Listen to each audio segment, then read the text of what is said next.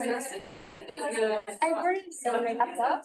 I can connect my laptop. You can connect it or you can join the Zoom as you wish. What? I think connecting, I don't know, better. Yes. I don't want to, yeah. Yeah, I'm thinking how to do it because we also have Zoom. Yeah. Should I send it to you? No, you can send it to me.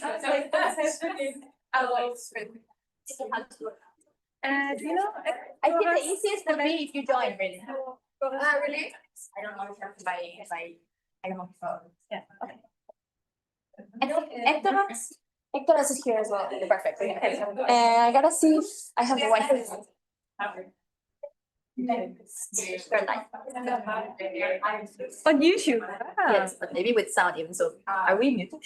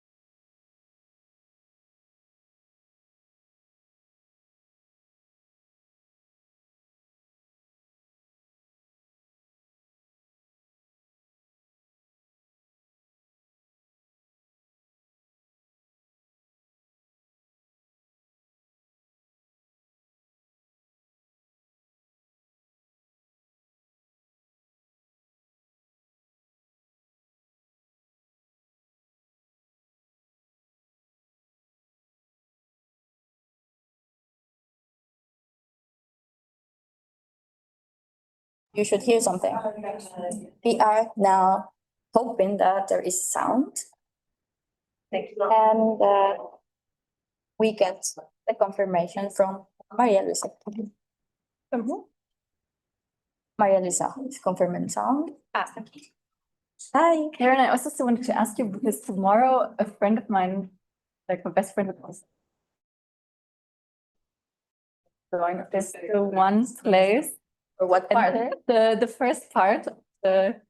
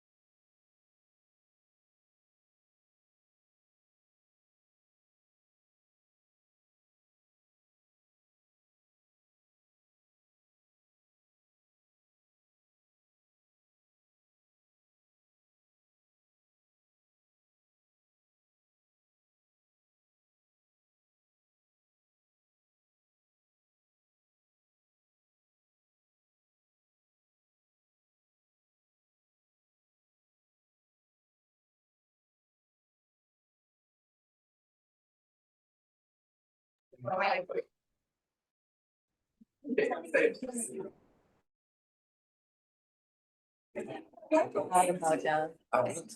don't. never tried this. Okay, do you think we should close the door or leave it open? Yes. Someone that But they did. said 20 in the beginning. Yeah, absolutely. No. Really? Yeah, that's Only remember it. Have somebody being like high boiling it, you know, like. Like a timekeeper. probably just a time buffer. We had that in Crete, we were like. Okay.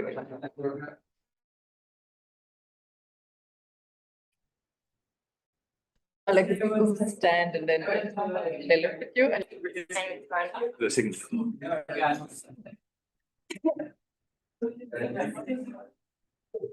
there's some parents already. Yeah.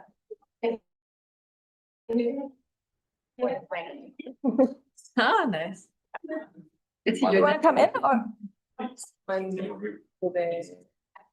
Yeah, I think we can start.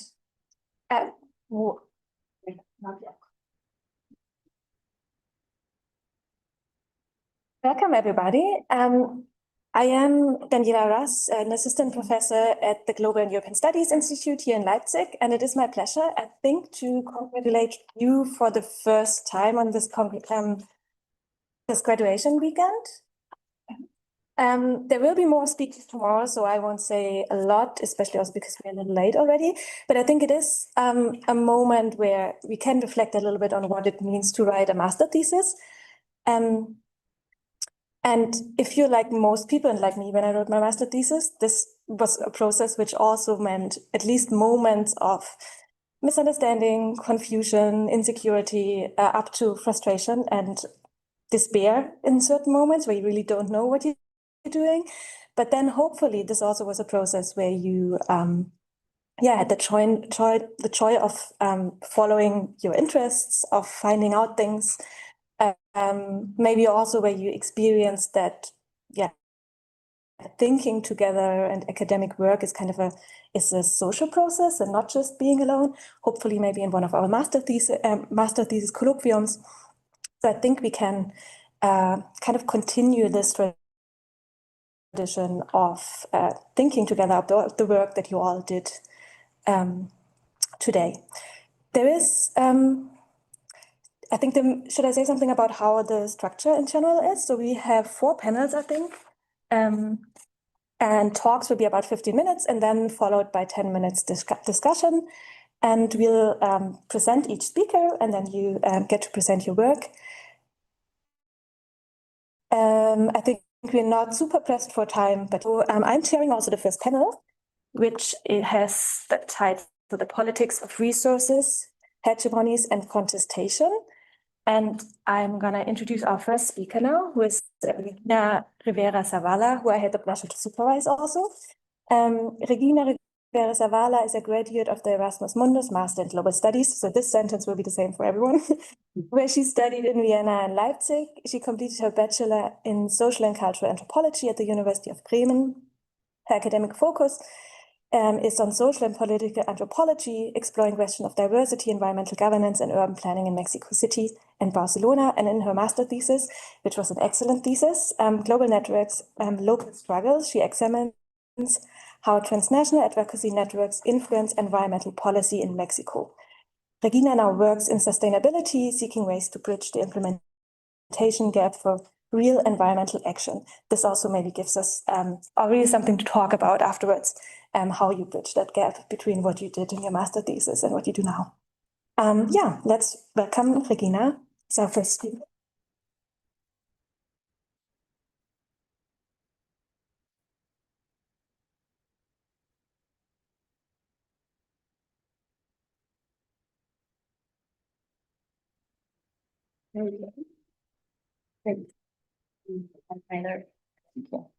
Okay, and the Zoom is muted, that's fine.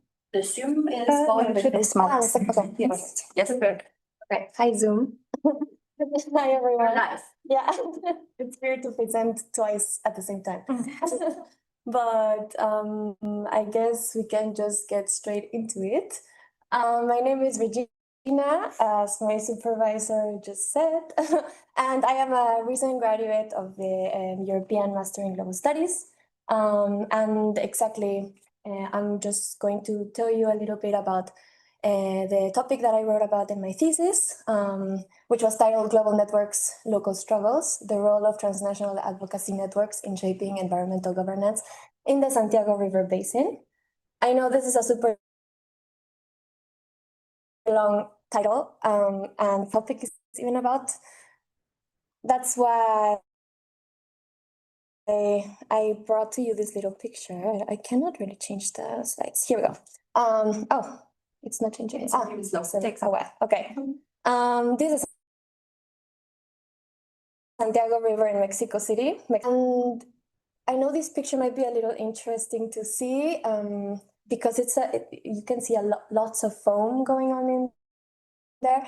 That's actually chemical waste, which because of some reaction with the waterfall that's in the back, that's called the waterfall del Salto, creates this foam that really can fly miles and miles and really affects the lifestyle of the population that lives around this basin.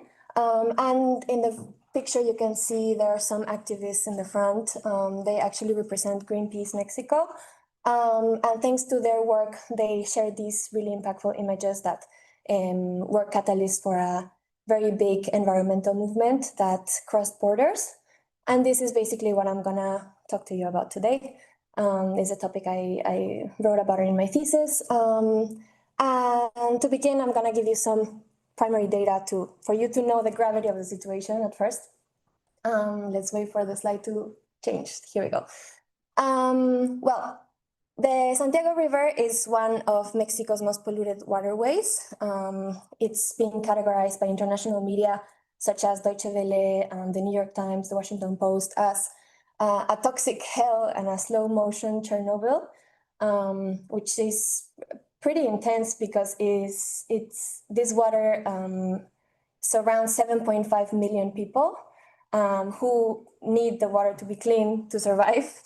Also, there are plenty of studies that can link how the industrial pollution by the 300 corporations that are settled around the basin, they cause the elevated mortality rates around the area, They are the culprits of everything keeps falling. Yeah. It's just very. We didn't break. No, it's. Okay, let me rephrase.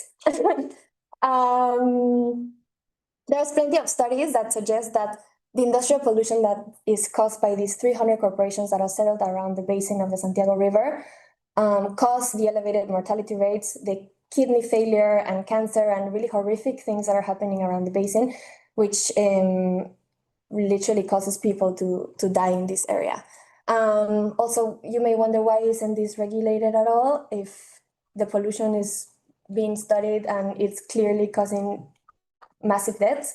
Well, Mexico has a very peculiar, represents a very peculiar spot in the world economy, because since the 19th century, we had a president that created the economic strategy for Mexico centered around foreign direct investment, meaning that Mexico has tried ever since to make all the conditions for foreign enterprises the best for them to settle in Mexico. That means creating really lax environmental laws or really lax labor laws that make the country seem really nice for foreign investment.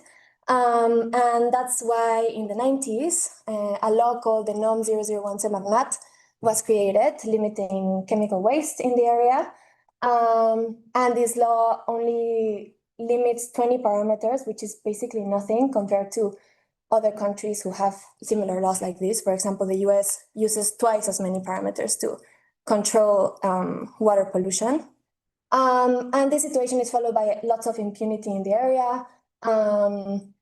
We see governments trying to side with the corporations to hide the chemical dumping in the area, not listening to what people are demanding, hiding the mortality rates. There's this whole snowball that's happening because of these laws. Anyway, now let's talk about my thesis. Since I wanted to write about this really difficult topic, which is honestly kind of a wicked problem in the country due to the situation of Mexico in the world economy, I first wanted to write about how this collaboration between Greenpeace that you saw in the picture may work out in a place like Mexico. How do these international activists help in the local, and how may local activists also collaborate with international activists? So I wanted to see how helpful this is. And also, when I started reading more about the situation, I saw that the pollution problem can be traced back since the 1940s, which is a super long time. There's also proof of about 25 years of transnational activism, which led me to think, why hasn't this really worked? Why is this place still looking like this? And why are the mortality rates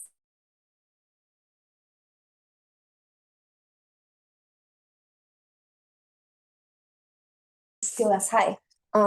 Especially international politics has always convinced us that international activism is a good thing. We always see studies that are have a kind of short focus. They always target a problem, how it seeked the help of international activism, and how it got solved immediately. But after I pictured this in the Mexican situation and saw it in the 25 years that this has been going on, we see that this didn't work out in this case. So it's pretty interesting. Why is Mexico not falling into the norm of international law? Why is this theory not applicable there? Is there something maybe that we're not paying attention to?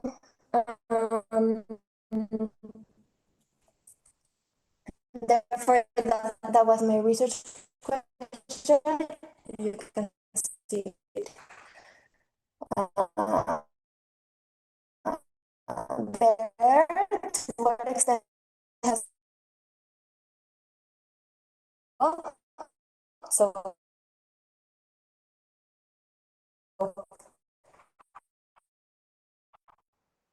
for example,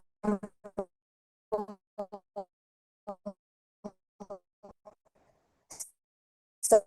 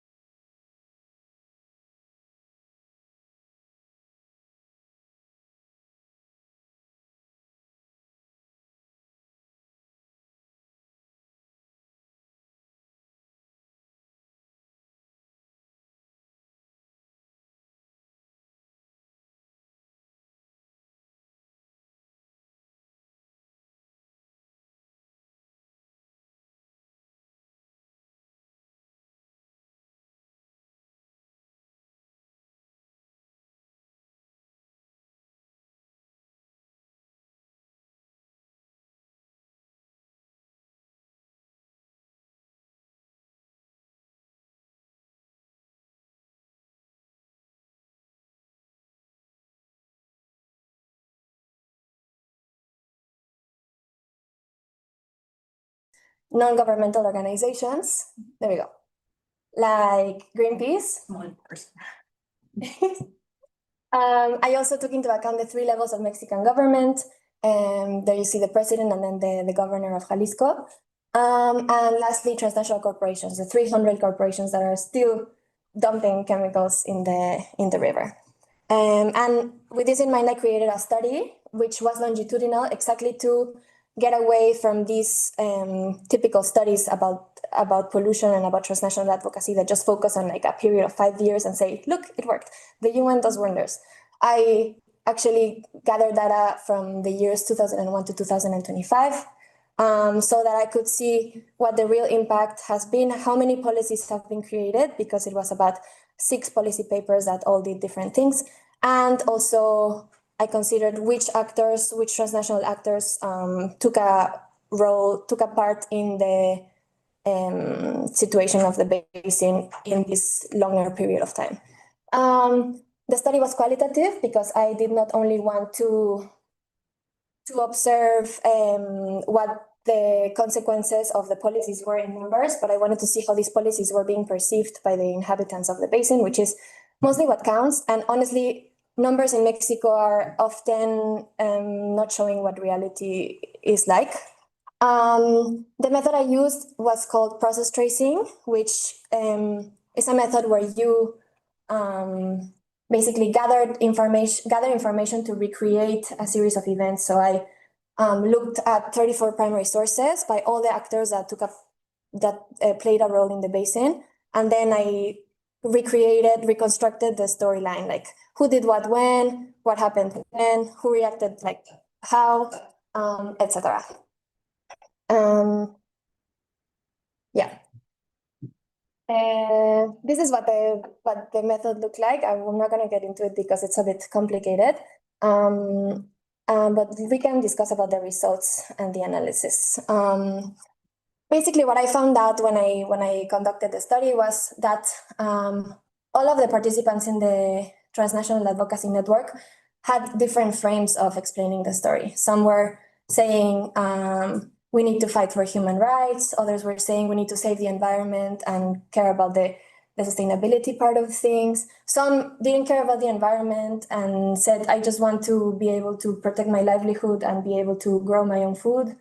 And this created obviously some friction between the participants in the advocacy network, which in my opinion is what could have contributed to not getting the results that were wanted in the first place. Furthermore, I also discovered that many of the participants had just the same target. Many were talking to the 3 levels of government or to the corporations, but they were all asking for different things, which also makes sense, right? Some were asking to a complete change of the laws. Some were asking to apply the already existing laws. Some were just asking for the government of Mexico to completely change the way it works and start prioritizing the people instead of economic profit. And finally, I also saw, while considering this longer period of time, I saw that mobilization or the consequences of transnational advocacy happens in cycles, sort of. I pictured movements of advocacy where, for example, Greenpeace and the UN would get involved. That would cause a lot of backlash. Then the Mexican government would be super embarrassed. They would create a policy paper, and then probably the policy paper didn't work out the way it should have. And then 5 years later, the same. Another type of entity would get involved, and that happened like 5 times. So this causes a lot of questions, obviously. We can start down below. The cycle of mobilization. How often can this cycle still happen until it gets exhausted? Until we actually find a solution, because clearly each cycle of advocacy never really brings the results that are asked for, and how much longer until we change the way we do things. Also, like I told you before, in my opinion, it's the disparities that there are in the framing of the problem and the goals that each of the actors seek, what is causing activists to not be able to really bring their message forward and seek one common solution. And also policy doesn't equal policy. Just saying policy was created thanks to our advocacy in the area and thanks to the help of all of these international organizations doesn't mean it's really being implemented and it's really changing the way that people live in the area. I'm gonna keep it short. Just some ideas for further research.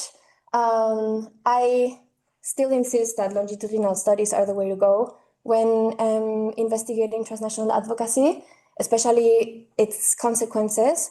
Also, I would suggest more comparative studies on water governance, so we can probably compare cases where such a mobilization has worked and cases where it hasn't worked. For example, in Basel, the Rhine was also really polluted and the UN got involved, and then the problem was solved in about 15 years. How can we compare this maybe with the Santiago River to see what's going wrong there? And finally, I already started seeing this in newer studies, but I think it's a really smart thing to do, which is when talking about solutions for sustainability problems or resource problems in the Global South, it's really important to also include the Global North as playing a big role in this, because again, we have this specific position in the Global South, in the global economy, and sometimes these problems are not just up to the Global South to solve.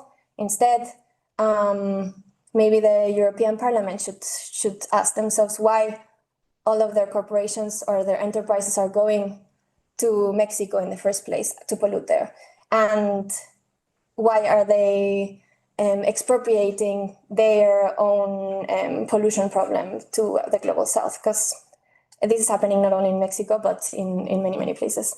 And yes, this was it. Thanks for listening. I hope it was sort of understandable. Sorry for the technical issues. Here's the sources I used for the presentation in case you want to take a look. And thank you.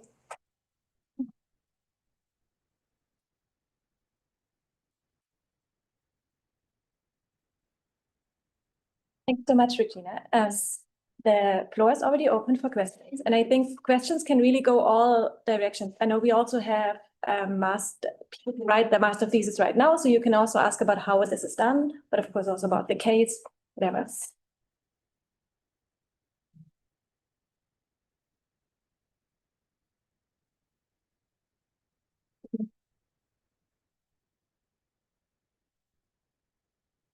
If there's no question right now, I would start with one.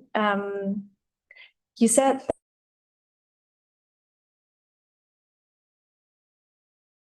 that, I mean, I wondered a bit what follows from it and how actors frame it very differently. So could you say something about what those actors, both local actors and international NGOs, could have done differently? Would this have made really a difference in the outcome in the end? Or is it rather really such a entrenched asymmetric power that they really couldn't have done anything different? Thank you for your question. I think this is something I really had to think about while writing my thesis, because it's honestly kind of depressing to see, well, if this is not working, will it ever work? Has it worked elsewhere? And I came to the conclusion that it's probably the way these international organizations are intervening in the local that is what is not working. I think talking about sustainability is not a one-fits-all solution. Greenpeace cannot go intervene in the Amazon the same way it's intervening in central Mexico in an industrial area. And they have to really take into account what the people are looking for, the national or the local activists that they're collaborating with, to really help them put their message forward before imposing their own ideology first. A typical scenario could be some environmental activists may want to talk about saving the ozone layer and go to Australia with some Aborigines people, but probably these Aborigines people don't care about the ozone layer. They just care about why people are dying because they don't have access to food. They have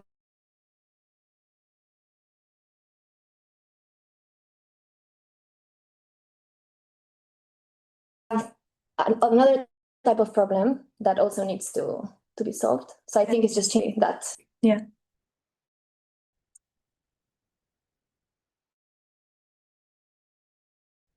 Yeah, it does. Yeah, regarding the water movement and whatnot, there have been some nice examples, but not regarding pollution as much, but as much with privatization of basically many important wings against privatization of water, and they were basically the residents and like the local people there who fought against privatization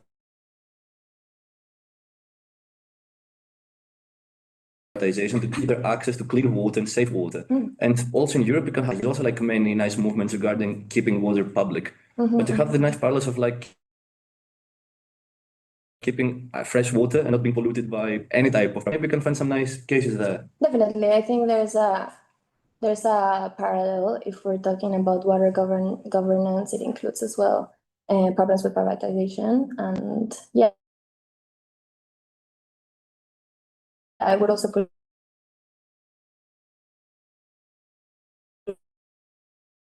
for comparative studies, including that.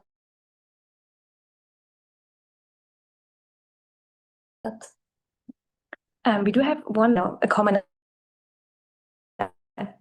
ground here. You haven't looked explicitly at the agency of the river, but I wonder whether it could come in, because you say, as I remember from your thesis, it's also the kind of cycles that you describe sometimes have something to do with events that are actually not human-made, but that one case where a kid actually drowns, the river itself as acting or playing a role in this. Yeah, it's an interesting perspective. There are definitely some scholars that talk about rivers as a live entity and as something that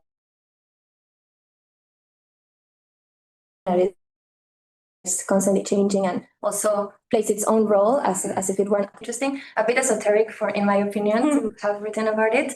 But exactly, definitely there are cases that are out of our control that change the trajectory of a movement like this. For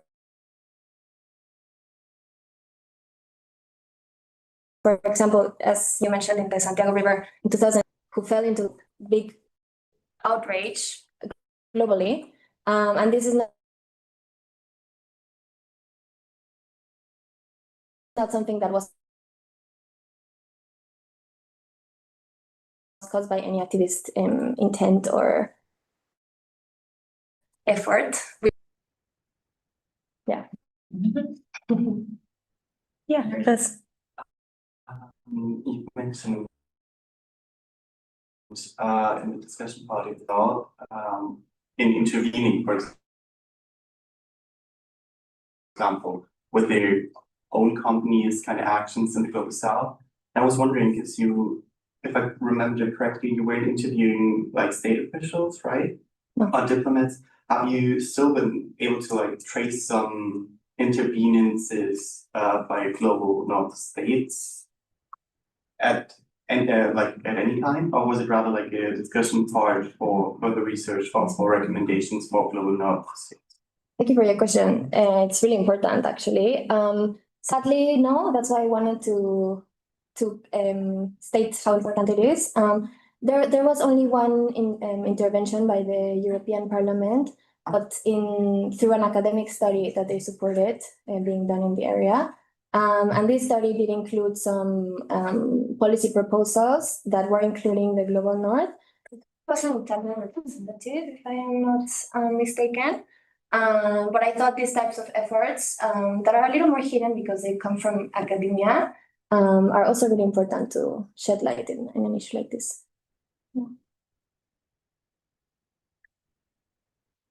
Yeah. For the online crowd, I think you can't hear the questions in the audience. So this was a question about the role of global north countries in struggle, right? Yeah.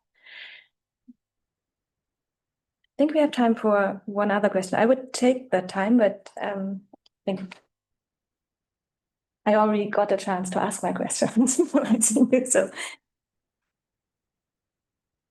if there's no other questions, I'll go ahead and ask. You mentioned the Rhine and the regulation of the Rhine, and I wondered whether there's something to take from your work about rivers that cross borders or rivers that don't cross borders, and whether it makes a difference in the likelihood of the regulation or not.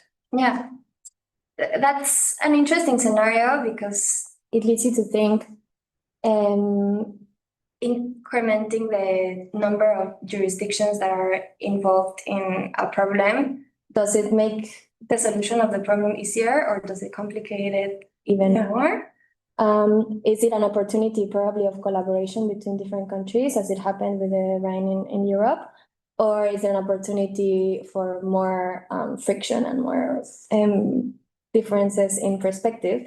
We're seeing already in the national, there's already so many differences in opinions and clashes in framing. And I cannot imagine how it were with a river in Mexico that would be shared with Guatemala, for example. I think that would make things wilder. But definitely interesting to study. I am honestly not sure how it would work out. Okay, then let's go on to the second talk. Karen, could you help me change the slides? Of course. While I do the introduction. So second presentation is by Toras Leventes. I hope I'm pronouncing it right. He's also a graduate of the Erasmus Mundus Masters in Global Studies, and he followed a mobility track from Roskilde to the University of Vienna. He holds a bachelor's degree in political science from the University of Crete, where he focused on social movements and alternatives to capitalism. His academic work centers on, and I assume also your master thesis, because this is what you're presenting today, centers on energy communities, energy democracy, and the transformative potential of Europe's energy transition. It's a topic that's also very close to my heart, so I'm really looking forward to this. Your master thesis examines whether collective energy initiatives can challenge traditional power structures and foster more democratic and sustainable energy futures.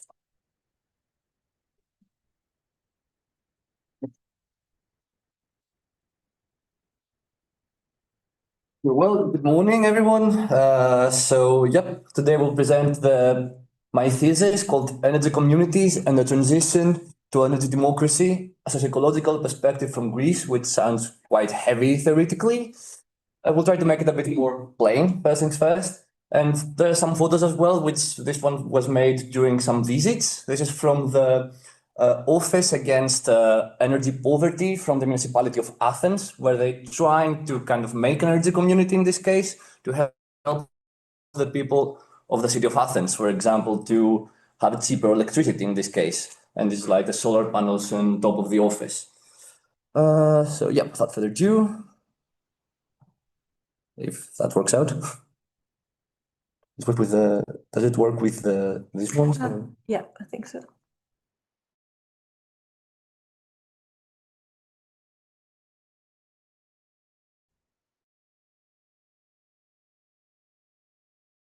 Is it? No? Maybe it's down. You're right. Let me see.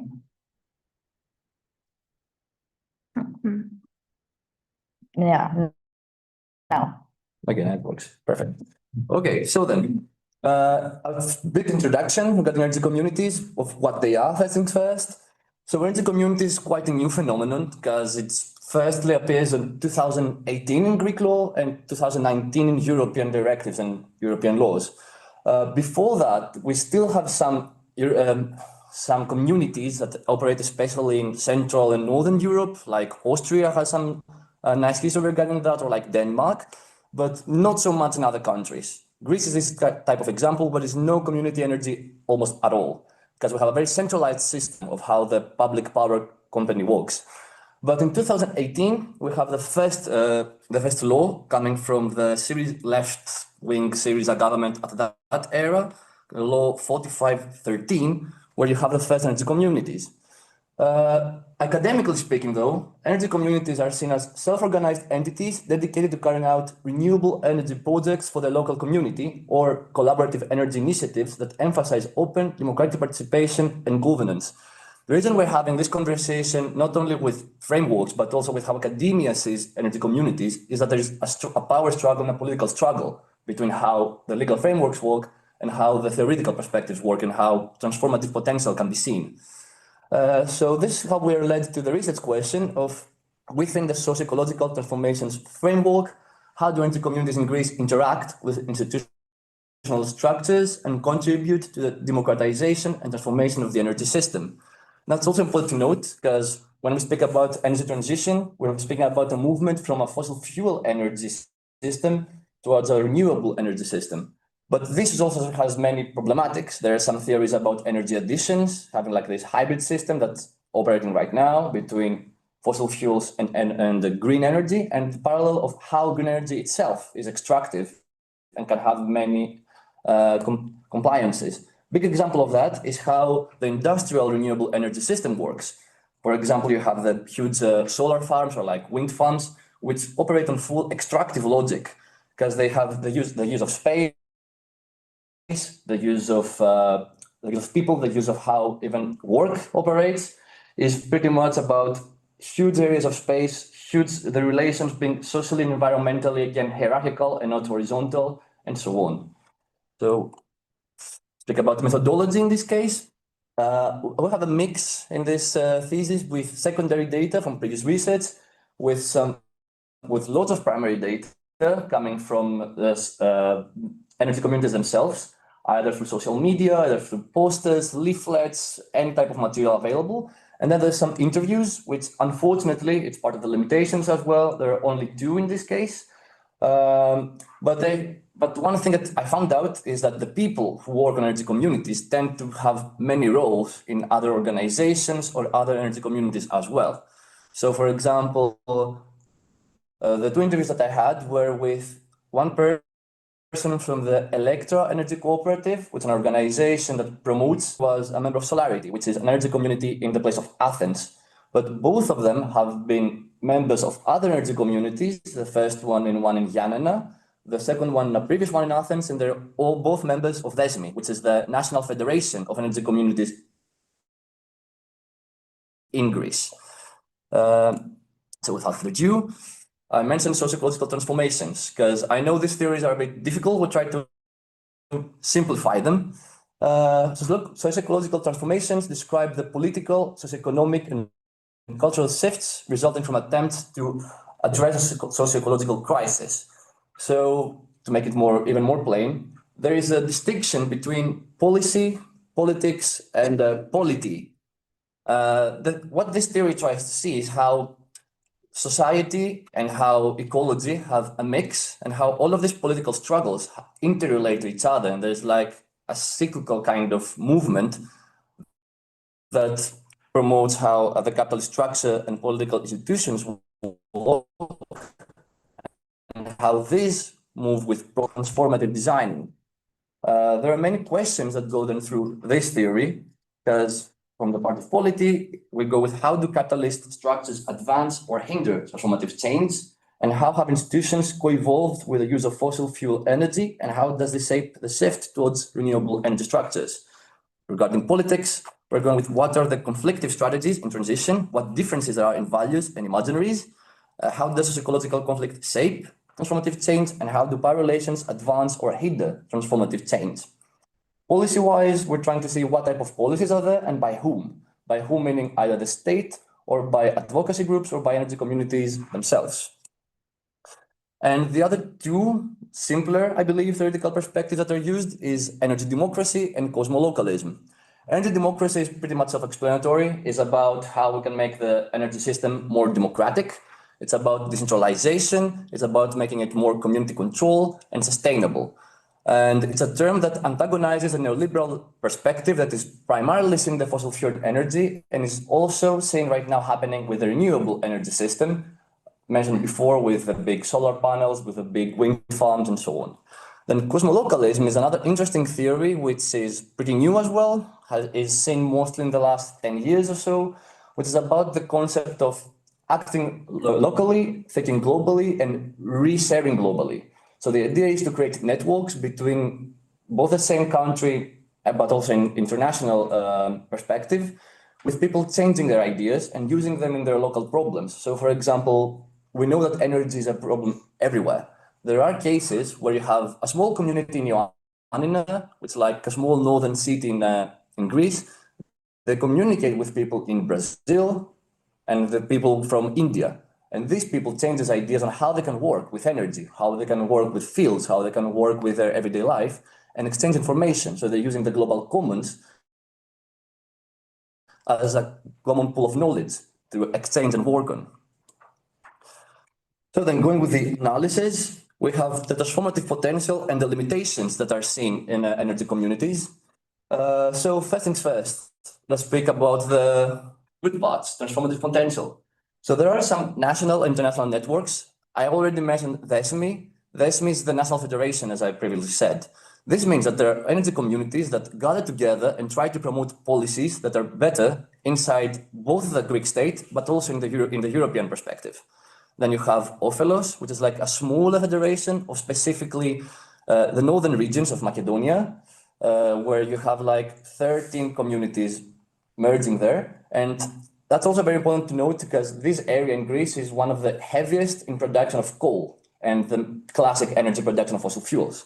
And then there is RISCOOP, which is the European Federation of Energy Communities, trying to advocate in the European level for better policies regarding energy communities. Another transformative potential seen is how they operate. Energy communities, according both to European directives and to Greek law, they have to be open, voluntary, and they have to work with general assemblies. And every person has one vote per se, basically per person, not per se, which is a big difference from how the companies work and how the private industry works.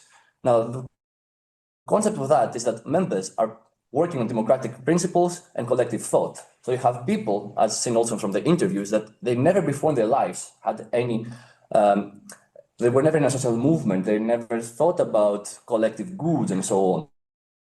But they were there because of people need to get heated, need to cook and so on and so on. So they go to this community because they say, okay, I want to have a cheaper electricity bill. And then they go on and meet these practices that they had never thought before. So they start politicizing themselves. And this is where the political aspect is showing with the communities. And also these communities carve a path towards decentralization and clean energy, because it's completely against a central public power system where this system just gives electricity to everyone. It has the concept of think of electricity as your own good, that you produce it, you manage it, and you have to also face the consequences if it's mismanaged or like this good.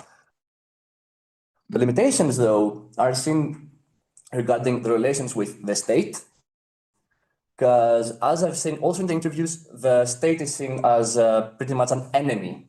All of the interviews, all of the material I've seen, even the public speaking happening inside the parliament, has this kind of very bad reputation of how the state and the communities work. The state tries to make some laws, but in general, it's been mostly promoting the private where it can operate in parallel with the big fossil fuel energy or with a renewable energy structure and the older system.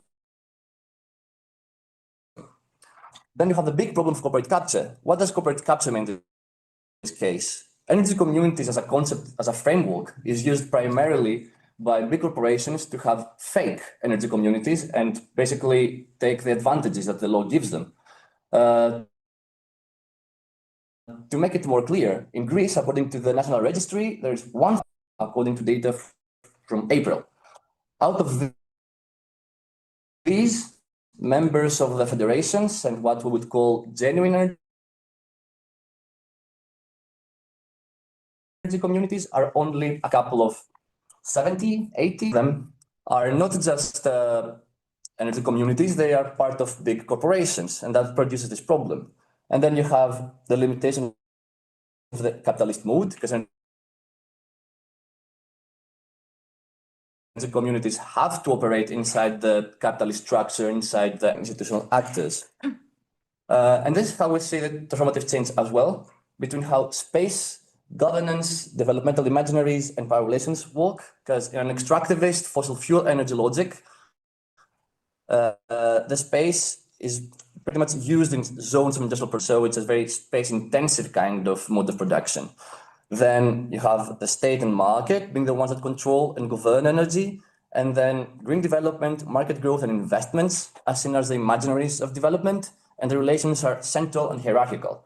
Now, what energy communities try to promote is the exact opposite, and that's why we're calling it democratic and communal logic, which is little use of land based on the local needs and what there is available, cooperative and communal use of governance and control, and then you have commune sustainability and energy as a social good in terms of how development is seen. And the power relations are based on equality and decentralization. So, trying to close it up, about the discussion and the results. Regarding polity, the state is hindering transformative change according to organizations and the energy communities contacted. The laws and frameworks are problematic both in the national and the European level, because basically the laws leave these gaps for the big industry to create their own energy communities. That's why we have 1,700, one of them. Regarding policies, the policies are also pretty much proposed, are not helping. The policies that are seen in many times, like the NECP, the National Energy and Climate Plan of Greece, for example, says that energy communities are important, but on the contrary, it gives them pretty much not any type of funding and pretty specific laws that are not allowing them to work with. For example, they need to have more than 5 people, and that means that you just can have 5 different people create an energy community. That's too small. It's not a community. It's basically every industry can make it. And then you have the networks, which is a form of political pressure and exchange of information. As we analyze with the cosmolocalism, the fact that there is these federations creates this idea. And then you have politics, which many conflicts with the state, with energy companies, and of course in a contradiction of how the liberal energy system works and how they want to operate. And to conclude, energy communities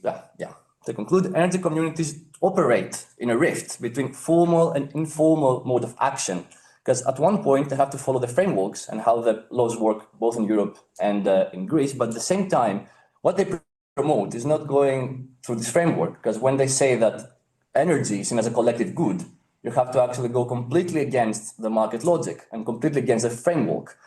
Then you have the inherent contradictions of the liberal market, where the thing is, if you see energy specifically,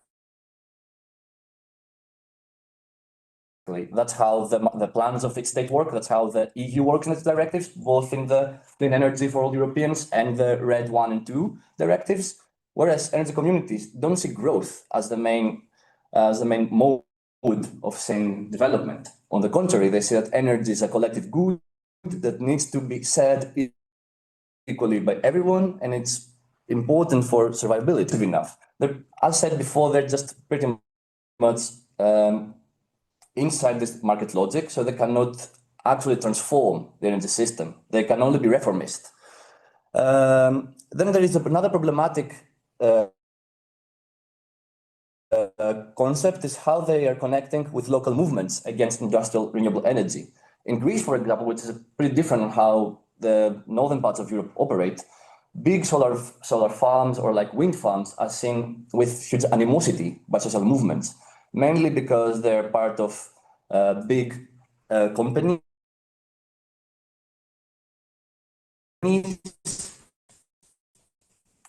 mainly from outside of Greece or from some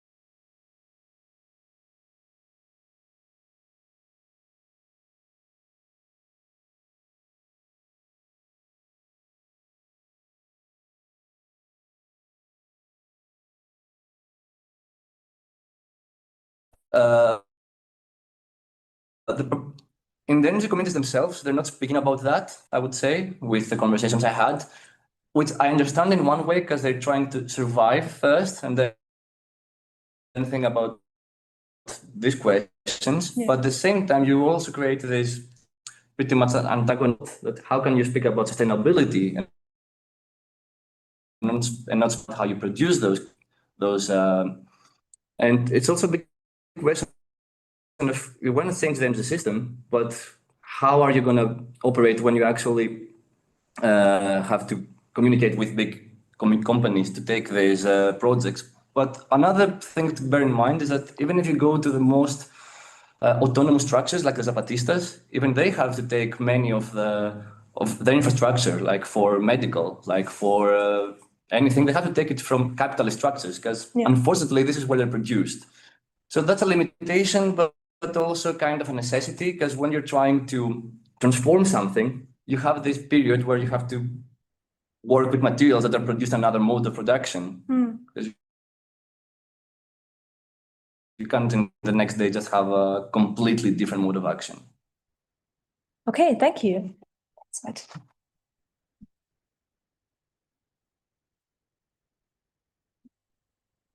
Okay, let me always start by introducing Elena Berger. Elena Berger has completed, again, her global studies degree at Leipzig University and Roskilde University. She has spent the first year in Germany and the second year in Denmark and holds a bachelor degree in management. Her master thesis was focused on political economy. In the thesis, she explored issues at the intersection of political economy and climate finance, reflecting her broader research interest in energy communities more general mode of production. Cecilia.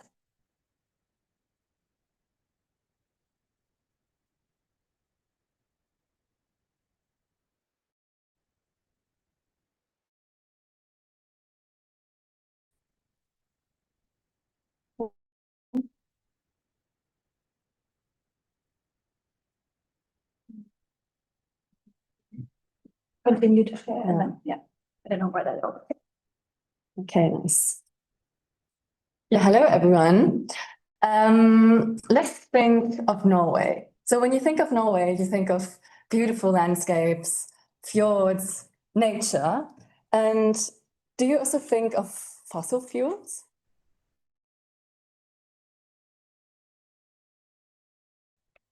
The Norwegian Sovereign Wealth Fund has a 2 with 12 zeros. So to really know how much money is in this sovereign wealth fund. And it is around 70 billion US dollars invested in fossil fuels. So the Norwegian Sovereign Wealth Fund offers a very valuable case for investigation.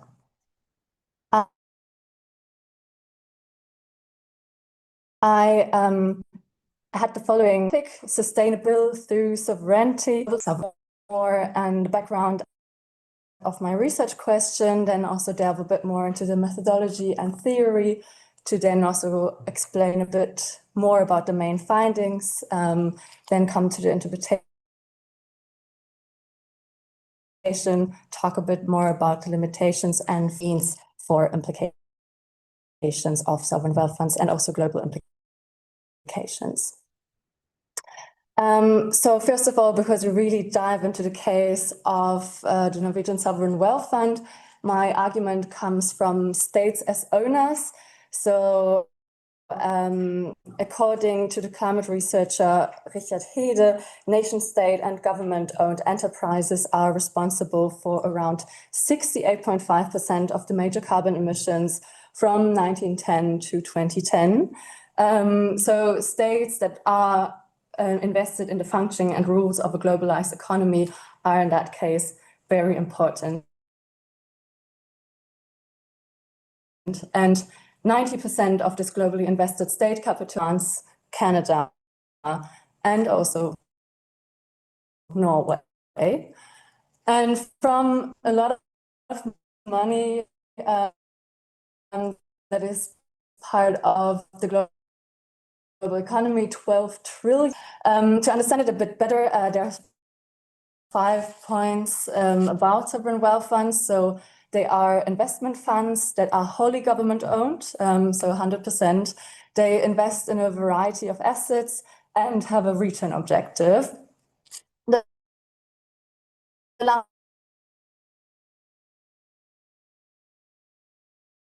point is very important. They are not a pension fund, which is also a bit confusing because the fund is not financed through contributions from pensions and has therefore also no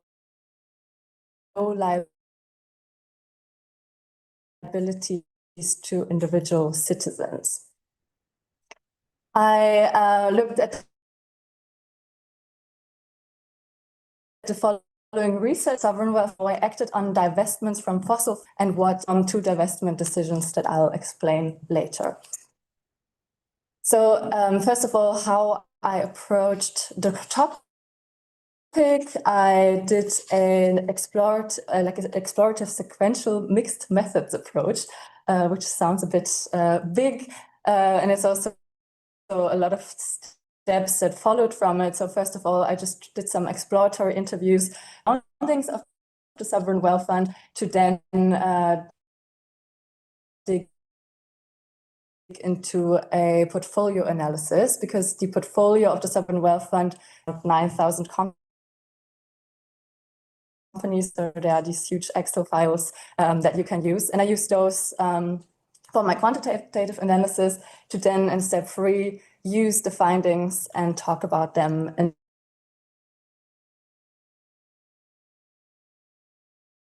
the qualitative analysis.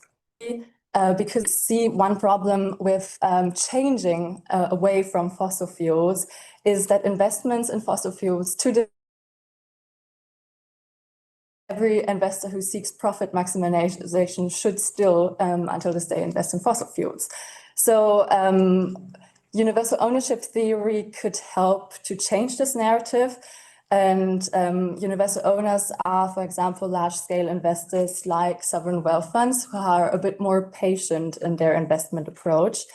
And therefore, which is very special, they exhibit a self-interest in mitigating climate change because they own a substantial part of the global economy. So, for example, for the Norwegian Sovereign Wealth Fund, it owns around 1.5% of all the assets in the world. So the long-term sustainability is therefore very important, and universal owners profit from nudging firms towards more sustainable practices, because their return also then depends on the overall well-being of the portfolio.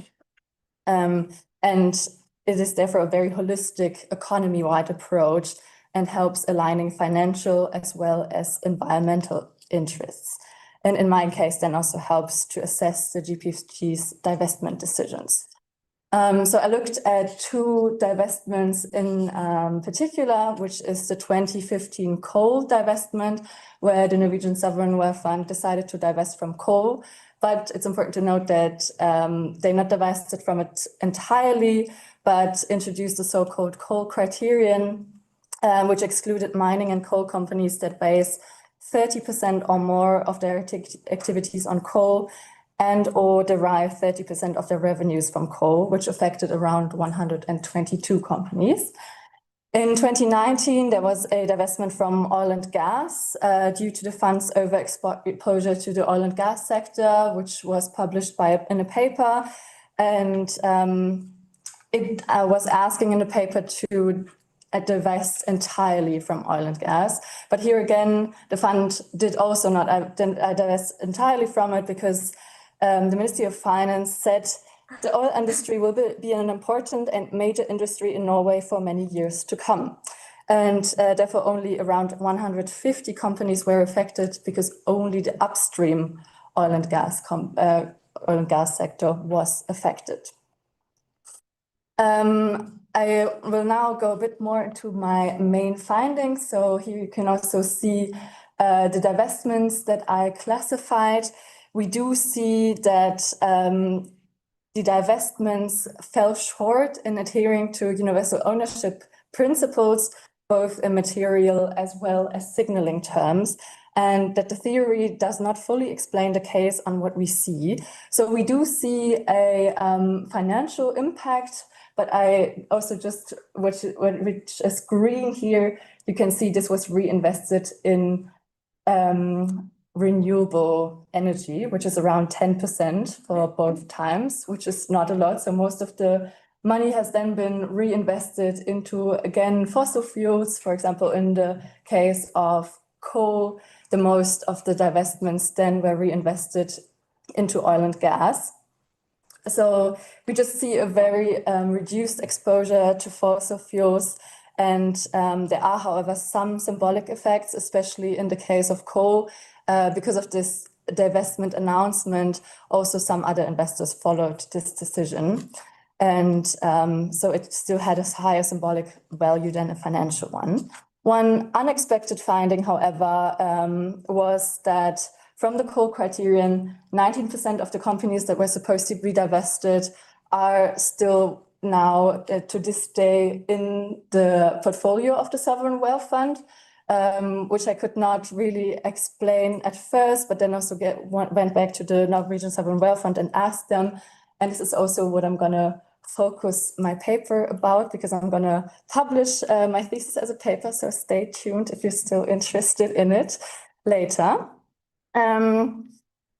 So we kind of want to explain all the findings now. What we see for the GPFG is that it still follows its profit motives, and that its fund as well as the management continue to a very narrow profit-oriented understanding, which then precludes necessary climate action, and they adhere to very minimal climate action to safeguard their current profits. But we also see that the global structure of finance itself does not really help to restructure the assets. So most of the investments is followed by index providers. So which is, for example, the MSCI World, where you can follow, and the GPFG benchmarks it. So they look at this index and then see whether it also has the same return. And these indices are also very powerful actors in climate finance. And this is also very interesting to see how they then also classify certain companies, which then inhibits a better divestment at the end. Nevertheless, my research also had some limitations, because it was rather broad as I looked at these many companies from the EXO. So it would also be nice to look a bit more in depth in the analysis of companies that are inside the portfolio. And I only looked at equities, so it would still be probably interesting to look at bonds or also infrastructure investment that the Norwegian Sovereign Wealth Fund also does, or other asset classes. And then I also only focused on fossil fuels, but nevertheless, fossil fuels are not the only highly polluting industry. So it would make also sense to go a bit larger and look at other case studies from other countries as well. So to wrap it a bit up, to go a bit more in the implications of sovereign wealth funds and also broader implications, as I already said, universal ownership theory is not needs to be broadened in a sense that it has more impacts if the theory is a bit more widely also adapted and also understood by more investors. Then divestments are at the moment more important for their symbolic value and are able to set an example for other institutional investors. And if enough investors then adopt it, it can show within a financial impact. Nevertheless, we do see this insufficient action, climate action, due to the structure as well of global finance and structural barriers that finance face. And more focus is also needed on reinvestment to shift capital towards more greener investments instead of only shifting it then to other fossil fuels. So all in all, the GPFG offers a very valuable case to understand the role of sovereign wealth funds in the green transition, and represent then a very cautionary tale to view state-owned financial entities as holding a potential for advancing necessary climate action. Thank you so much.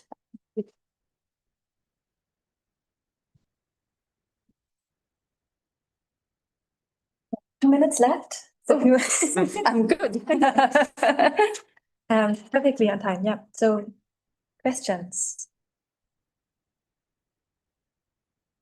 Too much finance. No, I almost expect a good question of, okay, go ahead.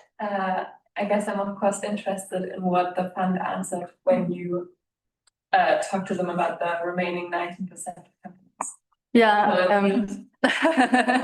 yeah, it is very interesting because it's also due to the index providers then, because it's linked, and the Norwegian Sovereign Wealth Fund only decided to divest from upstream oil and gas. So everything that is by FTSE, the index provider, classified as upstream oil and gas is then divested. But because the process takes so long, during the time the index providers have changed the allocation of companies. So these 19% of the companies that are still inside of the portfolio were changed. So they are now not considered as upstream oil and gas, but most of them are now marketing oil and gas companies, where you also like, is the marketing better? Or it raises some questions as well, but yeah.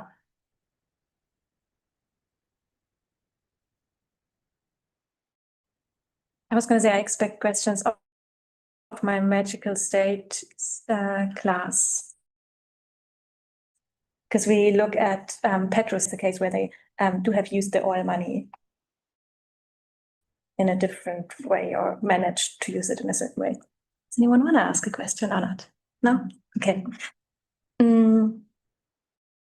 I wondered whether you could say more about the gap between the theory you worked with and what you found. So then universal owner theory that would say, well, those are investors, could also be BlackRock, right? Like bigger investors who are who are invested so broadly that they don't represent anyone's particular capitalist interests, but more a general interest in the economy. But I wondered whether, because in the end it sounded like, well, just more people have to understand that this is the way they should invest. But I wonder whether this is actually really just a question of them not understanding what should be in their interest, or whether you couldn't say they reflect what they do in no longer decarbonizing is reflecting what actually happens on the ground, that less and less. So they kind of have no reason to hedge against the risk of decarbonization anymore. You know what I mean? Like, I know at least there's Adrian Balla and others would say, like, this is actually not, they don't invest to decarbonize, but they invest in decarbonization if they see a risk of politicians actually doing politics, which would then hurt them if they don't do it. And if that risk goes away, which is now the case, because many companies back from decarbonizing, then it is actually very rational to invest again, even in the longer term, like, even in the longer term perspective of investors, it is rational to invest in fossil fuels. I wonder whether this comes. I mean, if we look in the really long term, it doesn't make any sense to invest in fossil fuels, which is very clear. And there's also a lot of research on it, which states it. But the problem that we do see is that finance only acts on a very short-term perspective. Yeah. So when would it make sense to divest from fossil fuels? If you have a 10-year perspective, probably, or maybe 7, 5, whatever. Yeah. But investors mostly here. So if you just take a 1-year perspective, then of course you should still invest in fossil fuels. And it is also the problem with also divesting in the case of the Norwegian Sovereign Wealth Fund, it has to be at the same risk level. So if you divest from, let's say, Shell, which is one of the biggest investments they have, they cannot divest because they're not allowed to deviate from the benchmark index at first. So it's basically impossible for the Norwegian Sovereign Wealth Fund to divest from Shell, even if they wanted to. So the only thing that they could do is divest in very small bits all the time, like 1% and category. And renewables at the moment have a high risk because fossil fuels are highly state-backed. So a lot are willing to back fossil fuels, unlike not like renewables that they now do. So it is also a higher risk to invest in renewables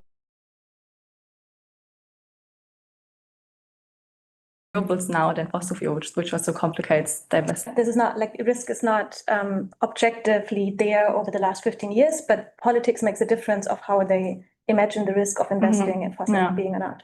But this is then also an interesting point because it shows that it is more a political issue than it is a financial one, because from a financial perspective, if you look on the long-term financial perspective, you should divest from fossil fuels and should divest from all assets. But it's more a political reasoning on staying invested in it. We have a few more minutes. Yeah, Chris. If you could maybe give us some information, because you talked about two kind of thesaurus on the investment or two what? Sorry. Just two big divestment decisions. And I wanted to ask what the background of those divestment decision was. Was this like political lobbying taking place? Was this due to social movements, or what? Do you have information on what happened to bring the Norwegian state to this decision? Yeah, so the 2015 coal decision was due to a broader political movement that also came along in all this time. So this is also the year of the Paris Agreement, for example. So it was a time where everyone was like, oh, okay, now we have to become more sustainable. And also the Norwegian Sovereign Wealth Fund decided to then be a front runner in it, because they were actually the first ones to exclude fossil fuels. And then also big insurers like AXA and the investors have a coal criterion and are also divesting from it. And you could see that there was also a drop in profits from it during that time. But now, later at the time, also other adopted more criterion that are just more stricter than the Norwegian Sovereign Wealth Fund. So now it lags a bit behind. And the 2019 decision on oil and gas was a very, because Norway also owns Equinor for 67%, their oil company, and also is invested to a very large degree into fossil fuels. Their exposure to oil and gas is just very large, and that's why there were certain NGOs and also government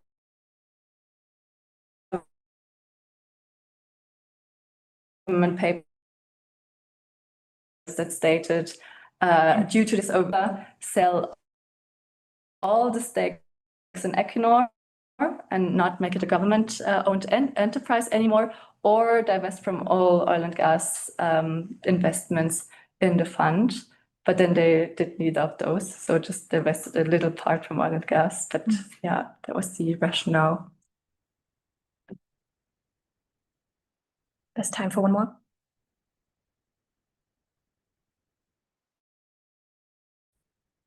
In the EU, we see that there's a push to include weapons manufacturing in sustainable investments.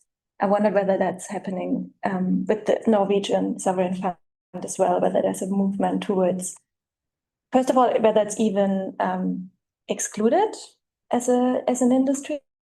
I would imagine it is, and whether there's a push now to include it, to let more capital flow into the European militarization attempt. Yeah, it is now as well, because usually Norwegian Sovereign Wealth Fund has a certain thing, because basically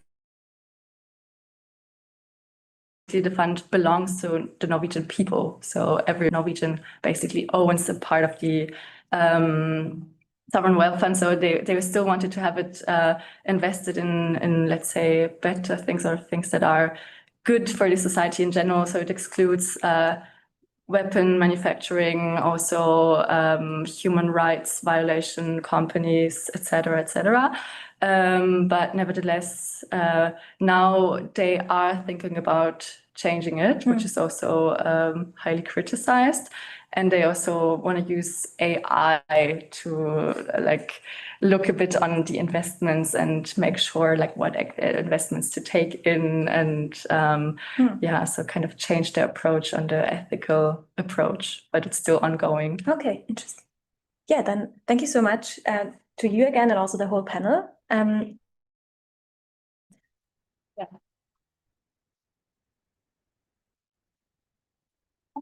Break of 15 minutes, and then another panel on gender perspective on peace and security, insights from politics and media. See you then.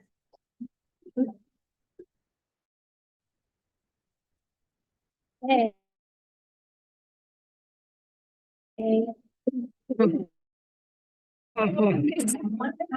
That's so nice. Also, you're clapping.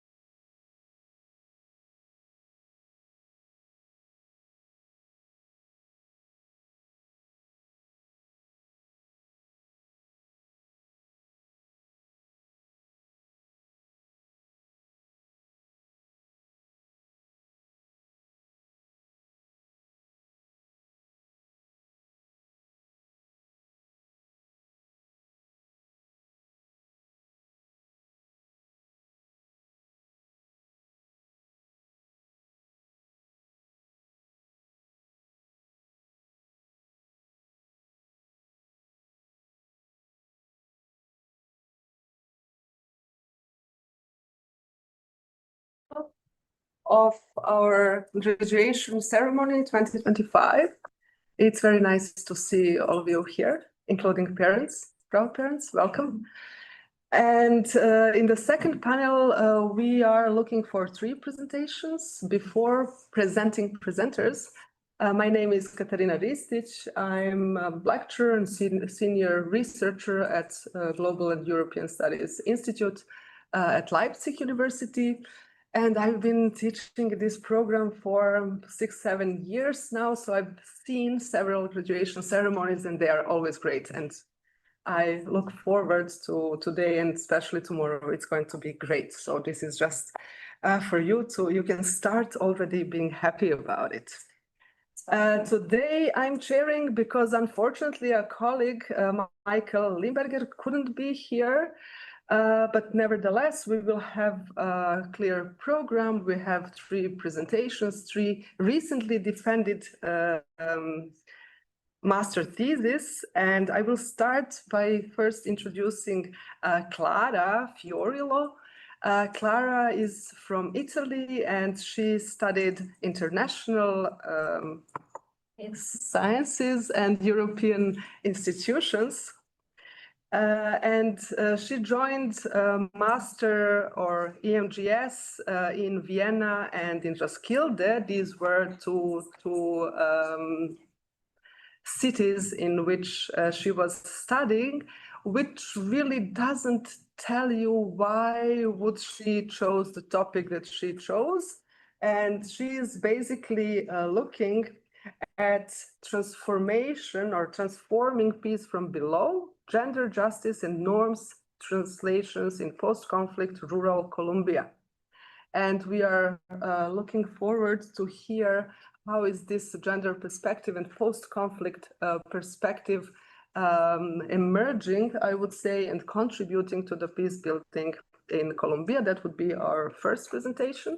I will just present everyone and then we start with the first presentation, then we have questions, then we do the second presentation, again questions, and then we finish with Cassandra.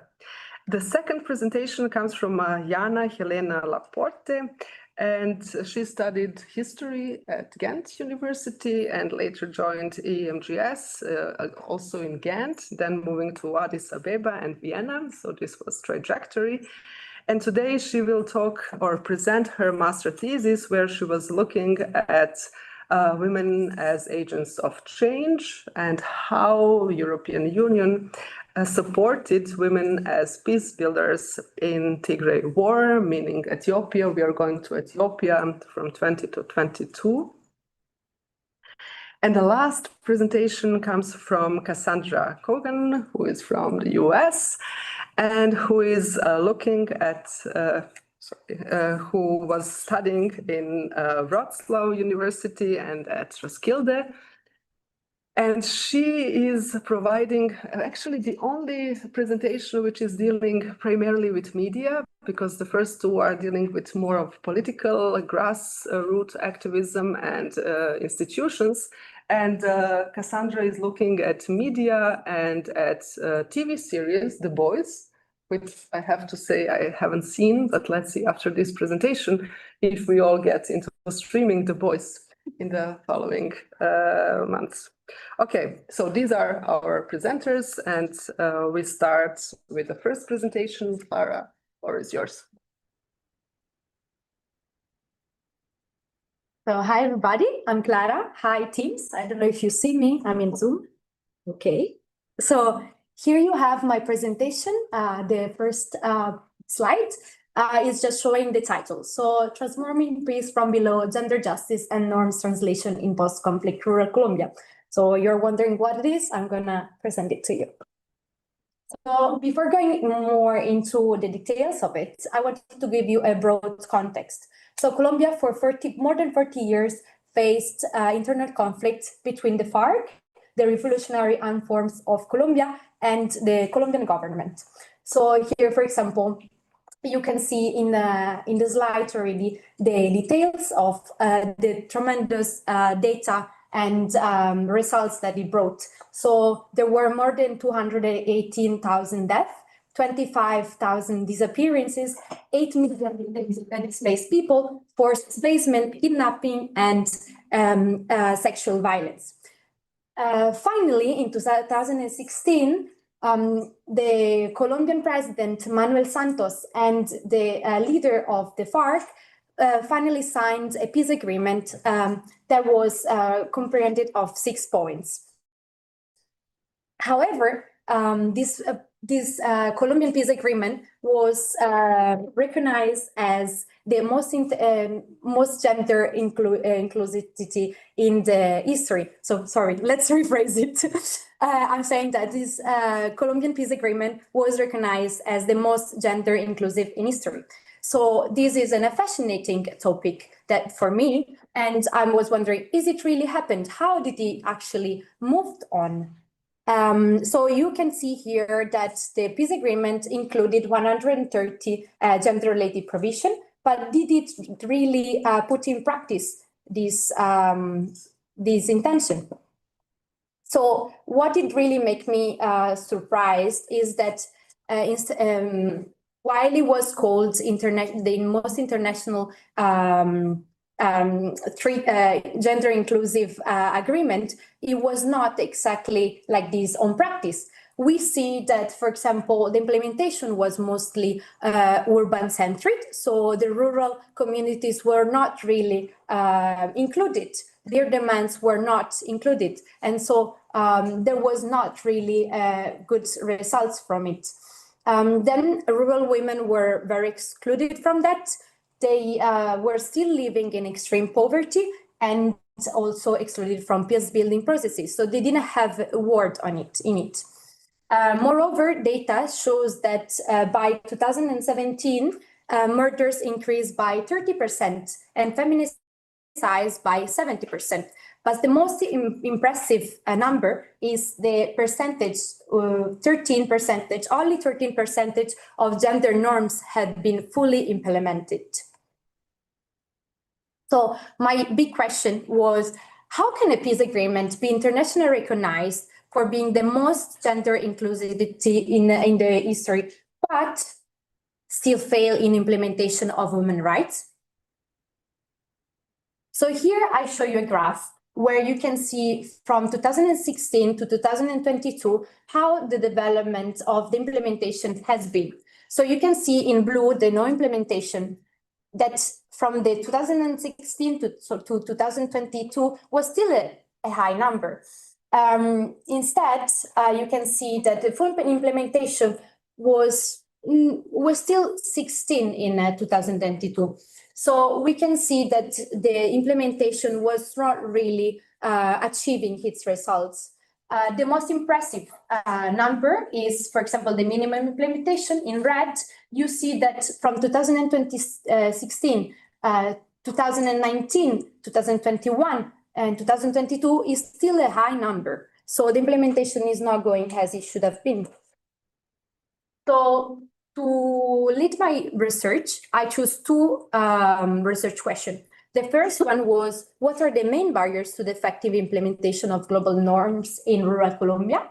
And the second one was more about the grassroots women. So what did they do? Did they actually were included in it? Did they move by themselves from the local communities?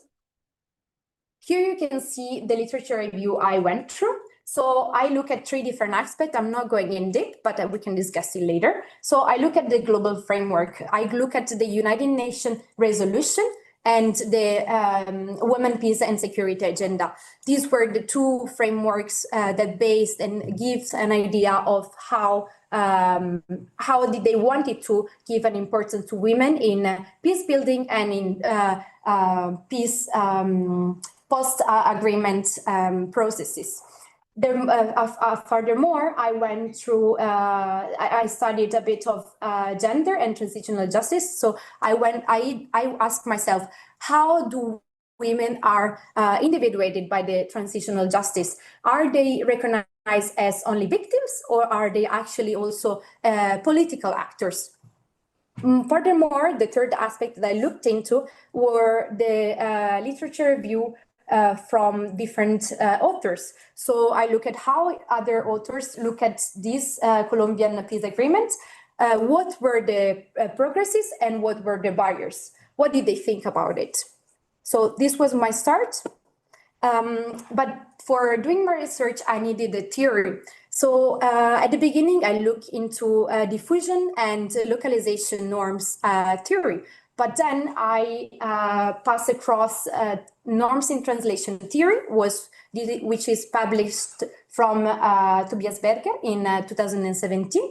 And this gave me more an idea of how did I actually could follow my analysis. So the norms in translation, you are going to ask, what is it exactly? So instead of looking at norms as fixed when they travel from continent to countries, as they were thinking about the traditional approaches such as diffusion and localization theory, Tobias Berger looked at norms as they travel, they transform.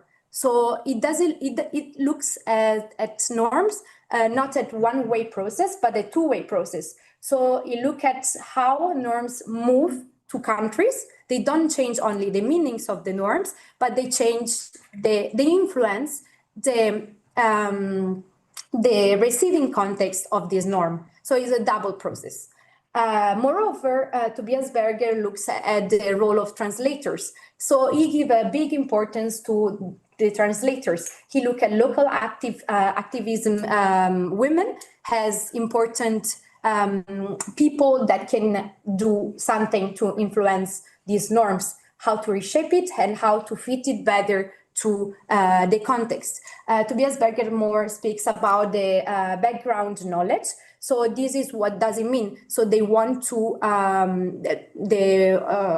rural women want to fit these norms in the best way to shape and give a better result.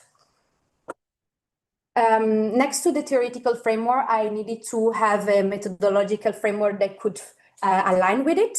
So at the beginning, I wanted to do field work, but for time and different constraints, I opted for a qualitative, quantitative analysis and document analysis. So I look at more at document selection criteria. For choosing 3 different documentation, I needed to do a long research, and then from these many articles that I found, I selected them based on the temporal age, thematic relevance, multivalent representation. What does it mean? That I look at a documentation that were from 2016 to 2022. For the thematic relevance, I opted for some buzzwords. So I choose global and gender as the main words that helped me choose what were the most important primary sources that can help me with my research. So I look at this, and then for a multi-level representation, I wanted to choose 3 documentation, but each of them from 3 different levels. So I look at the global, national, and local. Moreover, thanks to the qualitative content analysis, I did a research based on data reduction, systematic coding, and analytical flexibility. So regarding the coding categories, I choose these 3 different categories to help me analyze each of these documents from global, national, and local. So I investigated on the framing gender. So how does the document look at, how does this document frames gender? Does it even speak about it? Well, for the implementation, I choose mostly monitoring reports. So I look at how the implementation go through the time. And then for political dynamics, I look at what were the main central roles in this article. Who did have the most powerful voice, if there was one. So I choose these 3 documentation. The global was published by the United Nations, the Department of Political and Peacebuilding Affairs. Then I look at the national one level from Grupo Género en La Paz. And then the third one was from Red Instante Militarista, which is a grassroots women organization.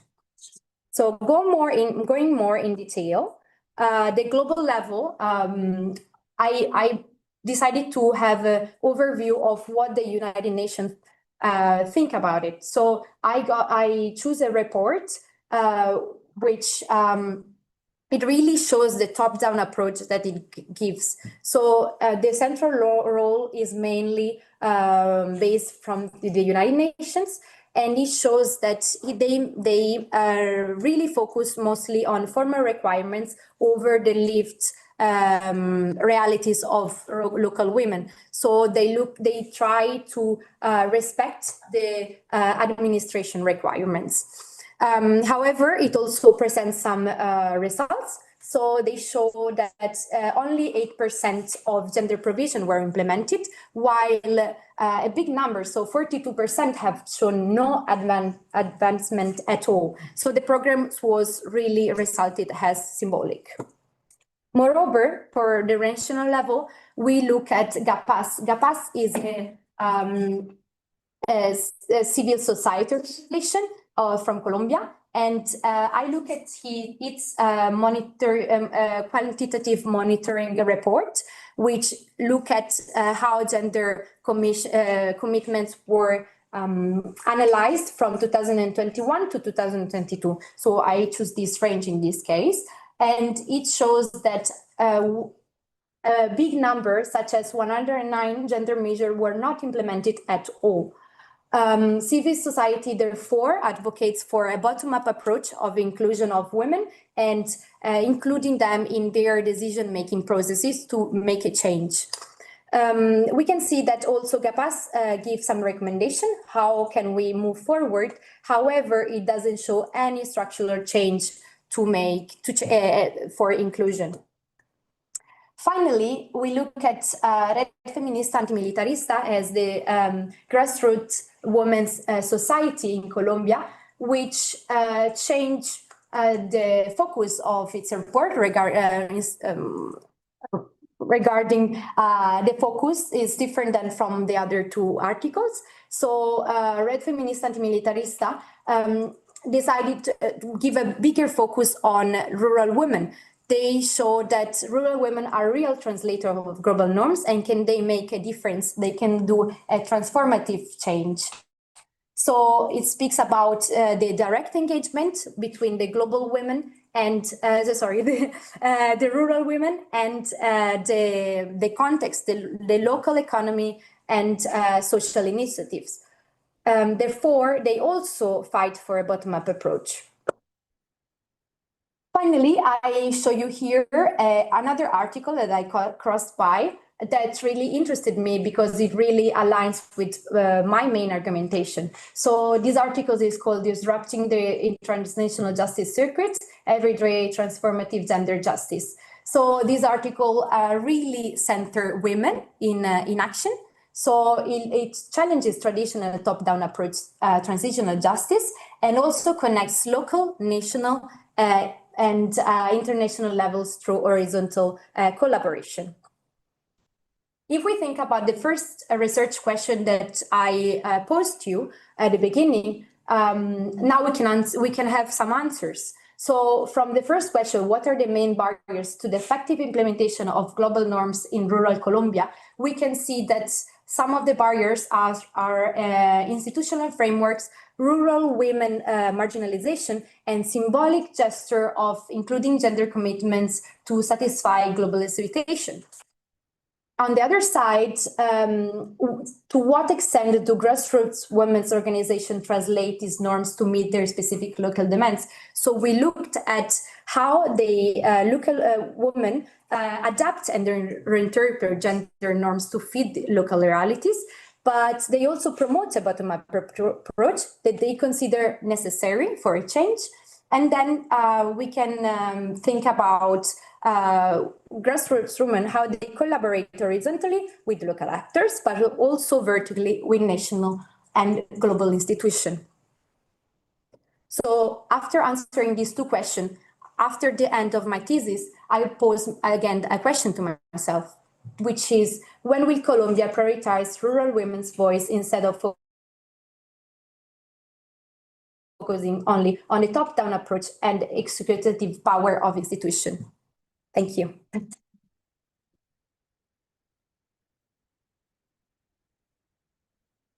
Thank you, Clara. That was really excellent presentation, excellent research. It's not often that we have students who manage to integrate global studies approach so well on theoretical and methodological level and have such a clear research design. So congrats for that. Wonderful.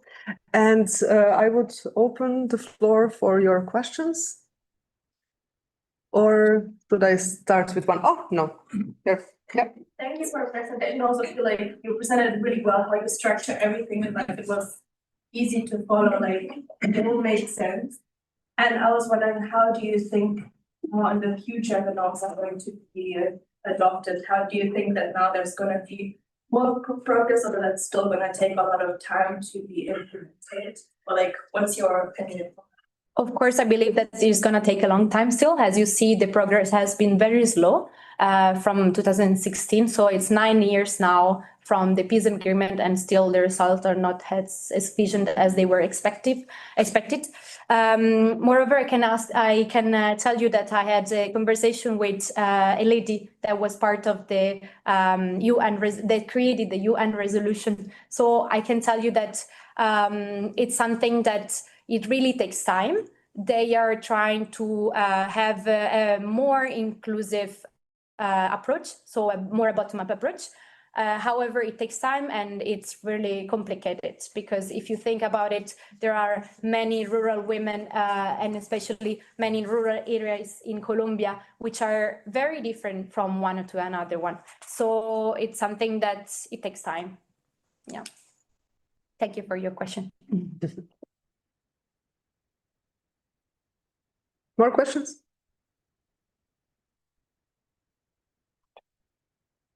Yeah, I'm curious on, I know it's been discussed as of late too, more on a theoretical or methodological level, but I'm curious if you kind of encounter any challenges with qualifying the local. I know sometimes within global studies, a lot of practitioners have discussed kind of what the word, as in some cases it can be more of a buzzword, but kind of who identifies as the local, how this then is implicated in sort of its kind of bottom-up approach. How do, I guess, in some of these ways, these localized communities identify themselves as being within that space?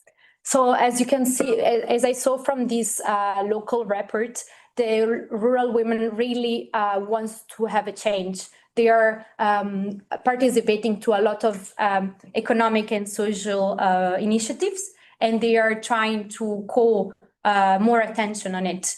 So the first step was to include women in the peace agreement. It has been done, but we are missing this other step of listening more these local women voices. So I'm not sure I answer your question, but it's okay. Okay, we have time for one more question or two if you are brief. Yeah. Maybe you wanted to ask, before your presentation, maybe you wanted to ask if your research was mainly focused on rural women, but the statistics you showed about the implementation of the peace agreement showed that most of the laws weren't like sufficiently incorporated. So I would ask, firstly, why you focus on rural women when the laws don't apply for like urban women as well, and what the main differences really were between how how the situation of urban women differed in regards to implementing those laws and those values. Okay, thank you for your question. So I've been thinking about this a lot before starting actually focusing on rural women or urban women. And I came up to the conclusion that I wanted to focus more on rural women because that's true. The results are for everybody, like the graph that I show were for the entire Colombia. However, rural women are even more marginalized. So there have been some studies that shows that in the case of urban centers, there has been an improvement. They have been more included, and there is a there is a very big difference between rural and urban Colombia. Actually, Colombia is one of the biggest country with this difference between rural and urban. And this made me more interested in how actually does it work in rural Colombia, because in urban Colombia we see something, in rural Colombia I didn't know much about it, so I wanted to investigate more on it. And I just presented this Red Feminista Antimilitarista as a grassroots organization, but there are many others. So this was just an example of it. Thank you again. Thank you. Mm-hmm. We can have one more question. Okay, maybe I can follow up on this organization that you have, Red Feminista Antimilitarista, wonderful name.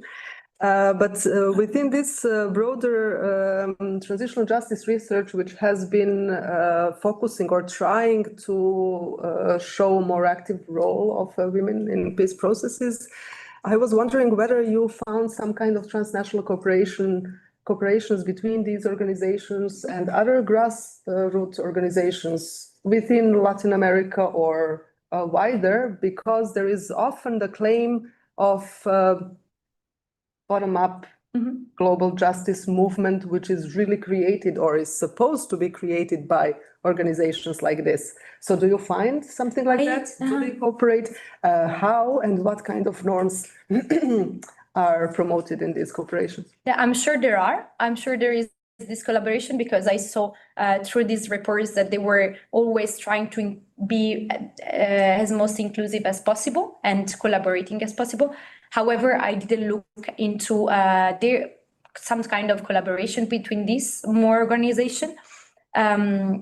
Yeah, that would be my answer. Yeah, sure. Okay, that would be another research design. For sure. Similar. Okay, that is it. I would say thank you very much. It was.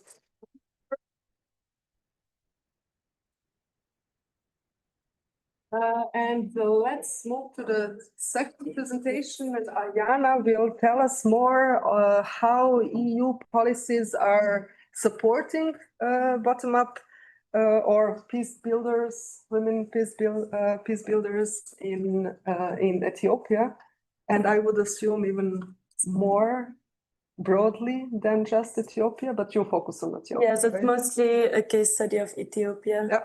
Mm-hmm.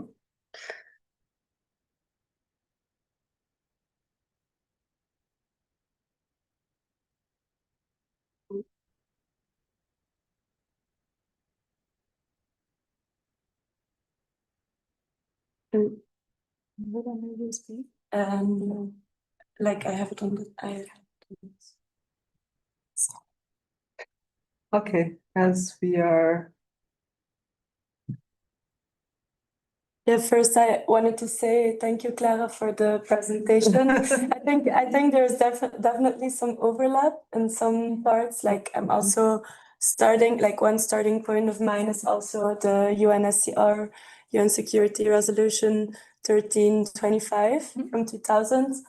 But I think I'm using it a bit different, but it's also a lot about feminist peace building and empowering women, although I'm not specifically focusing on rural women. Very curious about that. I wonder, because you didn't mention Clara, but I wonder if I know that in Ethiopian case and also in Balkans, that was a huge mass rapes against of women were huge topic and theme also in research.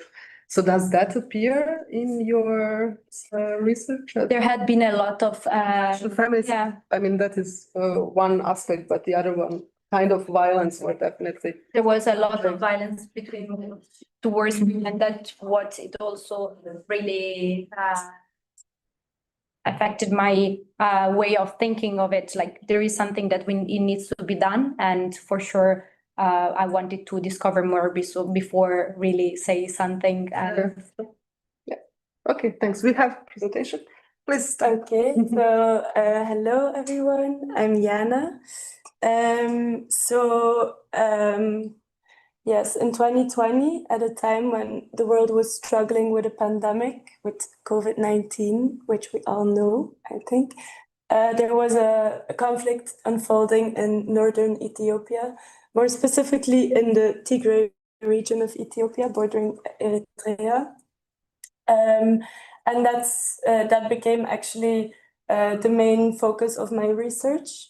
And that's mostly due to the fact that I had the opportunity last year to study 4 months at the Institute for Peace and Security Studies of Addis Ababa University last year with some other people sitting in this room. And I also had the opportunity to visit the Tigray region with some classmates, which you might recognize in the left bottom corner. But anyways, you can see the Geralta Mountains. So this is like a very famous mountain range in the Tigray region. And somehow it's also a very symbolical place. That's also why I chose the picture, because it seems very peaceful if you see the picture. But at the same time, if you hear the stories of the things that have happened during the Tigray War, you would all be very shocked. So that's something. And then my topic is, so the title of my thesis is Women as Agents of Change, EU support to women as peace builders in the context of the Tigray War. And I came to this topic like first because I was sitting in Ethiopia, but also because every time I heard about the Tigray War, it was always about like, these poor women, like they are all victims of sexual and gender-based violence. And there is a huge victimhood narrative going on about the Tigray War, as is in other wars as well. But they never, or not in a lot of cases, they don't highlight the women, like how women or local women or Ethiopian women or organizations act as peace builders and as agents of change. So that's where I started, and I added the EU lens because I think it's interesting because EU positions itself as a global gender norm promoter. So I'm actually questioning if the EU is also promoting gender norms in Ethiopia in this conflict, or if it's lacking. Yes. So here, so a short context of the Tigray War. I already told you a little bit. So here you see a map of Ethiopia, and then the northern region of Tigray. So you also see the bordering countries, which is important if you want to know more about the war, but I'm not going to go too much in depth because that would lead me too far. But like some important figures to know about the war is that it officially lasted from November 2020 until November 2022, so 2 full years. And it was concluded with the cessation of hostilities, also known as the Pretoria Agreements. Although the Pretoria Agreements officially put an end to the war, of course, you still feel that there are a lot of tensions still going on. So if you would ask people from Tigray, I'm not sure if they would officially say that the war is over, because it's still lingering on since it's such a recent conflict as well. So about the estimates are that about 300,000 to 800,000 people were killed. So they don't have like a clear image. And it was mostly a war between the TPLF, the Tigray People's Liberation Front, and the Ethiopian federal government, supported by Eritrean forces. And it's a very multifaceted conflict. It's very complicated.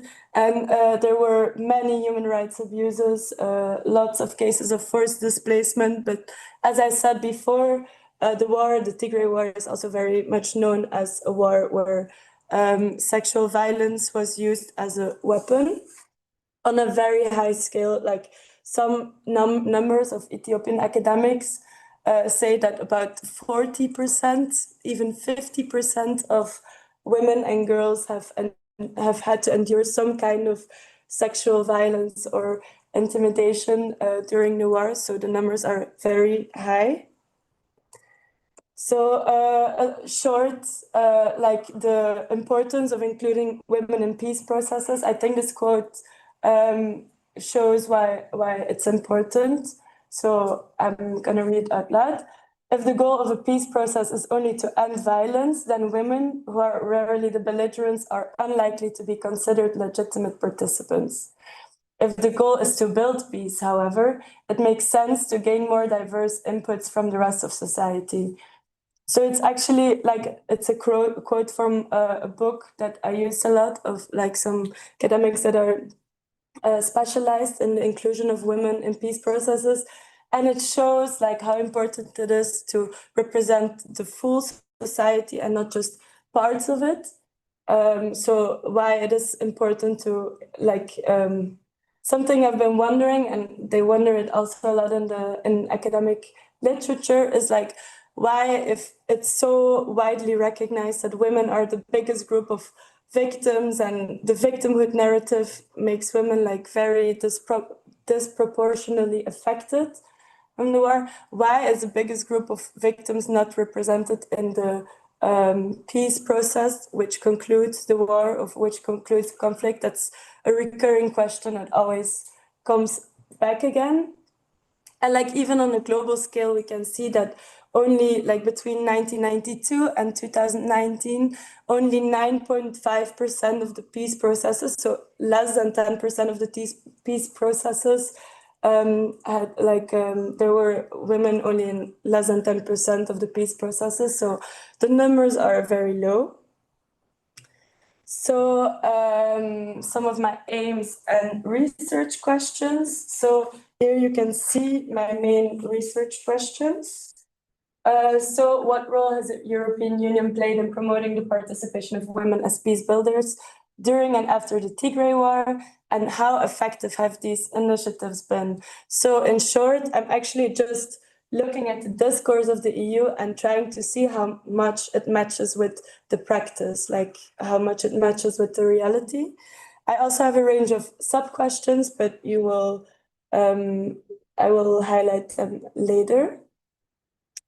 And so the research aims are like on different levels, like on a local level, of course, to make sure that there is like more participation of women, like not only in the Tigray War, but also on an Ethiopian level, and then also on a global scale, more also on a global level, to highlight the importance of it. And also another aim I told you before is to see if the EU is actually a decent global gender norm promoter or not.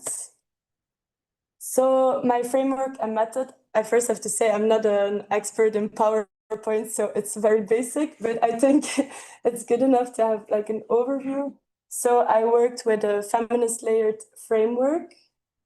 So I'm starting off from feminist peace building theory, which is a theory which is still being developed a lot. So, and it's mostly rooted in the idea that we have to challenge like security paradigms, like dominant security paradigms, like the liberal peace building model, and that we have to leave more room for models which include more gender roles, and also so it starts from the premise that gender is a social construct, and starting from there, it asks us to look at peace building from an intersectional lens, and it asks us to look at the root causes. It asks us to look at the context of different conflicts, and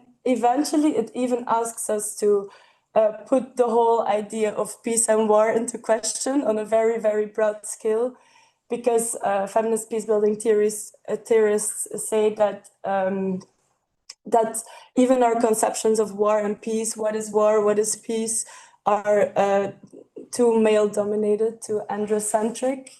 Like in general, peace and security studies are too androcentric, is what feminist peace building theorists say. So they opt for a purely feminist lens.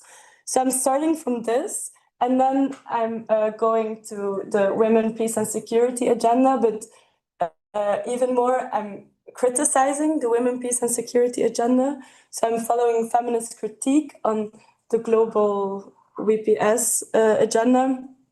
And then I'm using the concept of Ian Manners, Normative Power Europe, to put Europe's role as a gender promoter into question, and to see if the EU actually is transformative in the things that it preaches, or if it's actually very just hollow words that the EU is using. So that's what I put into question.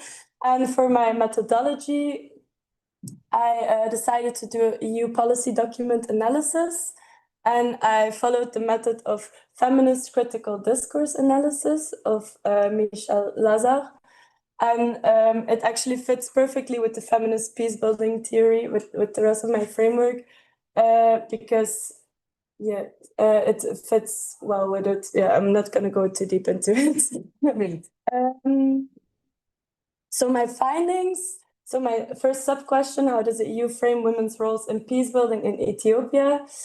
So I decided to do a discourse analysis of different institutions, different bodies of the EU, like the European Council, Commission, European Parliament. So how does the EU frame women's roles in peace building? Here you see an example. The need to overcome the dominant image in relation to women and conflict, that of victimization and vulnerability. So the EU, or like the European Commission especially, is aware of the victimhood narrative, and it needs to change. Nevertheless, this is not always the case.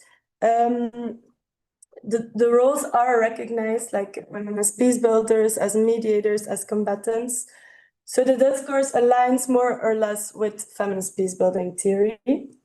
Then sub-question 2, how is empowerment defined in EU-supported programs? Does it reflect a transformative or instrumental approach?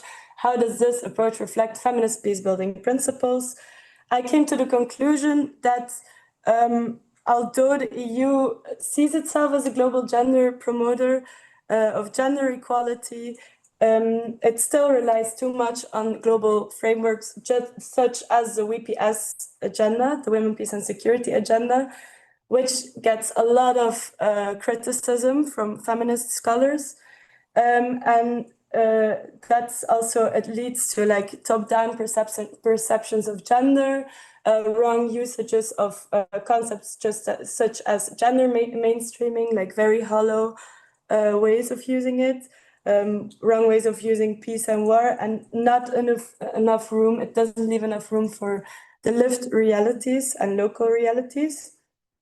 Furthermore, there is a lack of contextual knowledge, there is a lack of an intersectional approach, there is a lack of an understanding of the root causes. So that leads me to say, and also there is a lack of understanding of the power inequalities and the patriarchal hierarchies hidden within. So I would say that empowerment is not very transformative according to feminist peace building, although I must say that the EU is trying, and it affects the EU's image of a global gender promoter.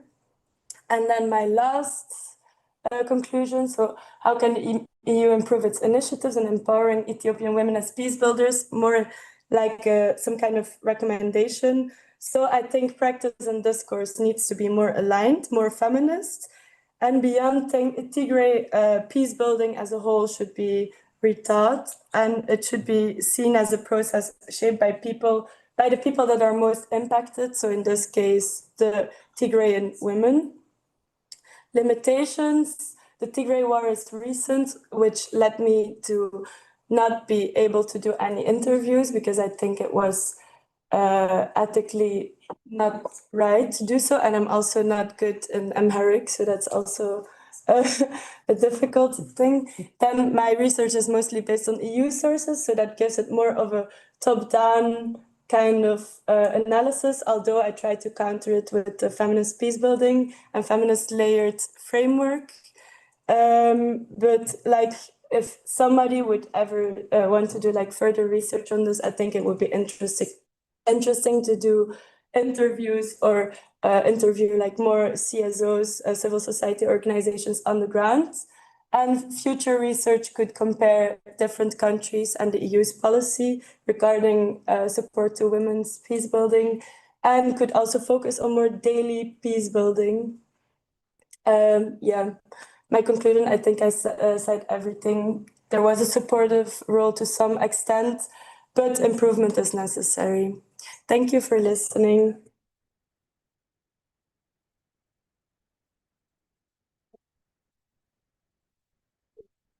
Very much for this insightful presentation, a very nice way in which you managed really to analyze European policies without jumping into conclusion that universalism, which is contained, somehow translates directly into policies. So this was really well done. Congrats on that. But of course, your questions, what do you say? We learned a lot, I would say, about the conflict and about the attempts to some extent empower women in the region. So what is left to be asked? Bit of an open door, but I feel like to me it's fascinating that the EU is so active in the region and is trying to invest there in the process of peace building. So I wondered if there was, maybe explain a bit more of the process of them getting involved in also that peacemaking process, and how these investments, like how are they appointed? Do they also do agents with what purpose is it? So why? So first I want to clarify that there's of course a lot of other actors interested in the region, and like the whole of the Horn of Africa is very is very interesting for a lot of geopolitical reasons. But the EU, like the last gender action plan they had, so GAP 3, is like specifically focused on providing gender norms for the rest of the world outside of the Union. Of course, also inside of the Union, but that's more GAP 1 and GAP 2. So the third plan is like trying to not impose, but just like share the European gender values with the rest of the world, which seems a bit weird at times. But I think actually, if you're interested in it, the gender action plan is phrased really nicely. It's very interesting to read. So that's the biggest reason I would say, that they want to portray themselves as a normative actor, also as a geopolitical one, but normative in Ethiopia for sure. Oh, now we are talking, Aaron. Yeah, thank you for the presentations. Really interesting. I was wondering whether you stumbled upon comparative or similar cases in the region. For example, I don't know, like the war in Somalia or the Eritrean-Ethiopian conflict, Sudan, DRC, everything there. If there was some, I don't know, study or so that you found where there was also some focus on UN's role, EU's role on this peace building. I think like at first, because I'm always when I start doing research, I'm always going way too broad. So in the beginning, I wanted to do all the Horn of Africa countries, but of course that's way too much for a thesis. So I looked into it a little bit, but only to some extent. For instance, like in Sudan, I think like there it's really known, like for example, the role of women in peace building is very known because it's always said that women were like leading the revolution in Sudan, or like years back, I mean, like I think 2018. And it's the same in Somalia, like every country has like their own regional dynamic, and it's very context dependent on the conflict, I feel like now in Tigray, because of the specific context of Tigray, it's completely different than for example, Somalia or Sudan. But even now you can also see like the UN is also a big actor there. Even the African Union is also a big actor in the whole region. So depends a bit what you're looking like. There's so much to unfold in the same topic. Like even now, I have the feeling sometimes I'm losing myself in like the importance of including women in peace processes and the role of the EU, and it already feels like a double topic. So I think you could even go further and look for the role of all of the institutions or in different countries, but there's a lot to say about Sudan and Somalia, South Sudan, Eritrea, all the neighboring countries. Thank you for this answer. I will take it as a recommendation for all current students about how topic is broad and how do you need to narrow it down. We keep repeating that for years. So thank you for saying that. Last question. Oh, Sharmarke, okay. It's fine. It's fine? Yeah. Because we have Sharmarke who is on the ground. So let's hear what is the question from. Yeah, thank you, madam. In fact, the presentation was very comprehensive, and it has, in fact, touched the reality under the ground. But I want to know the reason why she chose European Union than the other actors that played a very crucial role to end the conflict. For instance, United States of America are now considered as behind the scenes, playing a very crucial role to get the conflict end. While very front, they were African Union with their motto that African problem for African solution. So why she didn't use the African Union and the United States of America and the other actors that play a very crucial role to end the conflict? And why she specifically chose the European Union? Thank you so much. That's a great question. Thank you. Let's hear. So I thought about it for a bit, but I think it's mostly due to my background in European studies. I don't know if I have to look good. You will see from these cameras. Yeah, so I chose the EU because I think there's always some kind of duality in like how the European Union is celebrated and how the EU is trying to extend its sphere of influence outside of the union itself, and it always sounds very nice and very promising. So I found it like I chose the European Union because I think it's a very it's a non-logical option to choose the EU. Like it's like, what is the EU doing in Ethiopia, and why do they even have policies about Tigray or about Ethiopia? Like, I know the African Union is working on it way more, and the African Union and the United States of America have done a lot to end the conflict. But for me, it was mostly about the EU as a global gender promoter. So that's why I chose the European Union. Yeah, thank you. There is this nice reply to this request of Europe in general to civilize the rest of the world, and the reply is, why don't you start with Europe? So this always applies with this kind of attempts. But we really have to stop here because we have one more presentation. Thank you very much. And thanks to all for.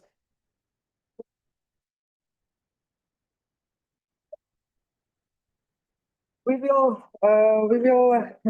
hear Cassandra, and I will use my power invested in me as a chair to say that we will prolong for 5 minutes this session because we were late and there were some problems with presentation, so that we have 15 minutes. Thank you. Wise use of your power. Thank you, Karen. So we have 15 minutes for presentation full and then 5 minutes for discussion. Yeah. Yeah.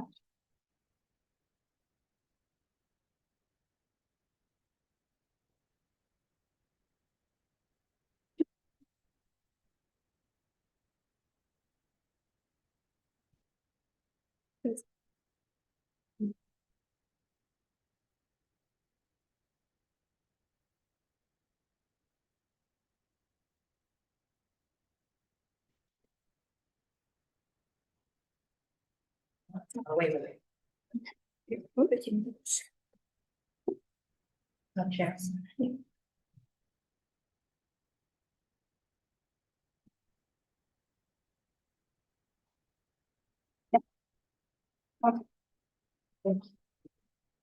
Okay, so hello and good morning. My presentation today covers the research project I did for my thesis at Roskilde University, entitled Narrative Construction in the Boys Television Series, Gendering, Violence, and Security.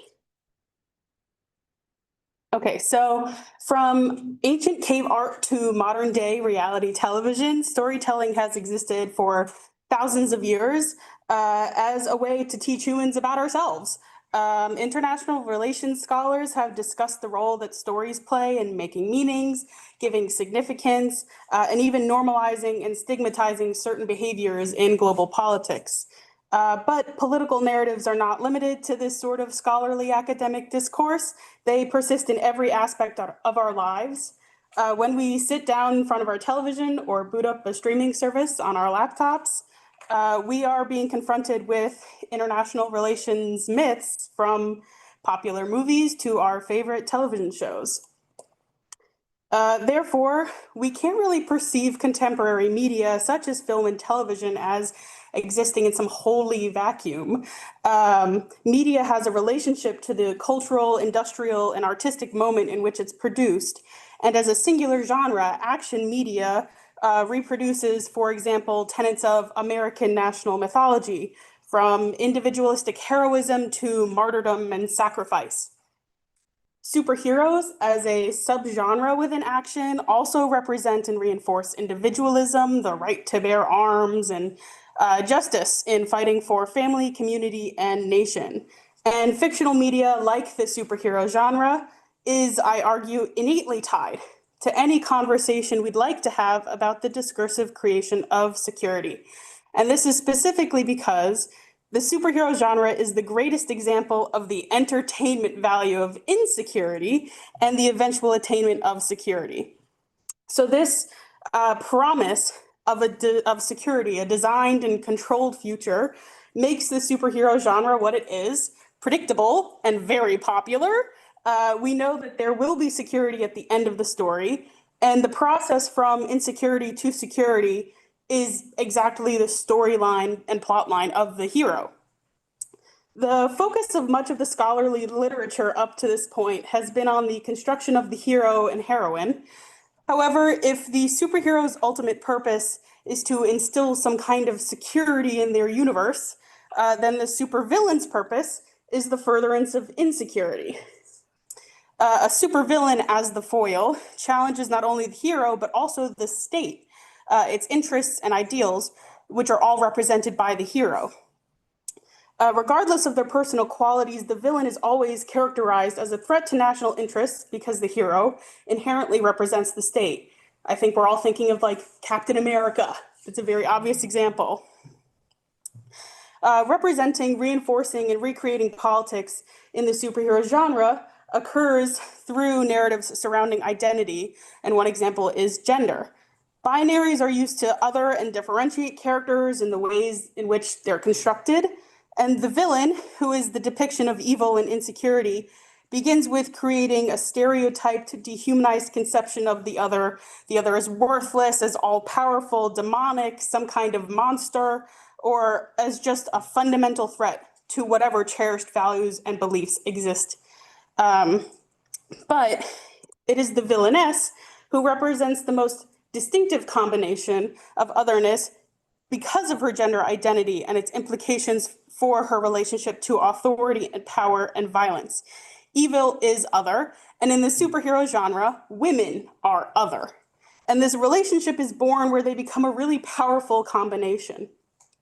The supervillainess is so extremely awfully violent, and she is unusual, unnatural, and unfeminine because of it. Previous research into female villains in our global studies sort of world has primarily been focused on the relationship between gender and power as discursive creations. However, there is a clear lack of literature on the construction of political violence by fictional evil women and its implications for global security. So my thesis project specifically aimed to investigate the problem formulation. How does the character of Stormfront in The Boys construct gendered narratives of violence and security? And how do these narratives reflect hegemonic discourses on gender and politics in global security? Through a cultural hegemony and intersectional methodology, and using a feminist narrative lens of analysis, my research ultimately concluded that the character Stormfront's intersecting identities made her a very viable security threat. Her superpowers and racism made her a threat to human security, and her Nazism and sexuality made her a threat to state security, which I promise I will get into. In all of these cases, Stormfront's character development constructed gendered narratives of violence and security because Stormfront is inherently gendered as a character. A deliberate choice was made by the show's creators to make this character female, as the original Stormfront in the comics was male. Perhaps most poignantly, it is the intersection of her identity as Homelander, the show's main antagonist and villain, his girlfriend and sexual partner, which distinguishes her gender as incredibly impactful on her attempted Nazi revolution and the threat to security which she embodies. Her attempted manipulation of Homelander was intimately tied to their sexual relationship, as most clearly demonstrated is in a scene, which I will not be showing, where she encourages him to overthrow the government while giving him a hand job. When Stormfront loses her relationship, as well as her leadership status of her neo-Nazi fan club, the Storm Chasers, because she dies, the threat that she personally poses to the state dies with her. However, the notion that she has given Homelander that he belongs to a superior race and the political potential of her fan club as a populist movement live on past her death and evolve in the following episodes and seasons of the show into their own respective security threats. It is Stormfront's characterization as this sort of femme fatale trope that reflects hegemonic discourses about the relationship, at least in fictional worlds, between women, sex, and power. Women are sexual manipulators. They are capable, evil women. They are capable of brainwashing and indoctrination through sex, and that women themselves are not the physical threat. Rather, it's the men that they puppet and manipulate. The gendering of violence and security in the narrative construction of Stormfront in this television show occurs through the intersection of her identities, including her Nazism, her race, her superpowers, her public-facing affiliation with a prominent hero group, her sexual relationship, alt-right influencer and figurehead status, and her gender. Her narrative development reflects, reproduces, and challenges different hegemonic discourses on gender, politics, and global security. And The Boys as a television show also demonstrates a counter-hegemonic narrative that women, even fictional ones, can and do have political agency on autonomy, and more than that, women can also choose to commit violence. This counters the prominent hegemonic narrative that was also previously mentioned as a part of the panel, that men are more often the instigators and perpetrators of political violence, whereas women are victims. Studying the narrative constitution of a character's violence, politics, and gender contributes to how we construct and perceive real security threats outside of our television or computer screens. Even in the most fantastical fictional universes, the creation of heroes in security and villains in insecurity contributes to discourses on violence, security, and the perception of threats. Stormfront, as an example of one character from one piece of fictional media, demonstrates that violence, politics, and gender intersect in really important ways that tell us a story about who is a villain, why they are a villain, and how they are a threat, which entertains us but also educates us on our own socio-political reality. So I think it's time for some questions. Yes.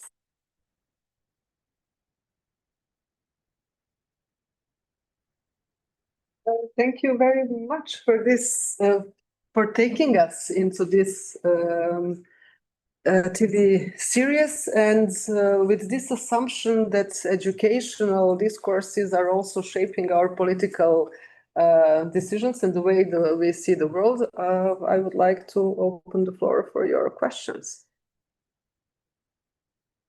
Yeah. I guess in a lot of other media, the concept of queerness is also related to being the villain a lot, and I was wondering maybe if that is also the case in The Boys, and also how that maybe relates like the queerness to the concept of otherness. Yeah, so there's actually another character in the show who also belongs to the prominent public hero group who is outed as a lesbian as one of the show's plot lines. However, it also counters this hegemonic narrative that queerness is evil because she is so overtly a hero, even behind closed doors.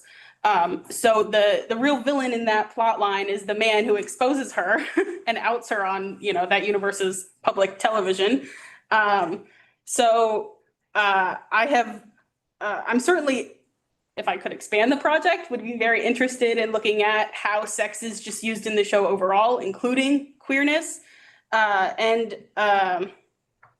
think for this show, as it's meant to also comment on the superhero genre more generally, maybe that's why they chose this storyline where queerness is not quite as othered as it might be in traditional superhero media. Yes, it's very refreshing, but they don't really use that specific character's sexuality as a mark of evil on her. It's actually this mark of adversity and overcoming the public view that actually, no, she's even better, even especially because she was outed and it wasn't her choice and that horrible man did it. So, yeah. Thank you for an entertaining presentation. I was wondering how come you chose this movie or this series? Like, how did you find it? I also had never watched this show before I decided to write this thesis. I knew I wanted to use the superhero genre very largely, and I decided in my process of narrowing down my topic to begin with the most recent television shows and movies. I was really stuck between The Watchmen from, I think, 2021, but that had a lot more discourse on race than gender, in my opinion, and I really wanted to be able to really dive deep into gender. And then I watched a couple seasons of The Boys in preparation to try and pick a specific character to use. And ultimately, I ended up with about 10 hours of the character being alive and in the storyline. I chose her because she died, so the story was over. So whatever I say here is pretty final. And then I really ultimately decided to use her because I found the plot line of her using sex as a weapon really, really also refreshing, but also this sort of trope that sometimes we hear about in global politics, most recently, and is something I discuss in my thesis, the rumors that Donald Trump is being manipulated sexually by a couple different women as president of the United States. And so that kind of plot line was happening at the same time that I was preparing to write my thesis. And I said, I'm pretty sure I remember seeing this on my laptop screen. And isn't that fascinating? So, yeah. Yeah, I mean, as we talked about before, you know, I do like the show actually, but I didn't know that Stormfront was actually written as a male character first. Do you have the feeling they made the character female on the show to use sexuality to reduce her impact to that relationship? Because, like, as you said, like in the end, you can easily write her off as the evil original Nazi. Do you feel like it took power away from her to make the character female because you can reduce her to the relationship, or did it give her more power than in the original storyline as a male character? I have not actually read the comics. All I know is that there was a lot of fan discourse about the choice being made to make Stormfront a woman. And I'm sure there were a lot of fans who thought, okay, well, that's demeaning, but the character's a Nazi, so maybe that's fine. And then I think the most fascinating aspect of the turning this character into a woman was now the show creators could use this avenue of heterosexuality to sort of justify the manipulative role that this character plays. I think that if the character was a man and attempted to manipulate Homelander in the same way, it would have been perceived entirely differently, and we would not have used the word manipulation, which I think is also an impactful gendering of the character, aside from the fact that when she kills people, she has to like wipe the blood off of her gloves because she's a lady.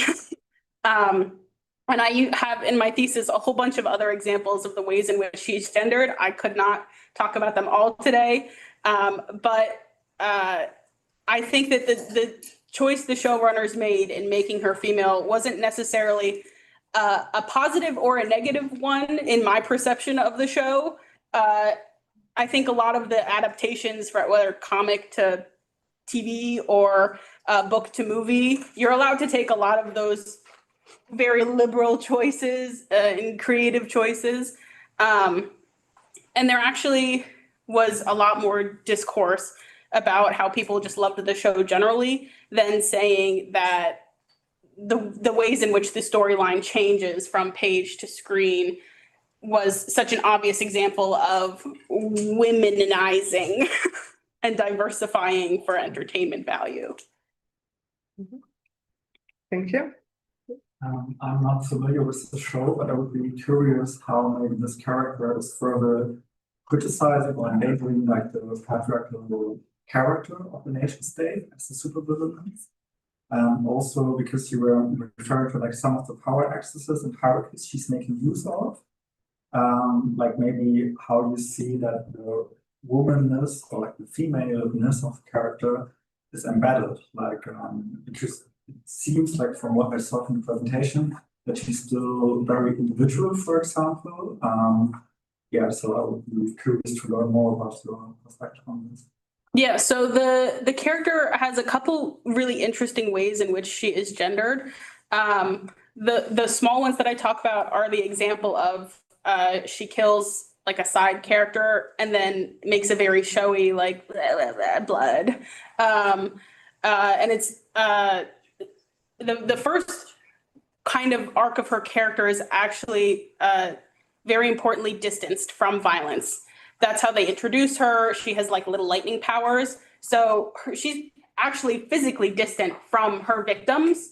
And I use this as an example of gendering in the way that we talk about women's violence as something that is with distance. Women use poison because it's more distant from the villain. Women don't use their hands to get dirty or messy or kill people. And there's a lot of other examples like that. And then the first part of your question was, remind me? Like how she's threatening the patriarchal character of the nation state because of her gender. So the show uses two different avenues for this. The one is she's a woman and she's using sex as a tool to try and manipulate this villain who actually does later overthrow the government and uses her neo-Nazi fans to do it. So sort of the lasting effects of the importance of a woman influencer in that way. But she's also in the universe an actual like TikTok-esque influencer, and she shows everyone the Vought offices and she goes on live and she makes a big deal about how Vought needs to do better feminist things in their movies that they make in the universe. And so when we're introduced to her, she does seem like a kind of feminist icon because she's fighting the patriarchy in the way of exposing this corporation and telling the truth about what's going on behind the doors of this hero group. And the audience knows fairly, I think like halfway through the second season when she's introduced, they realize that she's a Nazi from actual like 1930s and 40s Germany. And then we know that we don't like her, but the public in the universe doesn't know. So the public in the universe still sees her as this sort of feminist icon, but we as the audience are hearing her say that she cannot be the leader of her own Nazi revolution because she is a woman, so she has to recruit her boyfriend.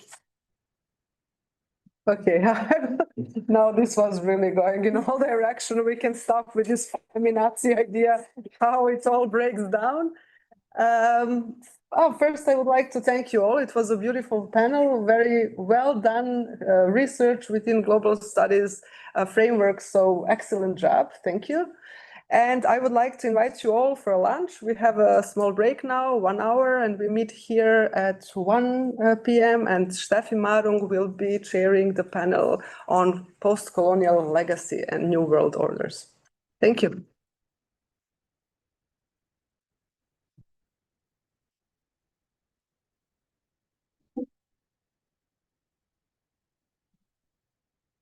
Love how you entertained it. Very nice. I love talking about evil women. My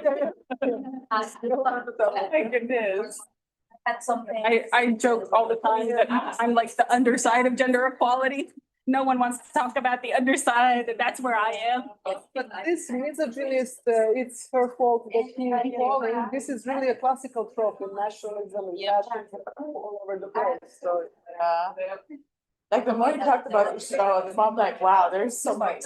Yes. I guess the character is introduced. Black woman, superpowers knowing everything. Thank you. And villain using her to overthrow the government and facilitate. He knows how to. you got my name, I was everything. oh yeah, I spoke it. I wanted to work with her, but it wasn't over yet. And I prepare now. the character really say like, they decided she needs to kill her. Like, I couldn't really say. You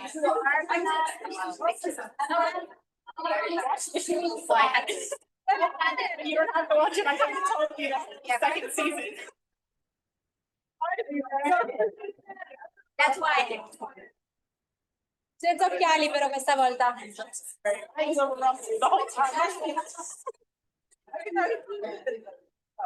I'm very fascinated. I've done violent and I've done a lot of projects about it. Friends did others, ministers, and wars. And those are the three areas that talk about violent these are like they love their children. Yesterday I heard There's something biologically like in my posture. Or the third one is hookers, which are women who are puppeted by men because they want to have sex with men, or women who refuse to have sex with men and are therefore bad and evil. It's the connection between these things.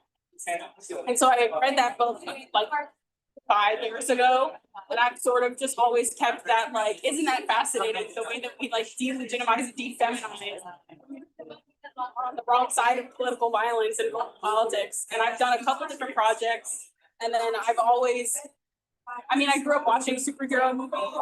And I sort of knew that I wanted to talk about like the relationship between like Captain America and politics and like that kind of stuff.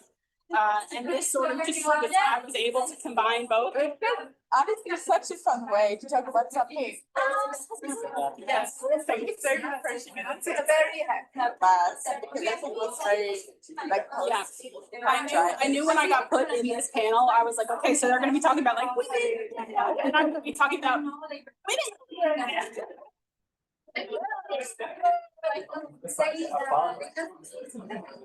I just made something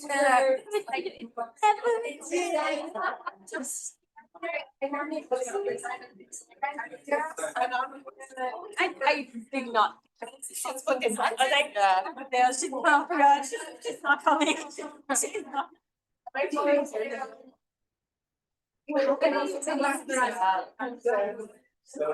dad is a housekeeper. I do it.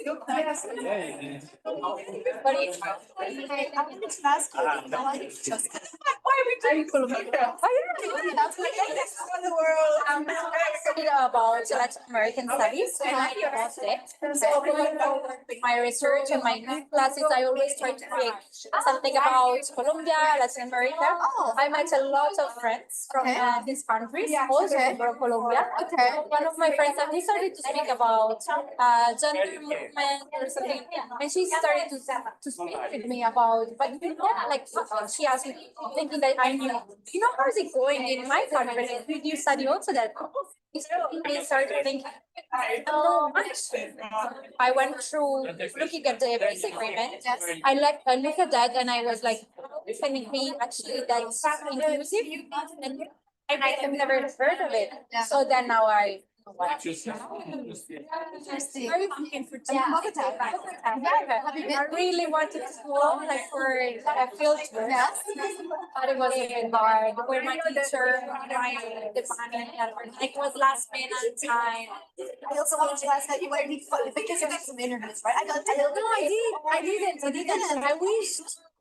Maybe you heard of it, maybe you thought about interviews because I did my defense. So one lady that was part of the creation of the resolution. But then later, okay. Yeah. We did like the interviews for you. But I had my Colombian friend that helped me a lot. Okay. Because I was like, wait, does it make sense? Because of course, if you're not in a place, I feel like you can put priority in something that maybe is not that important and vice versa. So it was really helpful to have her support. Okay. And yeah, it was very nice. Very nice. Yeah. It's really nice. I'm really happy that someone is so giving. I think it's so important. Like, for example, in Leipzig, for example, class about the Northwest Americans, Yeah. there's nothing about Latin America. No, I was super hard. I told not like they talk about Asia. They have like so many specific bits about like Southeast Asia, Central Asia, but there's not a Latin America. Which track you was? I did Vienna and Leipzig. I was in Vienna as well. First year. But in first year, Yeah, but like I also was a first year. okay. I had a class on in Vienna. I don't know what it was your case, but I did a lot of research by ourselves. So I could more deep in something that was more But more personal. Yeah. For example, I had a total different class on sociology of work, and there I looked a lot into like word stuff. And I went in Cuba in that case. But then I had a class on the third like developing countries, and there I look into Colombia. Like that's how You were learning because I all around Latin America, but it's very cool. Like the very open about it. But here I feel it's very structured and you cannot like no, that's true. So I mean, I didn't study here, but like I understand. You didn't. I was in Roskilde. In Roskilde, I also did a lot of research, but it was not as much as Vienna, of course. In I did a group work, but it was more about. I just wanted to talk to you and like thank you for doing that. Thank you for coming to. It's very important to voices be heard as well. Do you actually like that you can is it perceived now? Like now. Because like people that's what I also asked my friend. Like, how did that actually? On your last question, you were like, I think someone what's the perspective between like different things like that. But really, you're not very actively thinking about it. Yeah, I try to debate it. I was like, you're gonna say there is no way, like there is no. When you ask, I am pretty sure that the Global Studies is like just gonna be a dual degree between Leipzig and Vienna in like next year. Like we have all the things, but exactly, and also it's a business. So I mean, you're not like you're not giving prayer. But the funny thing is, maybe since I had this like as I mentioned before, I had this. But the super one thing to that was the months to get to the supervisor and he is the same like I got it today. No, la mujer que me hizo la definición de las Naciones Unidas y la que ha escrito la resolución. Así que, por ejemplo, me puse muy nerviosa para hacer preguntas de la Naciones Unidas y todo, pero entonces nunca se ha hablado de eso y por ejemplo me acuerdo cuando apenas salió todo el acuerdo de paz. Por ejemplo, yo estaba en el colegio, entonces ¿tú estabas allí? Sí, claro, sí, yo para ver si fuera de Colombia. A mí eso y nos hablan cosas, pero fue porque, por ejemplo, mi profesor era muy crítico. Por eso en muchos lugares, en muchos colegios, solo muestran sí, una votación. Y la gente dijo que no, porque claro. Luego sí se hizo el agreement, sí, hacemos que lo hacemos y gracias a Dios lo hizo. No, en Bogotá, cuando tú pasas por la JEP, sí, te ven, hay gente a veces protestando. Ay, todavía queda muy bien.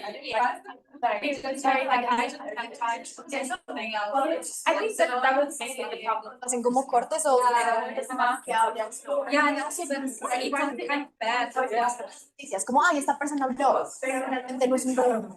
Eso siempre se relega. Pero es increíble, ¿cómo puede ser esto reconocido como el más inclusivo de todo el mundo? Pero ahora que nada, no hay nada. Yo siento como tú misma lo planteaste, es solo inclusivo en el momento en el que se pone ahí y Sí, se tiene administrativamente. presente, pero en el momento de realmente actuar en la sociedad no hay ningún Hay efecto. algunas mujeres que han participado, pero ¿cuánto ha sido importante su opinión de las otras? Nunca tienen en cuenta su active role. Solo sí, pensamos, están presentes, están aquí, pero Sí, ya está, eso es suficiente, ¿no? exacto. Y también otra pregunta que te hicieron con respecto a la diferencia de las mujeres urbanas y rurales. Es una vida increíble, completamente sí. o sea, por ejemplo, Exacto. I could not relate anything that you were saying there. Sí, Entonces, claro. Muchas gracias, increíble. A ti.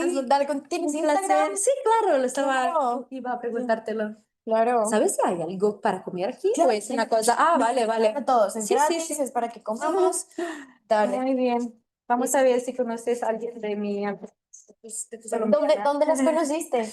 En Dinamarca. Ah, ok. Porque tú conoces a esta chica. Ella está en mi Estoy año. aquí, ¿no? Sí. Estaba estudiando en mi misma universidad en Italia. Ah, Sí. tú eres italiana. Sí. Ok. Por eso. Claro. Magdalena, sí. Claro. Vale. No, pues un gusto. Quiero. Cualquier cosa, cógela, agárrala, porque si yo no voy a aguantar, yo soy las que las cambio. Si la quieres, Sí, porque claro, me gusta, ¿no? claro. Y eso también.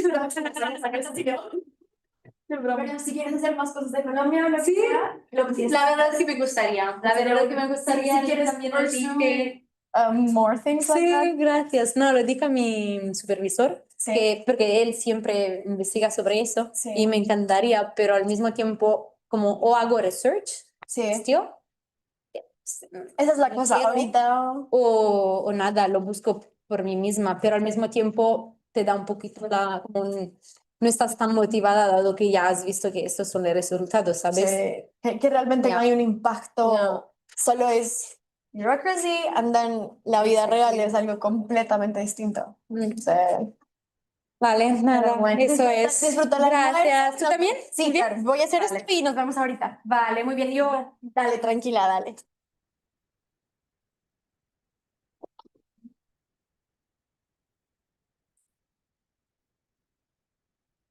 Pensaba que era una charla más como formal y todo. No, pero increíble. Mañana. Mañana sí. Mañana es la celebración con todas las de la ley.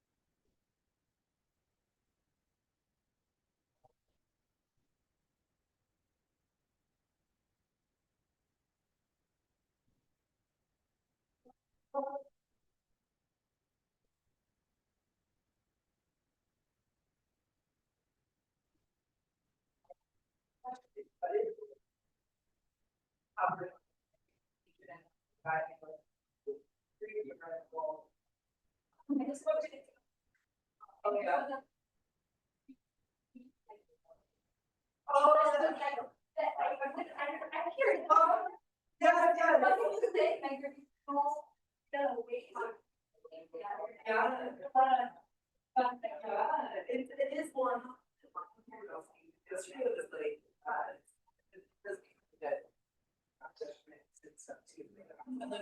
EMGS as well. So yeah.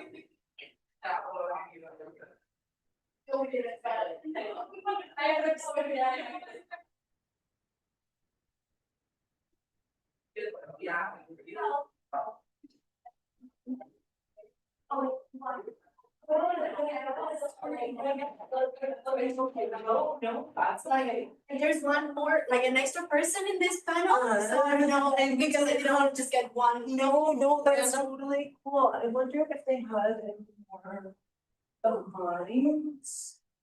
Nope. I guess not. Let's see, maybe they have. Just a random one? Maybe is it in here? And we could just grab one. Yeah, for I the- would say just grab one of those. Okay, perfect. Yeah. Yeah. Because I think it also it might be too thick too. Yeah. And then here, let me move these down here.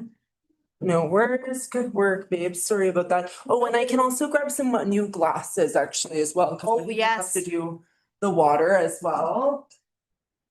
Let me grab these as well.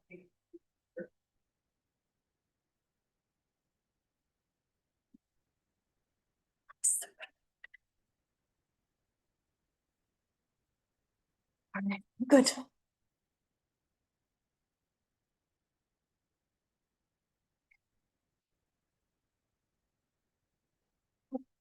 No, it's okay. I'm gonna double check the water though. The only other thing, we might have to double check the water in the other room too. The one in the other room, the one that's over. Sorry, Malu.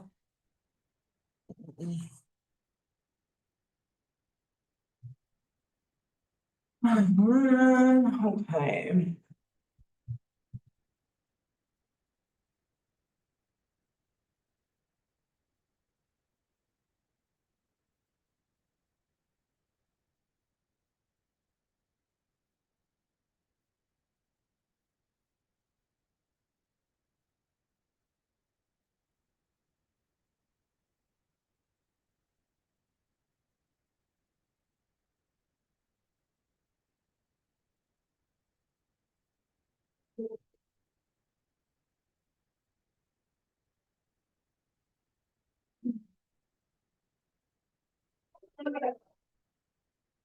So the lead thing is, I'll probably honestly have to leave and then run.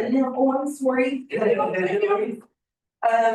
Yeah, I'll have to even go because I have a class. I know, but Isabel, no? Yeah, from 1:15, so. Yeah, you have to. But I told some of them, I was telling Karen, I think it might be a good idea to get some photos. Of people, the panelists all together, and then whatever, just some like cute like group photos and stuff too. Okay.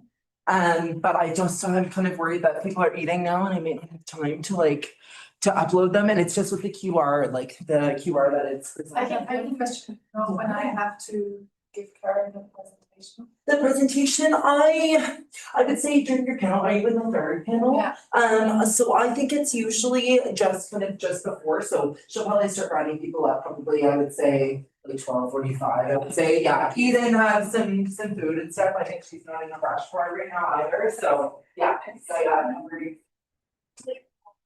No, I love that. No, I'm not of it.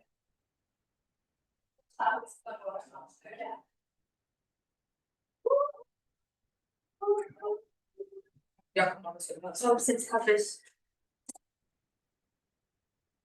Ja, nee, aber das, ja, nicht so sicher. Da muss mir ja noch.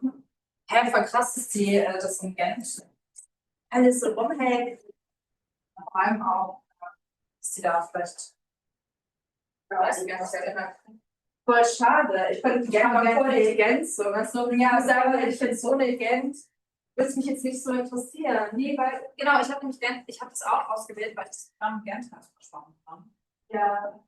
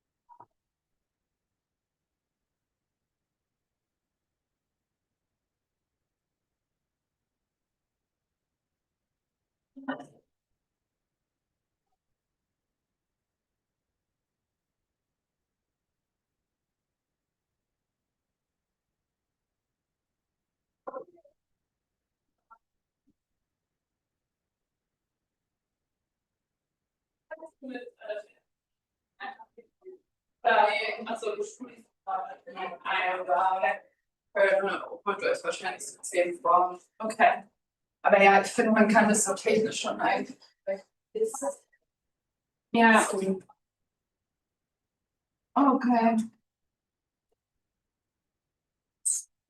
Ja.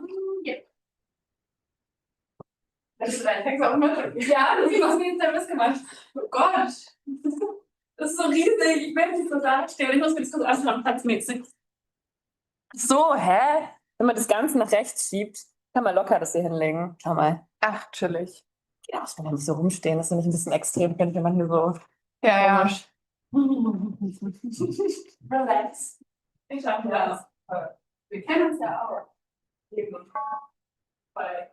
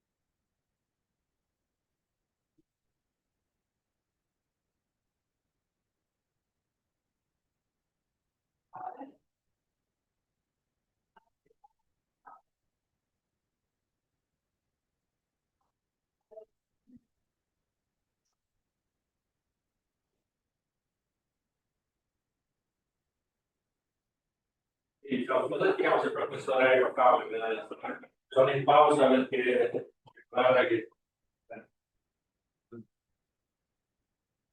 finisce la riscatto.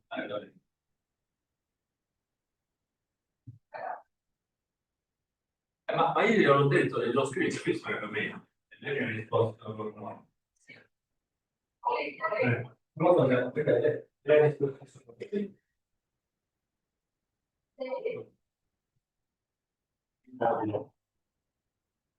Esatto. Sì, sì, sì. Sì, sì. Io prego, dai. Sì.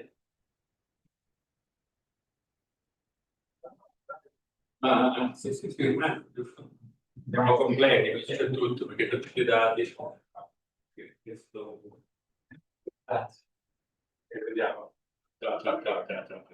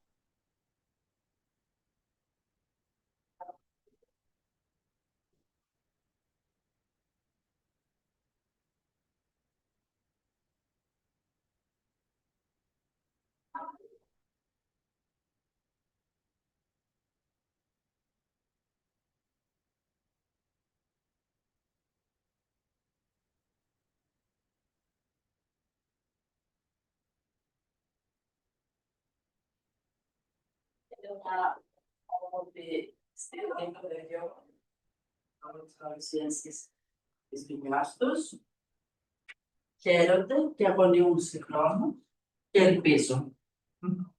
Καλημέρα. 14 Νοεμβρίου του 2025.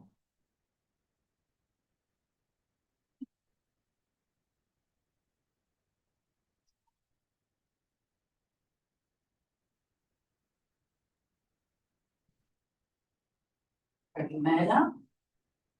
Είμαστε στη Λειψία, στο Πανεπιστήμιο της Λειψίας, σε έναν χώρο που γίνανε παρουσιάσεις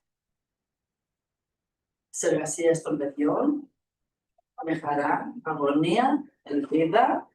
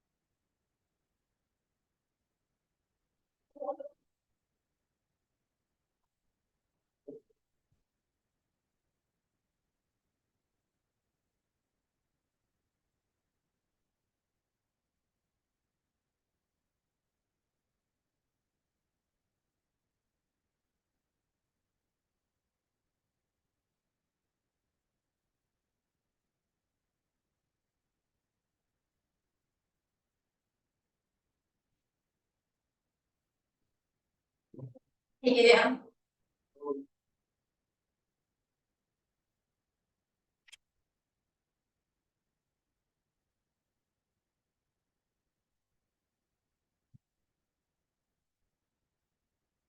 Might forget something. Oh, check your code. Oh, that's in my room.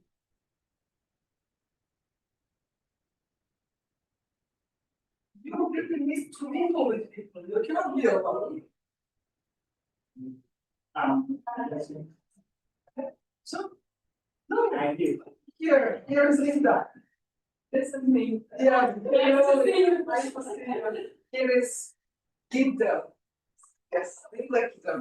I just told him you cannot stand here all alone. To mingle. So here is Linda. She will get to mingle. Yeah, I do think, okay. Well, see you tomorrow, yeah.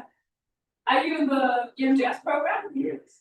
Do you want to join us? I'm going on the papers for the others. Okay, yeah, I don't want to force you, just so you know. You guys.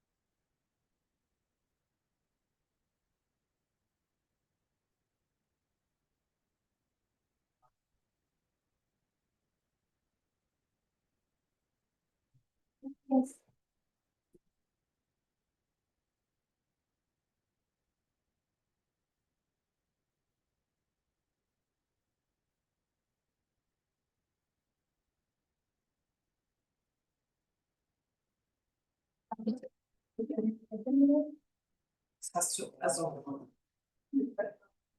Wahrscheinlich habe ich das dazu nicht. Ja.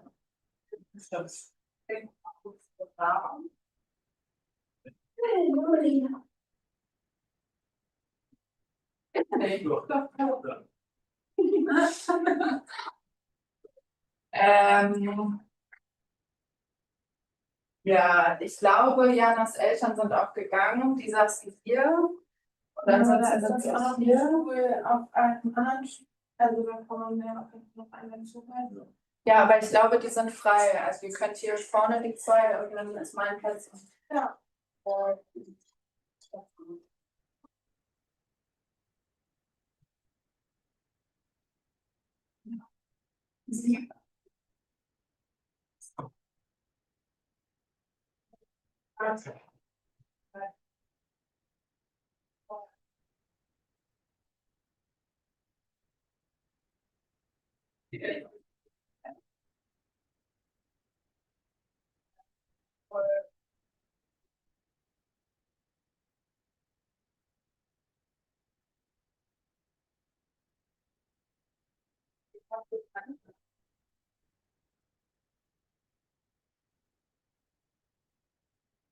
Ja, das wird eng.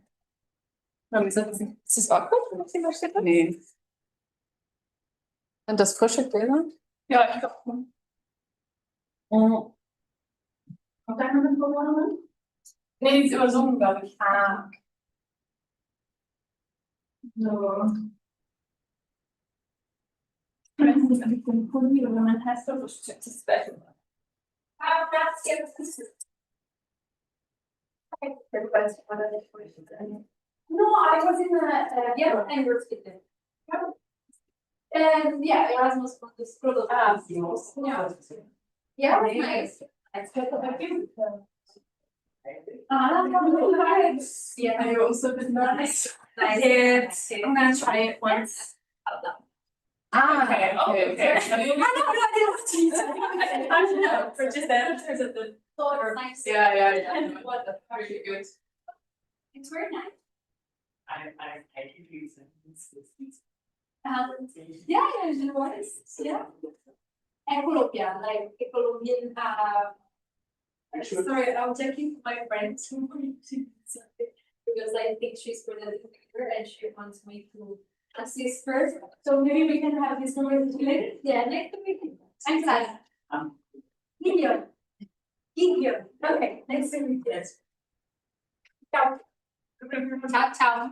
Eccomi, scusami, stavo salendo. Vai. Comunque ti seguo. Davvero? Da casa. Siamo. Sì. Ah, c'è quella mia? Ciao. Ah, io voglio spostarmi così almeno lo sposta. Smart? No? Sì. Vedi, ha senso, no? Sì.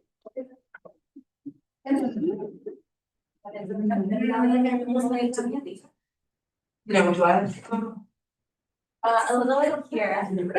Ma che dici? Io poi vi già no? Allora non è che come può io faccio anche Use well, I think you guys are gonna be, so organized as well, I'm gonna be a vet as well, and we'll be back later. So Okay. around for four-ish. Okay. Okay, that's me. Ciao, have a good one. Yeah. There's another one. Ah, okay. That's why I'm telling you I need Paula feature because you will do it here, and I think it's with her. Ah, but Yes. is there a USB? Yes, I have an adapter here. Ah, But I think we have to ask. Wait. Die beiden Sätze sind gleich, weil da könnt ihr hin. Give me a moment. Ja. Give me one second. Ja. Und dann ist mein Platz. Paula, I think you're login. Was dein Netz? Ja. Yes. It's okay. It's your pen right now. Yeah. We want to.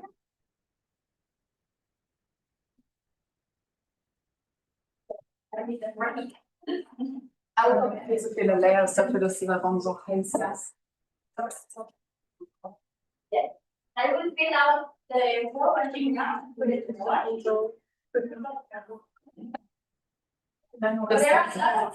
other room. Ich war um 9:30 zu Hause. Ja, dann habe ich es mir noch immer angeschaut, aber war dann auch so. Und heute habe ich es mir noch gar nicht angeschaut, aber auch über eine Woche. Ja. Es wird schon. Aber es ist auch witzig, weil letztendlich, also ich glaube, es sind so ein paar Studierende, die jetzt gerade an ihrer Masterarbeit schreiben, und so ein Jahrgang ich auch nicht da, aber ansonsten sind es ganz ziemlich so Friends von Leuten, die präsentieren. Oder Oder halt Leute, die selber präsentieren. ja. Aber Ja, das ist ja auch irgendwie. Aber so das. Ja. Ja, ich konnte mir halt auch nicht so wirklich vorstellen, weil. Ja. Ah, so, das dann auch Aber so, nee, noch nicht.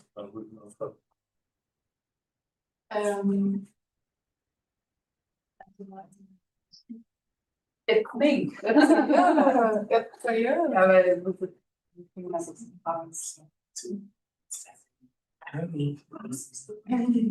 was sind jetzt schon im nächsten Zeit? Nee, Stefan ist. Aha. Das ist so die Koordination.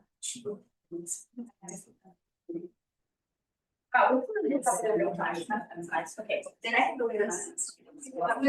With the presentations, I'm going to put Linda sent it by email, so you have it. Okay, but can we list all of them in the desktop?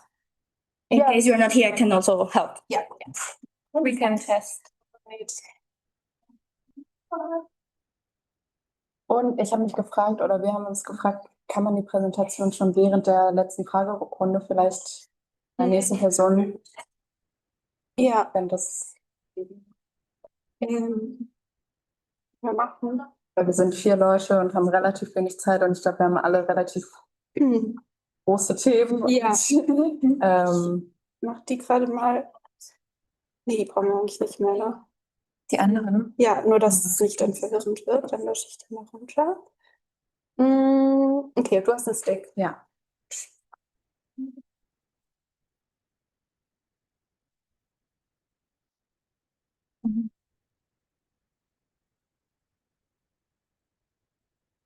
Da wird das so gesagt von dir, oder? Ja. Da sind noch so Sachen von der Silberhochzeit drauf. Ah ja. Und noch so ein Family Meeting. Welches ist es? genau, die PowerPoint. Ja. Ich habe so just in case auch als PDF, aber eigentlich sollte es schon. Öffne es auch jetzt mal, weil war da so ein Security-Fehler. Okay. Ja. Gut. Hallo. Dankeschön. Ich habe meins per E-Mail geschickt an Karen, aber erst gestern Abend. Ja, sie hat mir weitergeleitet. Ah, ja. E-Mails. Wenn ich Linda. weiß jetzt auch nicht, wo das.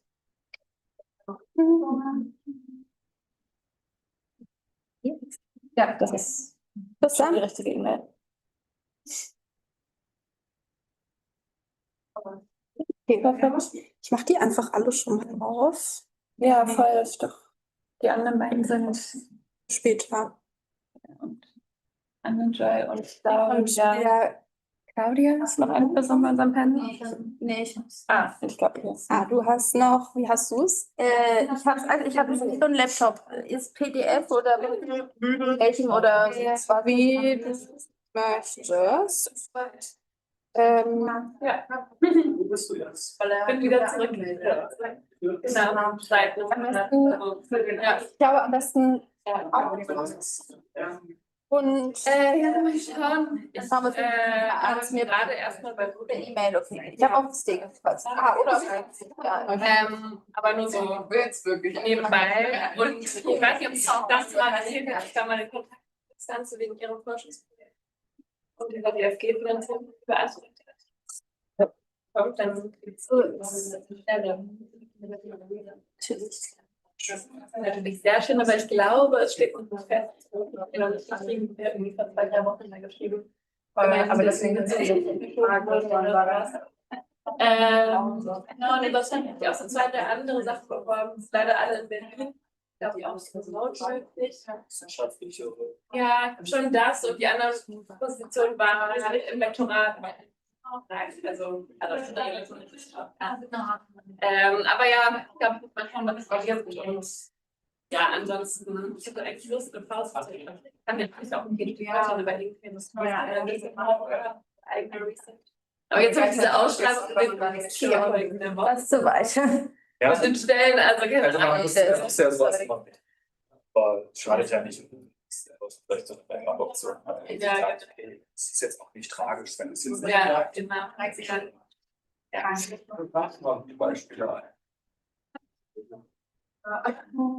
Jana, Erfolgreich. are your parents here? No. Okay, so these seats are for. Yeah. Ja, ja, voll. I'm sorry.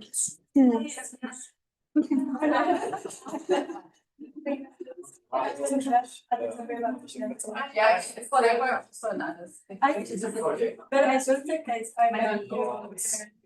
yeah, I think we only met for dinner. Yeah, yeah, so Das heißt, alle dort, ja, genau. yeah, I wanted to introduce myself, but then I was like, maybe just to change it up.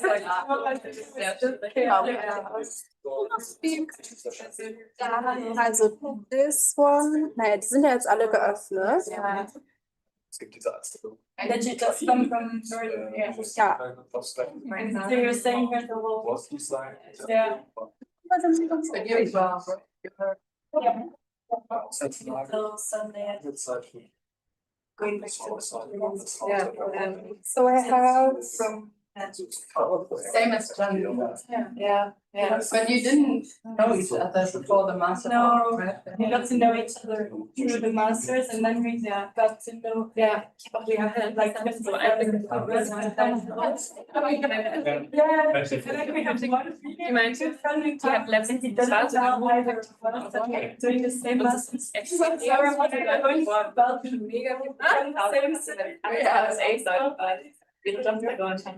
Das ist auch, und ich glaube, in dieser Hälfte ist es echt gerade. Also, das ist schon. Ja.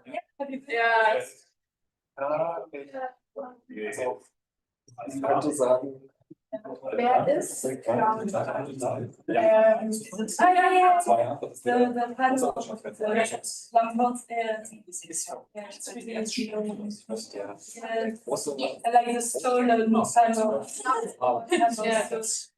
Das ist sogar zum Scheiß.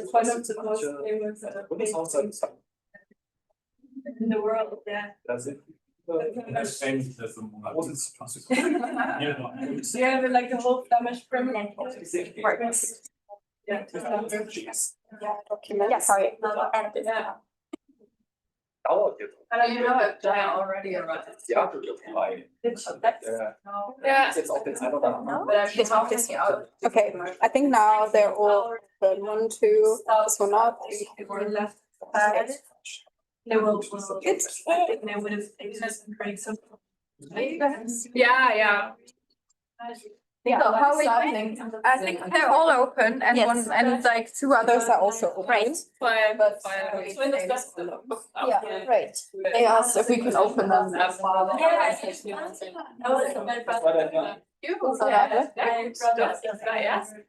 Skeptisch, aber ich presentation. Aber other like the ich habe ja voll schön gearbeitet. like all set. Yeah, that's good. Is it going from left to right? First is Claudia, then Paula, then Anna Joy, and then Linda. Claudia, Paula, Anna Joy, Linda. Genau. Ich finde es auch, das ist schon okay. Das ist ja nicht so regelmäßig jetzt Ranking. So I think you're on time. The Suhana one It's online and not now. is not now. Yes. I think that I managed. Okay. Should I stay in the front and do it, or are you just gonna take over? I am only one about the brush. Is it later that we do it? Why are we on with it?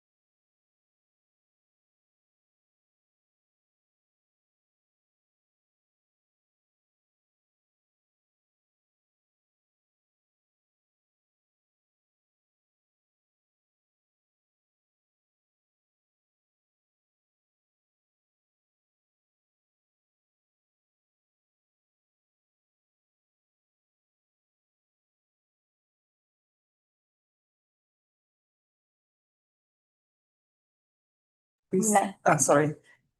We still could start? Oh, we don't. Come in, you're welcome.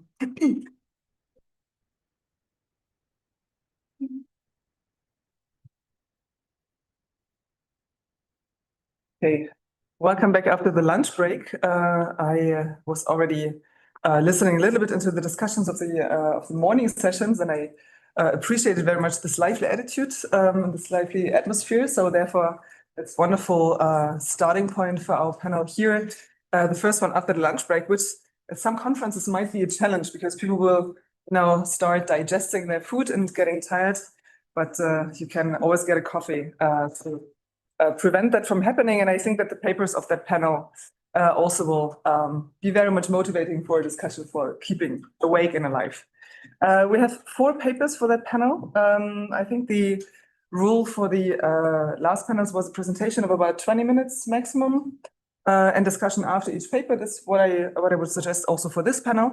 And I will introduce the speakers when they are appearing in the program, which is why I would like to start giving the floor to Claudia Battaferri, who will give a talk on colonial legacy and public opinion in development, the shaping of EU-Africa relations. Claudia? Sorry. Claudia has a very international background, crossing 2 continents, one could say. And she earned a bachelor's degree in global governance from the University of Rome Tor Vergata, and then continued into the EMGS program with first in Vienna, then in Stellenbosch, and then finally in Ghent, which I think is a wonderful combination that then also is reflected in her later work. As her experience in South Africa inspired her to look more into colonial histories and their legacies in shaping EU-Africa relations. I think that's a wonderful and hot topic, of course. She's currently working at and written Research and Analysis Unit of SAOI UNA. You have to explain to us what this abbreviation stands for. I have to admit, I don't know. Yes, it's the Italian Society for International Organizations. Okay, cool. So you can already share insights into the first steps into professional life. And there she's deeply committed to working on issues such as global justice and sustainable development.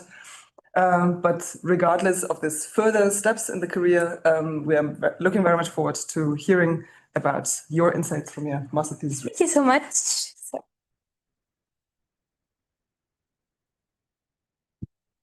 Okay. So, my thesis is titled Colonial Legacy and Public Opinion in Development, the Shaping of EU-Africa Relations. So I looked into colonial legacy in the South African citizens' public opinion in terms of EU-funded projects in development in the Southern Africa region. So let's start with a bit of a background. So the opinions of African nations in the international sphere is often treated as less influential, but this obviously does not mean that African opinions are inherently less important or valuable, but it rather reflects the historical power imbalances and current structures of global governance. For example, we know that international institutions like the United Nations, the International Monetary Fund, the World Bank, they were all established when most African countries were still colonies or newly independent, and this still reflects the current international order. We also know that influence in international affairs follows wealth and military capacity, and this is a dominated era of Western countries and China and Russia. And African nations therefore negotiate often from a weaker economic position. So African voices are consequently harder to be heard on their own terms. For example, Africa does not have a permanent seat in the UN Security Council. But why does EU need to focus in the region? Not only for accountability for colonialism and for fairness, but also from a strategic point of view, because South Africa, African states are increasingly acting collectively, for example, through the African Union. And that is obviously not a bad thing, but it is undermining global governance in terms of multilateralism, for example, with the UN. But also because the African population is expected to represent 1/4 of the world population, and we need to represent that also in decision-making processes in the international sphere, and because of emerging partnerships. China, India, Gulf states, but in South Africa, I specifically focused in RFI deals with China. So investment in infrastructure, in the exchange of natural resources. And obviously, I chose to focus on South Africa because I had first-hand experience there, but also because of the regional influence that the country has in the whole continent of Africa, being a key member of the African Union, the Southern Africa Development Community, but also BRICS. But also because of the unique and racial and social history of South Africa, mainly its apartheid history. And that also led to South Africa considered to be more vocal and organized in terms of civil society because from the anti-apartheid struggles. And because of EU-Southern Africa relations, which are particularly unique, South Africa was part of the ACP group, but it recently left it to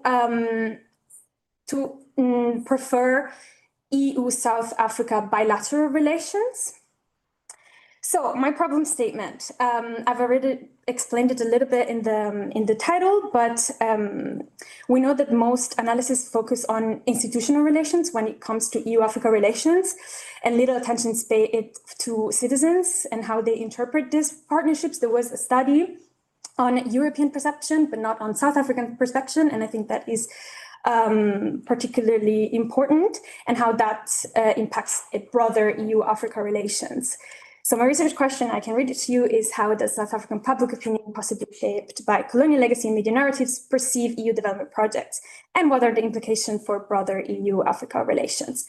So my research objectives were to understand the perception of Europe in South Africa, then of the European Union specifically, and then of the EU-funded development projects specifically, and understand if this perception lean more towards resistance or acceptance, and also what my contribution to the academic field and EU policies could be.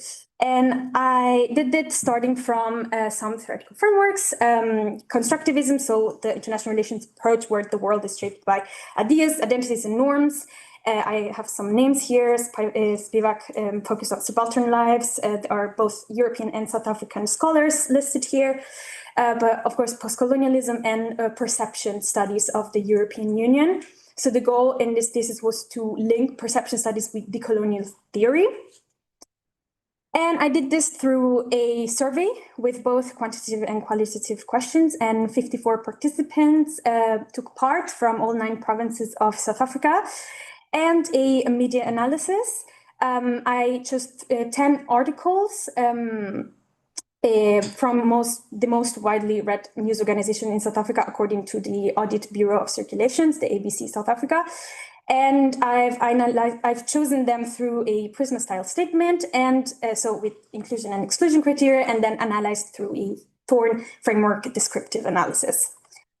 This is a map of South Africa to give you a bit of a visual representation.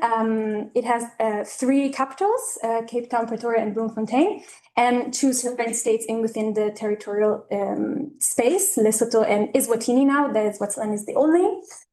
And so people from that took part to the survey were from all these 9 provinces. Unfortunately, I could not do, in my opinion, proper field work in South Africa because of time constraints, but I also had help from the Stellenbosch University Institute in sharing the survey, and also the House of Commerce of Italy in Johannesburg.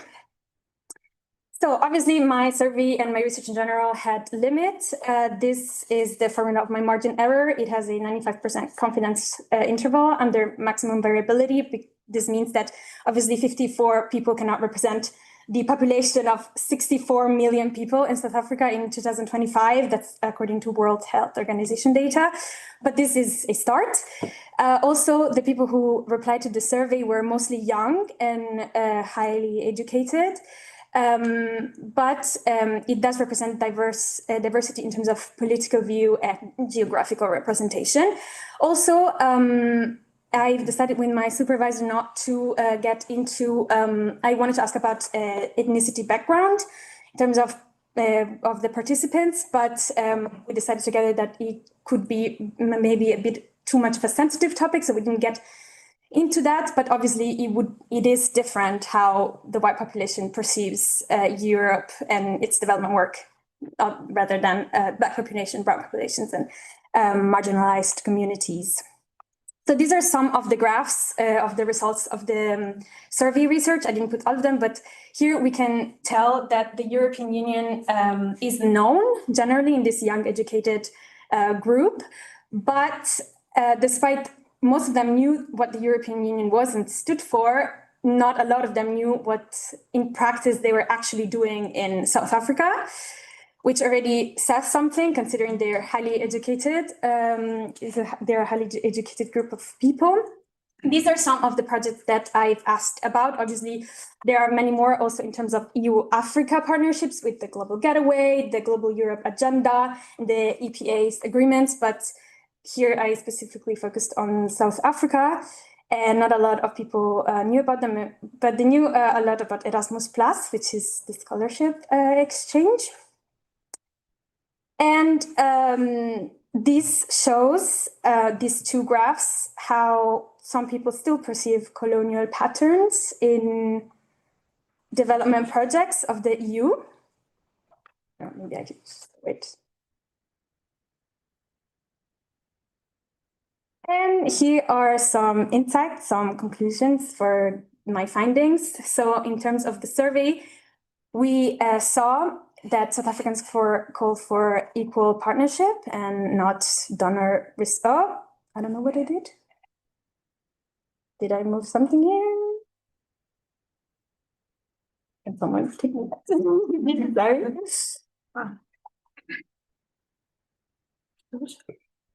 Okay, let's go. Okay.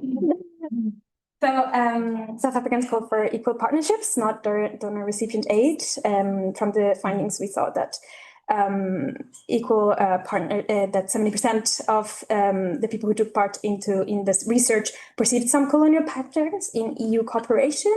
Also, they asked, this was really interesting, they asked for collaboration with local NGOs and not the government. There is a really low trust in the government, specifically for corruption. Then they asked for more visibility in disadvantaged areas and transparency and accountability, because as we saw, there was high awareness of the EU, but not so much knowledge about specific projects. And the mobility programs that we've talked about, and the decolonized narratives beyond Europe helping Africa. In terms of media analysis, the EU is shown as a supporter in areas like development, trade, but it also appears as a lecturer who sets conditions, so as an African guardian. And so there was this ambivalence that reflects persistent post-colonial attitudes, and also the average South African citizens I've seen with other questions in the survey rarely hears about EU-Africa relations. So everything they've heard about this partnership, it was through university or social media, but because there's not so much coverage, there's also no major public debate. And I've also seen it in the media analysis part of the research, because there were not so many articles that talked about it, because EU is a little bit in the background compared to US, China, and BRICS. So there's this duality of we help because we're responsible and competent, but then EU also always has strategic interests, like migration, for example. So some of the conclusions of the findings is that colonial legacies still, in fact, shape perception of EU development, and South African voices challenge these Eurocentric narratives, but they need also a way on how to develop on this. And there is a big call for equitable cooperation through decolonization of aid language, the empowering of local agency, and the integration of perception research into EU policy. So obviously this research would be would take a wider population sample, and it would also be interesting to do a comparison study with other Southern African countries. But for now, at least still calls for EU policies that are participatory and transparent, and the integration of post-colonial and perception studies into this field in academia. So thank you so much.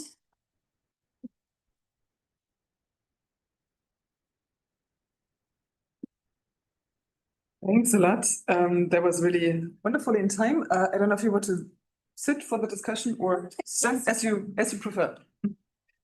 Okay, I would have quite a few questions myself, but I discipline myself because I think it's a fascinating project also in the context of the Global and European Studies Institute, because it's a perfect bridge in that conversation about provincializing Europe also through that lens. So therefore, thanks for that project. But the floor is open to questions from the audience. Yeah, thank you for your presentation. I think it's really interesting. And also I like the combination of the survey and the media analysis. And I was actually wondering, because I know that you had the survey, and I was wondering, most of the people who responded to the survey, were they Stellenbosch students? Because I thought that maybe that was the case. And also wanted to ask why you chose like the media, like the newspapers you chose, like Guardian and News 24 and so on, because you mentioned that those are like magazines that are mostly read by the white population, but I was just like wondering why you chose those ones. Yeah. Should I reply? Okay. The magazines were mostly read in general, not just from the white populations. And I followed the Audit Bureau of Circulation Statistics. So it was a choice with my supervisor to go a bit mainstream in this, because otherwise it would have been too much of a big research. But the 10 articles were in the last 10 years. So I tried to represent like modern thinking. And what was the previous question? About the survey, the respondents, that there were more. Oh yeah. Stellenbosch University was also asked about that, like. So through the House of Chambers in Johannesburg, I was able to share it a bit more through the universities in the eastern side of South Africa. So that's how I managed to get a geographical representation of the people who participated at the survey. But instead, in the western side of the country, it was through Stellenbosch University that I managed to, yes. But this is why the respondents were mainly young and educated, because it was mainly through universities that I managed to share the sample. Yes. Thanks. But thank you for your presentation. Following up on that, because you mentioned that the survey was spread, were the findings that you found, were they different per region? And if that was the case, can you explain that? Because of historical events that happened in specific regions? And no, they weren't really different in terms of, mainly it was Eastern and Western representation, other than specifically in provinces. But time constraints, we cannot unfortunately get into all the provinces. I would have really loved that.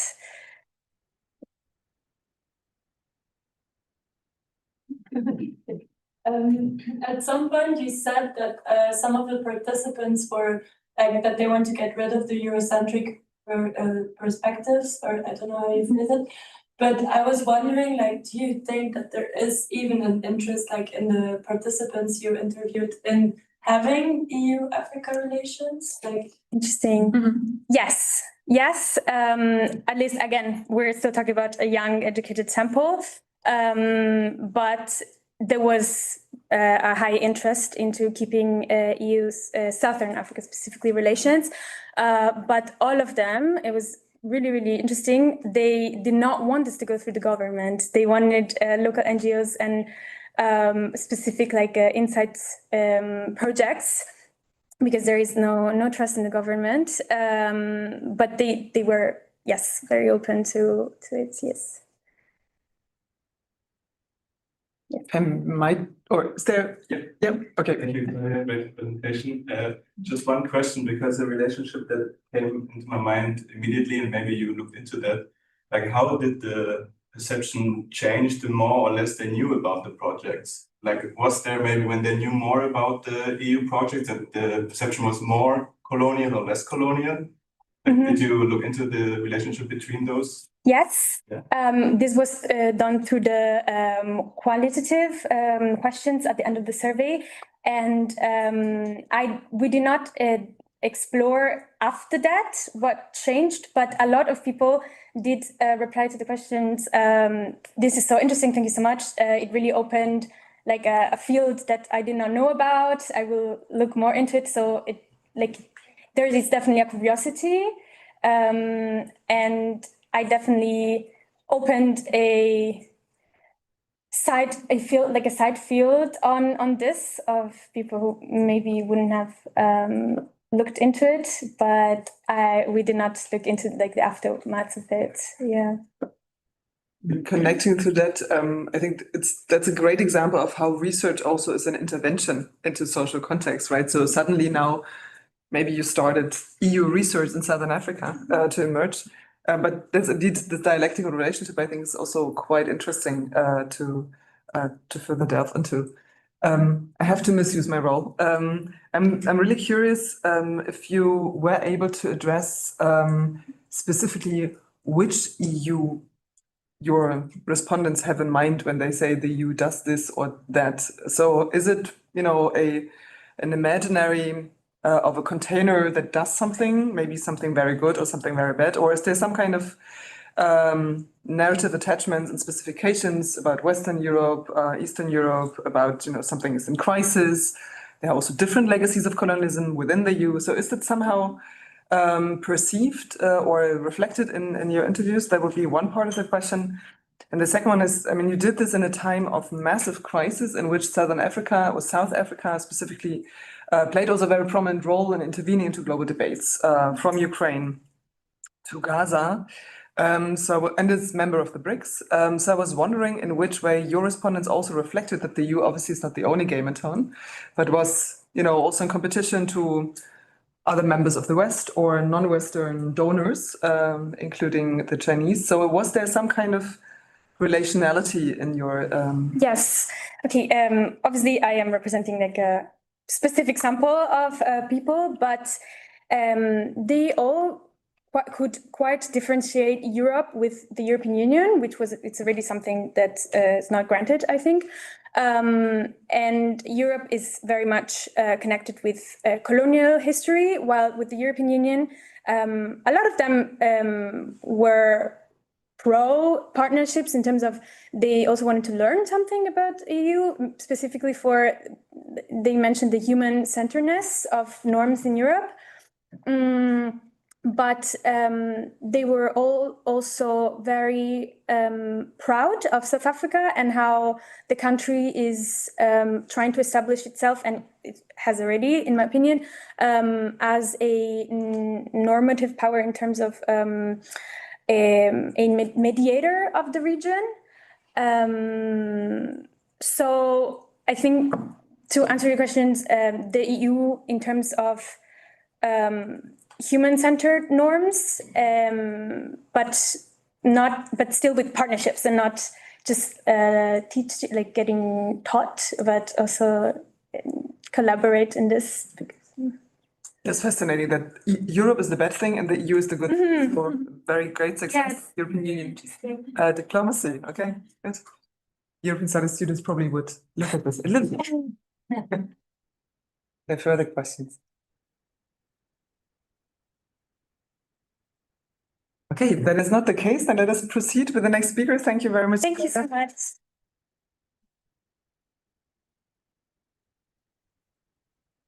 The next speaker in our panel is Paula Vierdag. Paula has started her EMGS trajectory journey here in Leipzig, which is why I'm particularly happy also to learn how the journey ended, and she has a background in political science, but obviously that has transformed through the Global Studies program. She then moved on to the third term mobility to Addis, and then returned to Wrocław to write there her master thesis. And she's working around questions of peace and security. Obviously, Addis has left its mark on your journey, and looking also into Russian influence in Africa. And she will give a talk on the Spatial Security Assemblage, understanding the Wagner Group and the African Union and the Central African Republic. So we stay in Africa, but move up north and to more kind of tricky things here.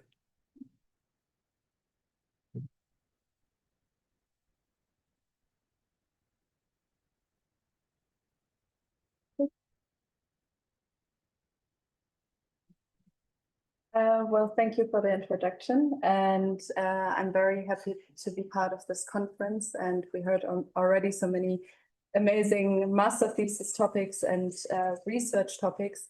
And yeah, I want to take you to the Central African Republic.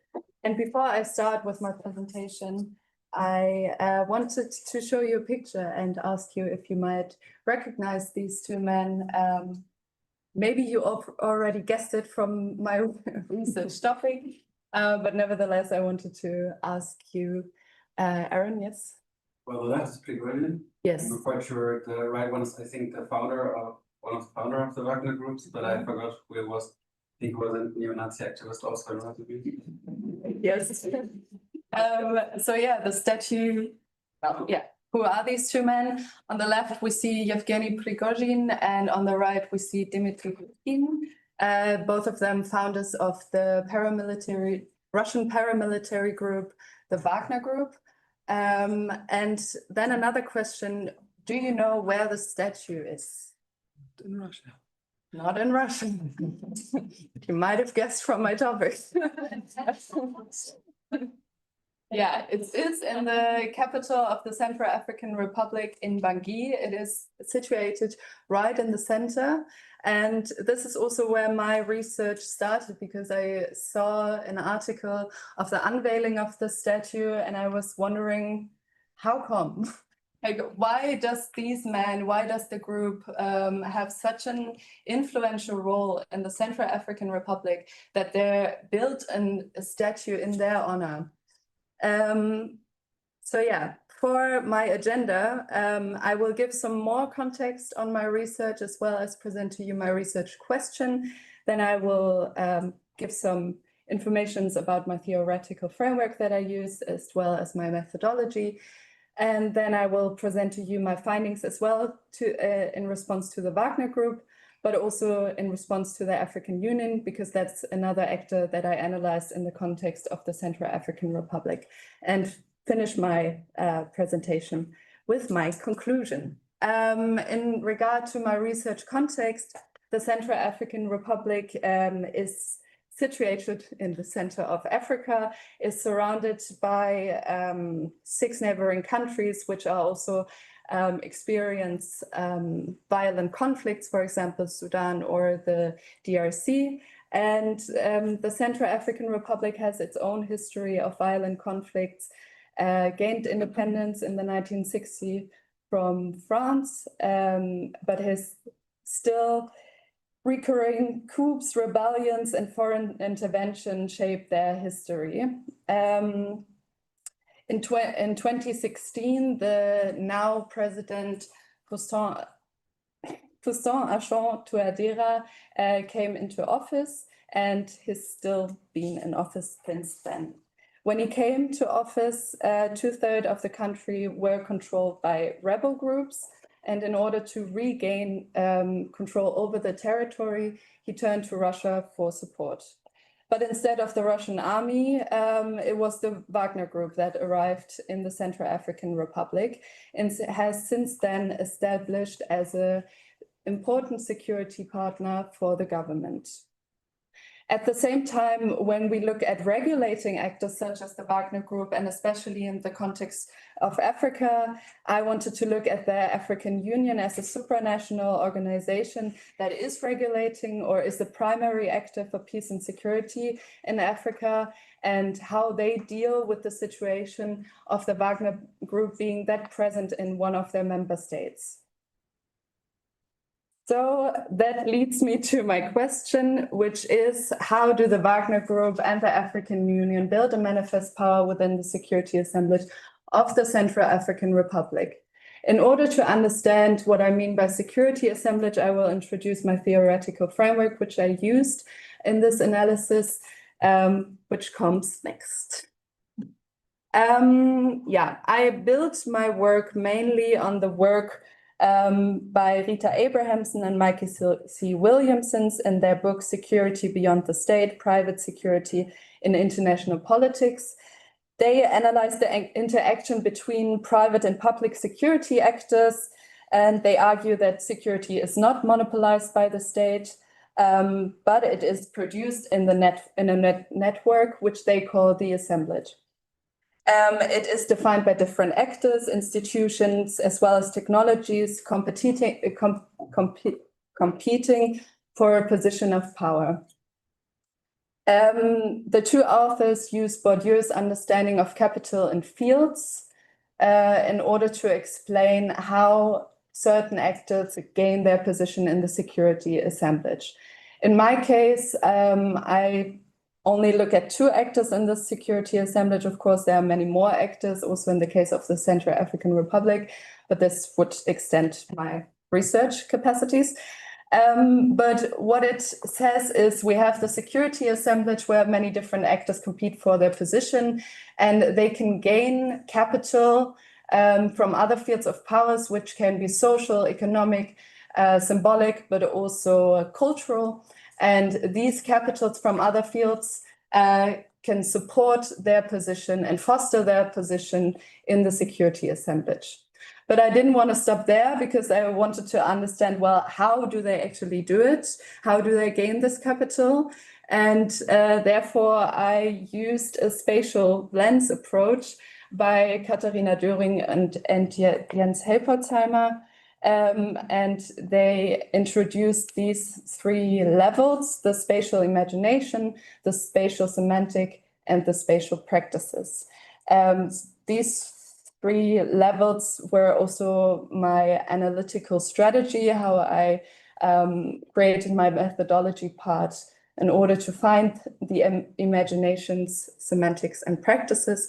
For clarification, spatial imagines are ideas and conceptions about the space, and about power. Then spatial semantics are, we can find these ideas in speeches or text or visuals. And then the practices are the actual actions that these actors do. Which leads me to my methodology. I did a qualitative content analysis, and since I was analyzing the Wagner Group, which uses very multiple channels to transport their messages, I also used a variety of sources. I did use Telegram messages and channels by the Wagner Group.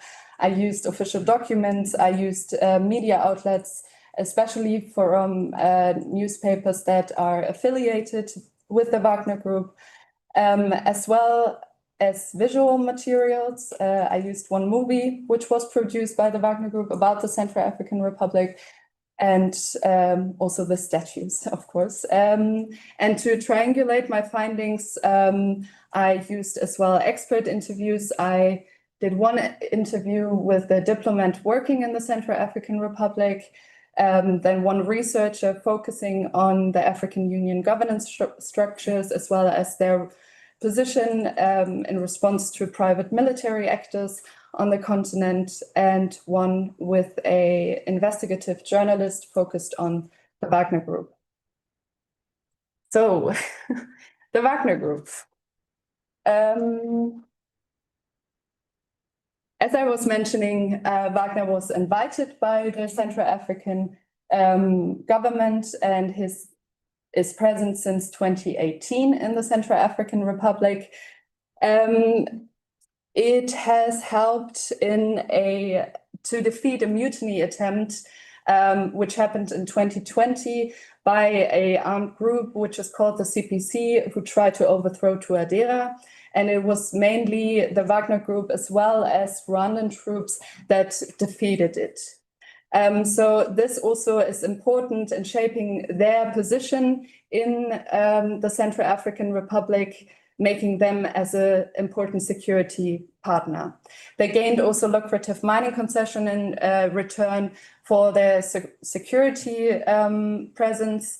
They're involved in the diamond, gold, and timber business. They control at least 10 mines, as I said, have local media networks, and which is interesting, they are even active after Prigozhin's death. I had to do some research through these Telegram channels, and with the help of the investigative journalists and their networks, I can indeed say it is the Wagner Group that is still active in the Central African Republic. It's also the only country they are still active in because, as you might know, Prigozhin died in 2023 as well as Utkin. And since then, the Russian paramilitary system has rapidly changed and is now mainly under the direct control of the Ministry of Defense. And their missions in Africa are under the name of Africa Corps, except the Central African Republic. And I believe that's mainly due to their very influential position that they have. Now I want to show you some of the materials I used. So on the left, you can see a picture of the poster from the film. It's called The Tourist. It is exactly about the 2020 mutiny attempt by the armed group and how the heroic soldiers defended the country, and they're portrayed as very selfless and doing the right thing, fighting for justice. And it's a very interesting portrayal or self-portrayal of the Wagner Group. Then I found an interview, because since the death of Prigozhin, as the structures of the Wagner Group in the Central African Republic have, of course, changed. And the new head of this mission is Dimitri Siti, which you can see on the left here in the picture. And he gave an interview to Deutsche Welle, which I think was quite interesting. And the interviewer asked certain questions, and I put two phrases from that interview on the PowerPoint, because I think it shows quite well how the Wagner Group deals with criticism, how they see themselves in the Central African Republic, and how they don't see themselves as exploiter, but rather as equal partners. Moving on, I also looked at the statues, more in general, how they are being used and where are they standing. There are two statues, the one that you already saw, and the second one shows a mother with her children being protected by soldiers. These are Wagner soldiers as well as FARC soldiers from the National Army, working side by side to protect the most vulnerable in the country. And these, well, I come to that later, but I use these statues to kind of see how they are being used in the way they kind of show their presence in the country. Moving on to my findings. So first, I looked at the semantics. So how does the Wagner Group transport their messages, and what kind of narrative they create? One which is the biggest one is that Russia is the only reliable partner. There are no other possibilities. So it's just the Wagner Group, which is simultaneously used with Russia, which was also interesting. And another one is that they create a very clear dichotomy between good and evil. So evil is always France, evil is always the West. And another one is the anti-colonial brotherhood. So using the historical ties in order to legitimize also their presence now. And what I found interesting is that it kind of creates the proximity and distance in order to create a shared identity. So also with the statue and working side by side with the National Army creates this proximity with the two actors. Then in response to the practices, the Wagner Group is active in so many different fields in the Central African Republic, and is not only focused on military support. They have a cultural center, the Maison Russe, comparable to the Institut Français, for cultural exchange. Then the statues, the 47 bases, and the controlling of the 10 mines. Also with the 10 mines, which is interesting to note that they're deeply embedded in local economic structures as well. They use local personnel in order to make them dependent also from the Wagner Group economically. And coming to my imaginations, so not my imagination, coming to the imagination, what I found out is like the motor of their actions is that despite their narrative of brotherhood and equal partnership, they're actually seeing the Central African Republic as chaotic, as lawless, as a need for order, for them to really go in with the hard fist and to sort everything out. And this also legitimizes them to act in impunity because there have been so many reports on human rights violations allegedly involving the Wagner Group. There have been journalists been missing and probably killed, and many slaughters and forced recruitment as well. And with a regional belonging, I mean that they kind of legitimize their activities with this place needs order and I'm here and that's my duty.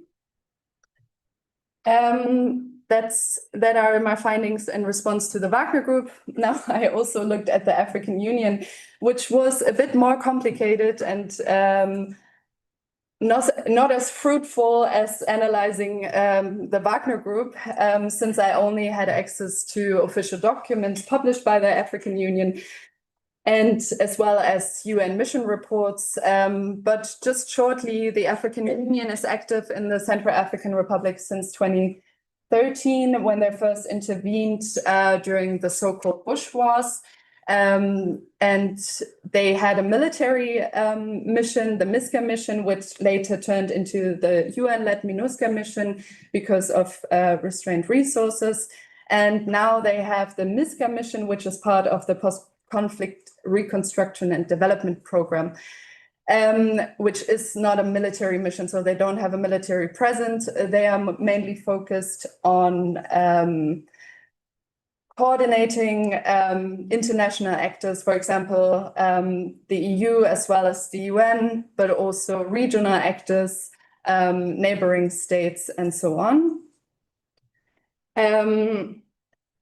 So what are my findings for the African Union? When I read all the African documents published by the AU in response to their role in the Central African Republic, which was very essential, was their role as guarantor of the 2019 Khartoum peace agreement. So they were very active in getting 14 rebel groups and the government together to sign this 2019 peace agreement. Of course, it was not successful, as we can see with the 2020 mutiny attempt, but nevertheless, this peace agreement kind of stands as the basic for all other peace agreements that came after. So their role as guarantor is very essential in their language, how they speak about their position in the Central African Republic. Then to their practices, they have a diplomatic presence in Bangui with the liaison office, and they have the MISCA mission, which is focused on cooperation as well as some joint visits. One thing which I think was quite interesting from one of the interviews was that the presence of the African Union is not so much institutionalized, but rather dependent on the personnel working for the African Union in the Central African Republic. There have been people working there for decades and know the local structures and know exactly the complexity of the conflicts. But it's not a presence that is very visible for the overall population. And the imagination, I think the slogan African Solutions to African Problems describes it best, because it respects the sovereignty of the Central African government, but at the same time also pushes for involvement not only by the African Union, but also by the regional organizations as well as neighboring states. And that leads me to my conclusion. I want to finish this presentation with a picture. It was taken in July 2025, so this year, from an announcement meeting from a recent ceasefire agreement, which was signed by 2 rebel groups and the government. We can see on the right Dimitri City with another member of the Wagner Group, and the AU is also present at that meeting. And this is kind of, or I felt it was a good way of showing how their paths cross in the setting of the Central African Republic. But nevertheless, when we look at the security assemblage, they have very different positions in this assemblage. When we go back to the capital and the fields, we can say that the Wagner Group is gaining a lot of capital from different fields, the cultural exchange, but also the symbolic with the statues.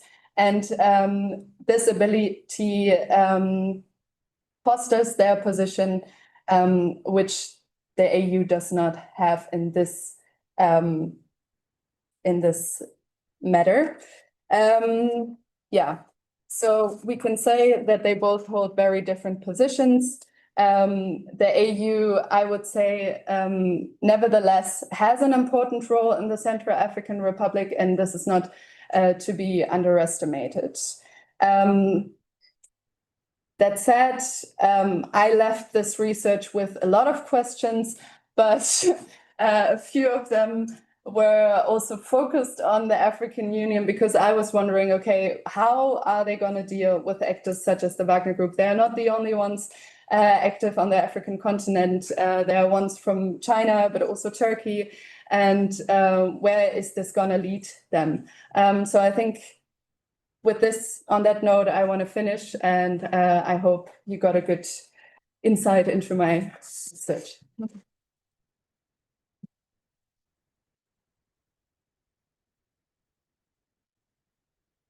Definitely this. What's the exciting insight, and I think that what characterizes good research is that it leads to new questions. So therefore, that's actually a sign of quality here.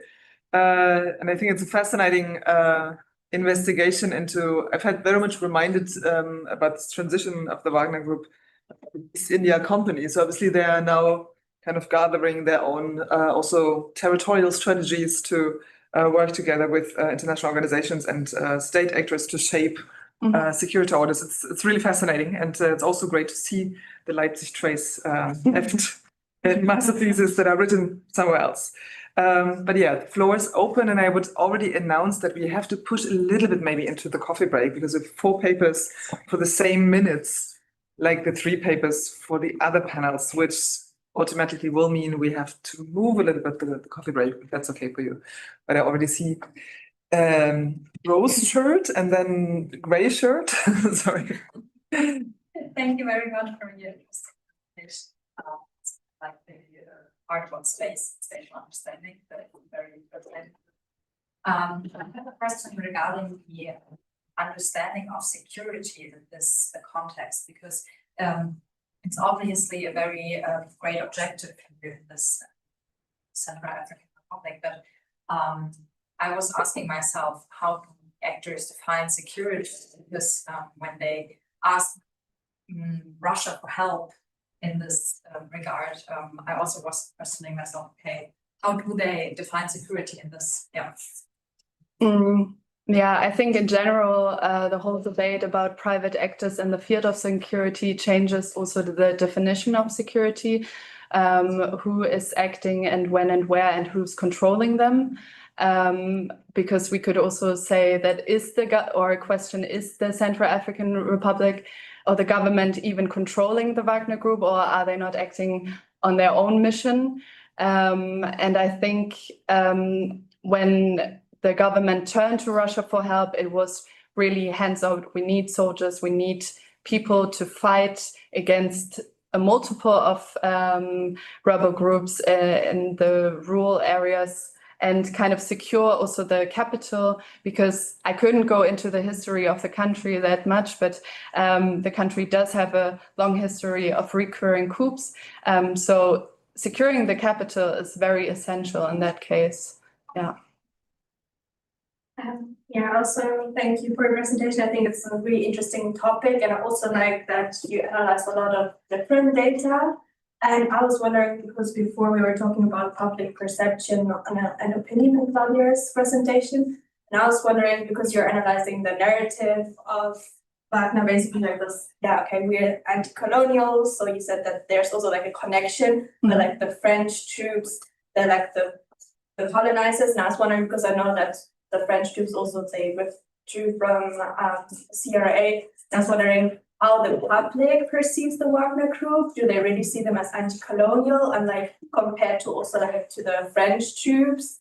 And I was also wondering, because I don't really know like so much about the CRA, does the broader public support the government? Are they happy about this? Like, do they support like those Wagner groups trying to uphold the government structure, or are they also more critical to government? Yeah.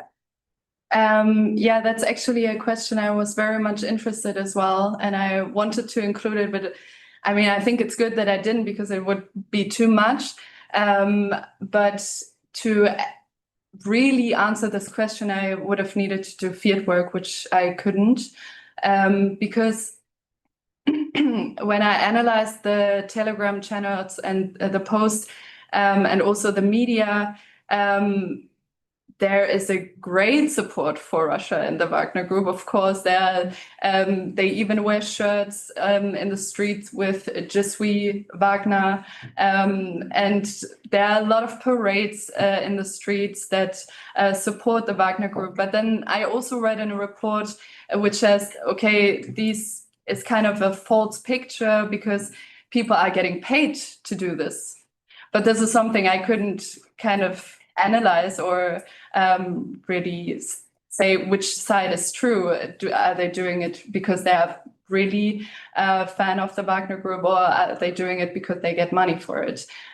So I think if we look at how the Wagner Group acts, and they target also mostly Muslim communities, I would say it's very much split, because people that support the Central African government, of course, also feel secured by the Wagner Group. But if we look at other groups in the country, for example, the Muslim community, I wouldn't think that they are supporting Wagner's activities. Aaron, thank you. Yeah, one of my questions was basically this, but I have two others, very short ones. First one, I mean, it's always difficult with groups like Wagner, but you know in which capacity they are there? Is it like, are they private contractors? Are they kind of like official Russian help? How is this working out? Because I know it's difficult always. Yeah. Maybe you know something, and maybe quickly the next one. Do you know about the with regards to the statutes about whether this was local, I don't know, the city's council, or was this, you know, kind of like an official governmental act, very, you know, yeah. So I will first answer your second question. So the statue with the mother that is protected by the soldiers is to honor the Wagner's activity during the 2020 mutiny attempt, in which Bangui was being attacked. So this was a project by the government. I don't know exactly how the structures were, how it came to this specific spot or this specific statue. And to the second one, the Prigozhin and Utkin statue was built by the Wagner Group, because it is also standing in front of the Maison Russe. So it is kind of the entrance to the Maison Russe. Yeah, and your first question was again, sorry. What kind of capacity there are in CA, or like private contractors, or Yeah, well, this is kind of difficult, especially after Prigozhin's death, because before he was still alive, the structures were well researched.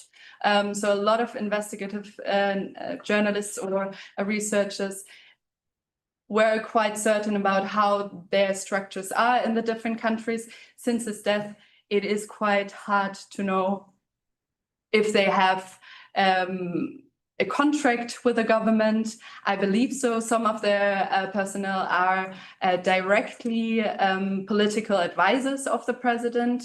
But there are also, I mean, I would also say the Wagner Group is more of a network, because there are also private companies that are active in the gold and diamond business that don't necessarily have to do anything with military support. And also the cultural center, the Maison Russe, is part of Wagner, but is not under a military contract.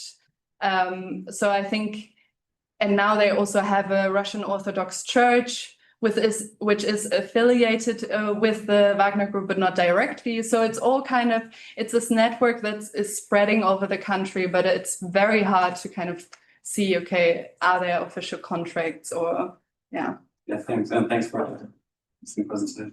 Thank you. I think that your response to that question, your consideration in that regard, demonstrates how productive this idea of assemblage actually is. It's this idea of, do they have a proper contract and come, with a mission and a kind of a signature, is obviously not helpful to explain these activities. But I keep permanently thinking about, do we actually know historical cases in which exactly there's that kind of navigation between national, international, economic, political, non-state, etc., networks and spaces has worked perfectly well into the present, and that is the mafia. So that might also, be helpful to think about these kind of networks also in those ways. Yeah. Certainly Wagner is a different type of actor, also because it's geopolitically so relevant. So therefore I think it's a fascinating case in this, that the statutes are financed by Wagner, but in front of Maison Russe, so the official public diplomacy of the Russian Federation already hints to these very, multi-layered connections. So therefore, yes. Further, And now myself a small methodological question. In the presentation, I mean, and also to analyze this assemblage, you have this semantics practices. Yeah, you have these kind of separated out and imaginations, and in the presentation they have arrows. What are the interconnections between these? I mean, was this part of the research or something? How are you making this stark separation? But how do they interconnect? Are you looking at that? How are semantics leading to practices, or imaginations lead to semantics? But in the presentation you had them, and I think for the AU versus Wagner, you had them in different orders. So I was curious about these arrows. Well, yeah, generally I would say they're very much intertwined, and it's sometimes also a bit difficult to separate them from each other, because if we take, for example, the statues, they have a semantic, a language, which like, what do they symbolize? What are they saying? But at the same time, they're also a practice in a sense that they are being used by the Wagner Group for their activities. And so it is a bit difficult, but I try to kind of separate it in order to make it not as messy as it might be. And that's why I focused in the semantics specifically on written and spoken words, and in the practices on actions. But yeah, I wasn't like, the arrows doesn't mean that much in my presentation. It's more that they all interlinked, because of course the imagination defines also how they talk about it, and how they talk about it also defines what they are doing, and also the other way around. So it's not just one way. Maybe I should have illustrated it a bit more different, also showing that it goes the other way around as well. Yeah. That's one of the more complicated questions, methodology and conceptually, that we also haven't solved here. So therefore, but we always love also to learn how others are dealing with it, and indeed it's this analytical purpose and effectiveness, right? That helps to order your material. So therefore, thanks a lot, Paula. We need to move on to the next paper in order not to skip the coffee break completely. So thanks a lot for also your engagement with the discussion.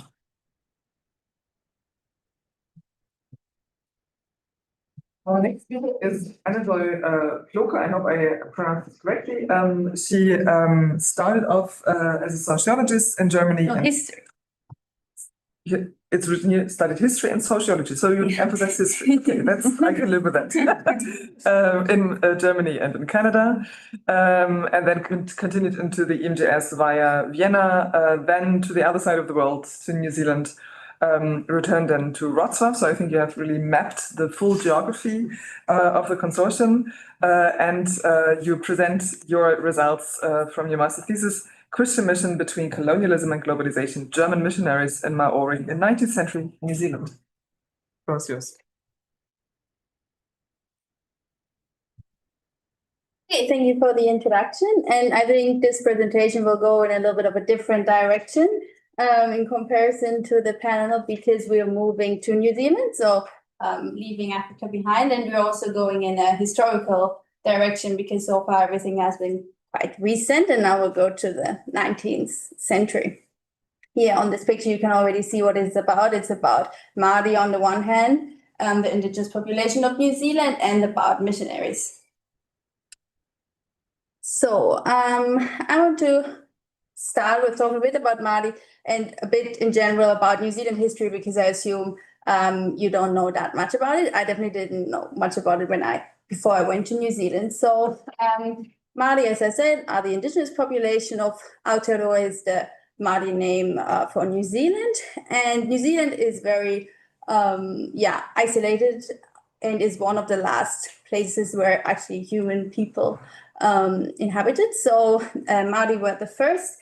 They came in several waves in waka, so canoes, from East Polynesia in the 13th century.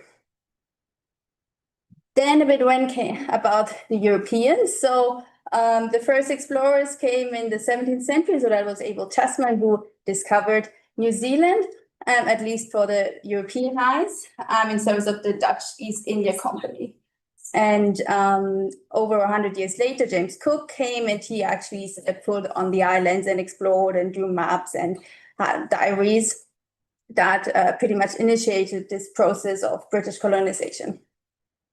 Then in the 1790s onwards, we see a bit that New Zealand is integrated into these economic networks. So sealers, whalers, traders, they read everything in the diaries. Oh, they have flags, they have timber, there are many whales, there are many seals, and they come. So this is a bit the start, but it's not yet a colony.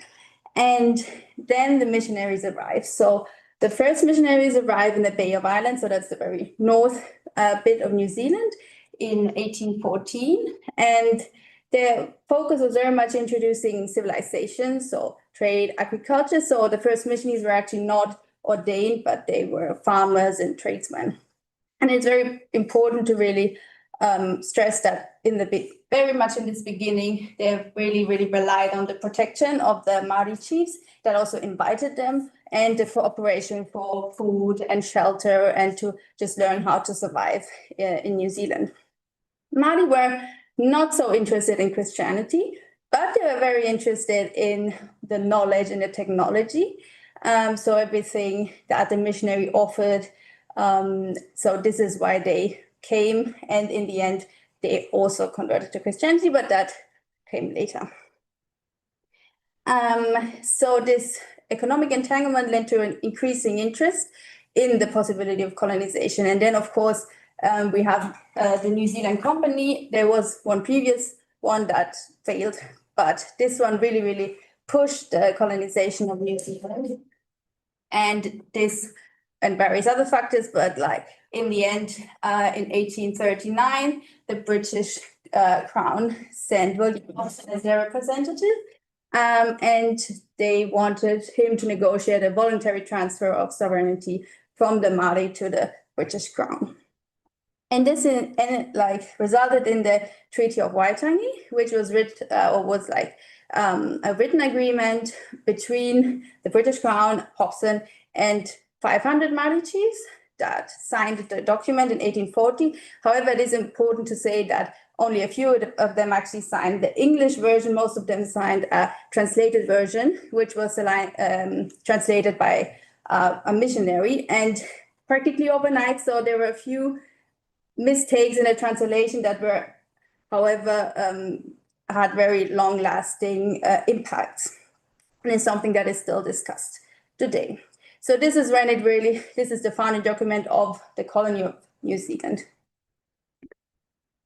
So now this was a bit the background, and now I want to talk about what I actually did. So I went to New Zealand and talked to my professors about, okay, I want to do something about colonialism, I want to do something about Māori, and they guided me in the direction of German missionaries, because as you see, missionaries were an important part in the history of colonization of New Zealand, and they were one of the many Māori, the first contact they had with Europeans were missionaries.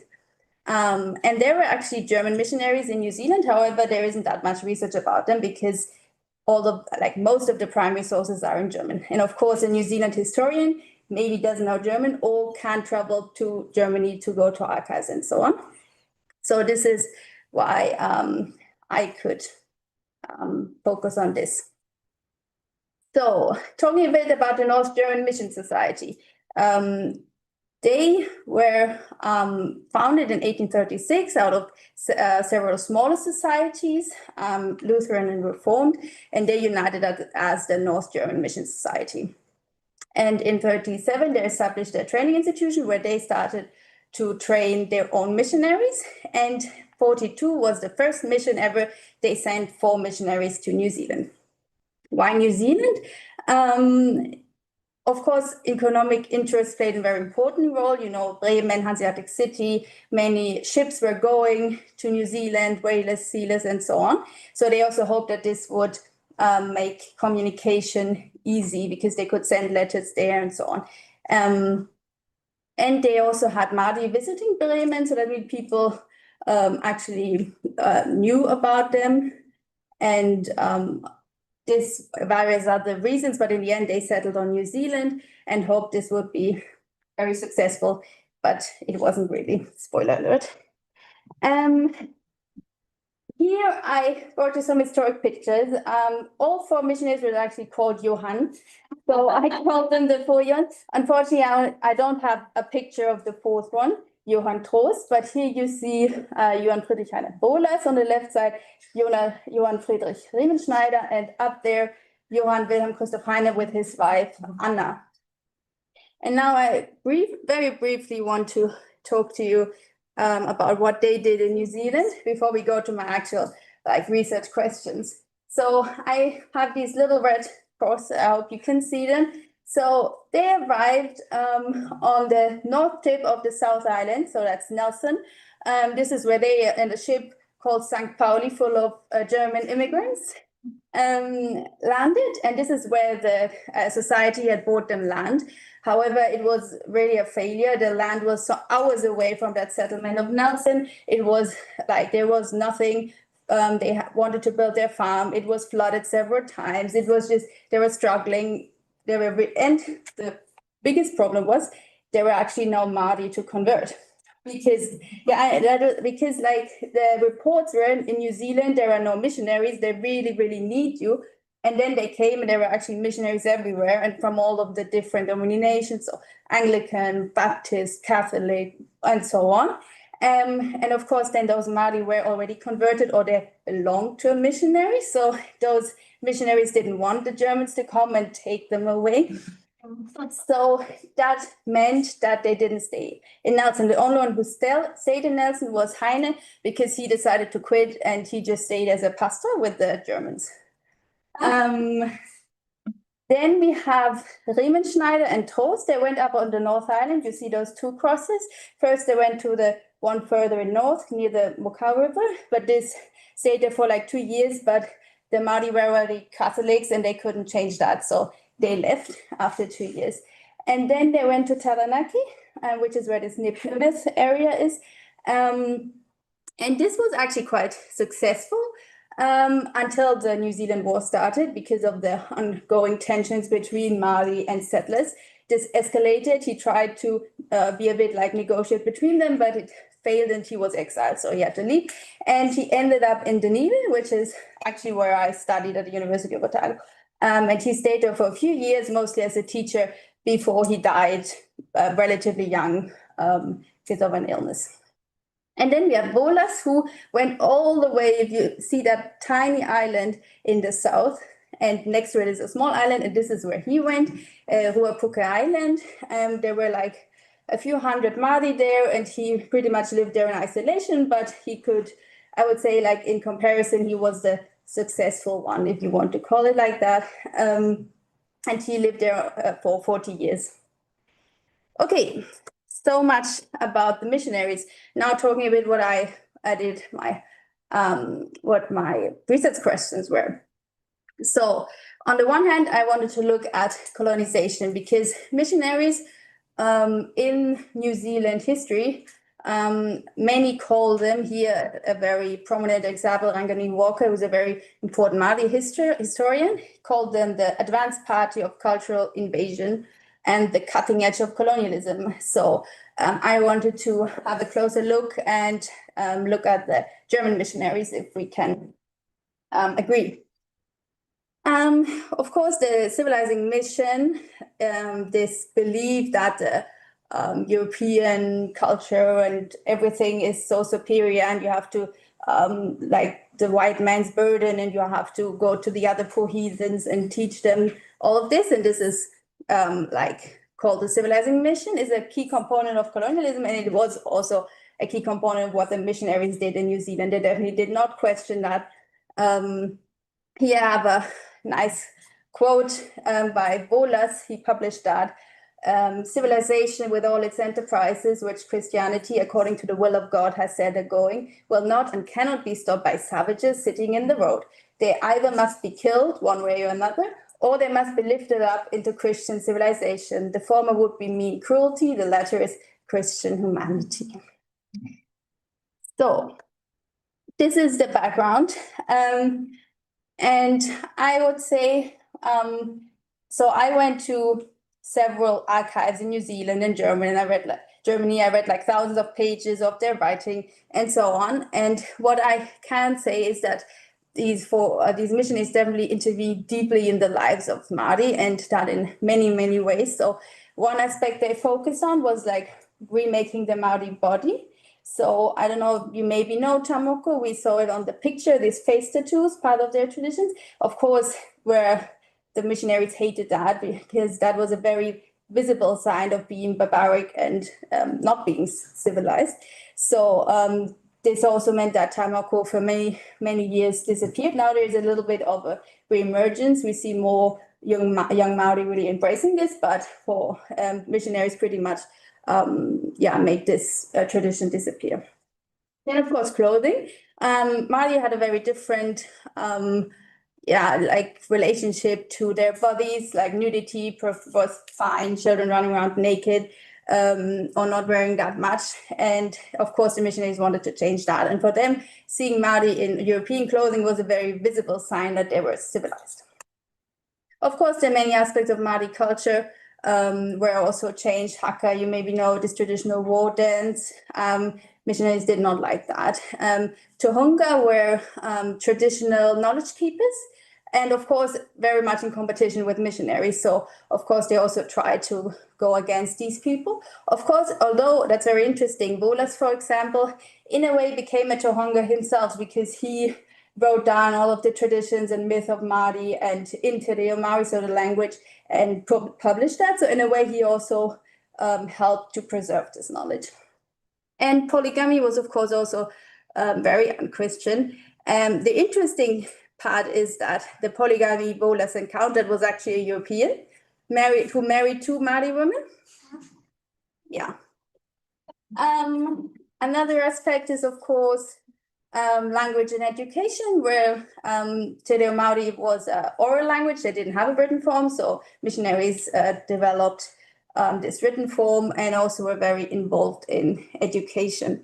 And as I already mentioned, they were like important go-in-betweens in political disputes between settlers and Māori. A very prominent figure who is still remembered in New Zealand today was also sent by this mission society, and he was a bit of a double agent and gave information to the authorities, and Māori didn't like that, so they killed him very brutally. So this is a bit the risk that mission, like Riemann Schneider, he survived, but others didn't. It was a very fragile position to be in.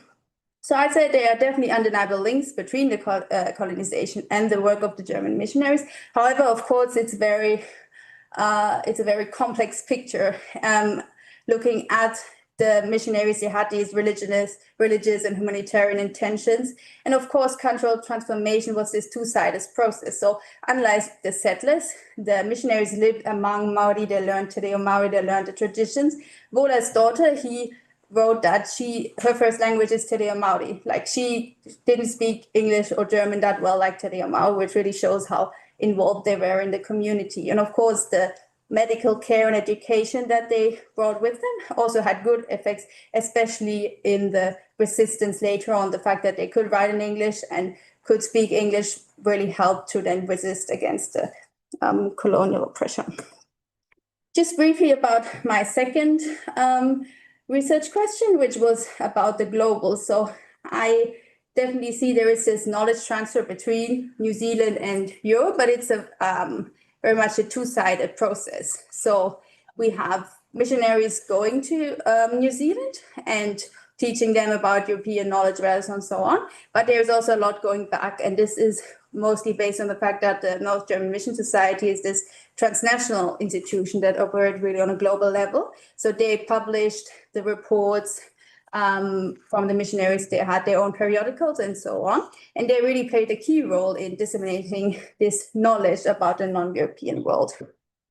So this is, I really looked at this in detail. This is their missionary periodical, which many people read. This is also how two missionaries were inspired to become missionaries, because they read this not that specific periodical, but a missionary periodical. So that's why I was interested in what kind of knowledge was transmitted to German readers. And if you look at it, it is pretty much on the one side, the missionary, the great hero, and on the one side, really characterizing Māori as this barbaric heathen, really all of the stereotypes you can imagine, and definitely very much leaning into that othering and creating this non-European other that in the end makes you feel superior and better because you're European. This is a quote out of this periodical. Just think what they used to be and what they are now. In the past, the slightest quarrel led to a beating to death and murder. People were slaughtered, roasted, and eaten like pigs and fish. Human flesh was sent as a gift. Now they can hardly bring themselves to speak of it. They used to steal from every ship they came on. Now stealing is something unknown. So this is pretty much how they describe how missionary changed Māori, and also, of course, talking about cannibalism and all of the stereotypes you can think of. So this is very much my result of this part, that there is a very unequal distribution of power in this globalization of knowledge. So othering, racism, and the construction of superiority is very much in the focus. And here I have one newspaper article which shows that in New Zealand, Māori did have a certain amount of power and could also say, okay, here someone told everyone that the Māori were mischievous and stripped the German missionary and selling the wives and so on of the Europeans. And then they could tell their missionary, hey, this isn't all right, send a message to the newspaper that they correct this. And he did. But the same missionary then wrote to his German superiors that they were just barbaric people that have no intellectual capacity and so on. So they couldn't control that at all, was in the end published in Germany, and the pictures that were disseminated in Germany. So this in the end also contributed to the legitimization of colonialism. Thank you very much.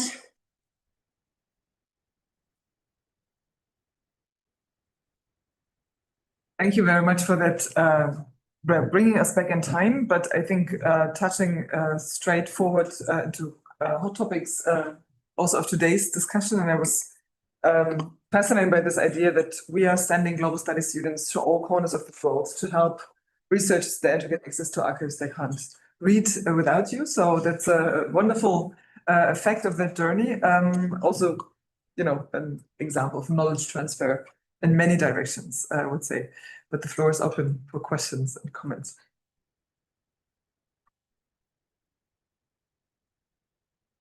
Yeah, so despite I also like studied history once in Germany, I feel like we never talk about colonization and the role that Germany played in New Zealand. So I was really surprised and happy about your presentation.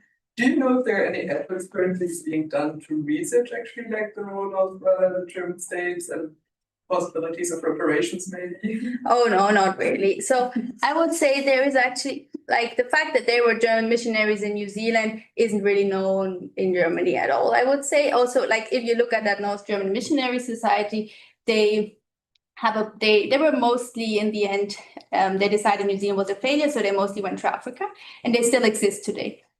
So when they did a book about, oh, we exist since 150 years or so on, they called New Zealand the forgotten chapter, and it was like 5 pages long. So I would say German historians didn't really focus on that at all, or there isn't really much research about it. There is some in New Zealand because, of course, for them it is more interesting, but of course these language constraints very much still apply. I mean, there is a lot of research about German missionaries in Africa, particularly also about exactly those missionary societies. Adam Jones, for example, has published quite extensively on it.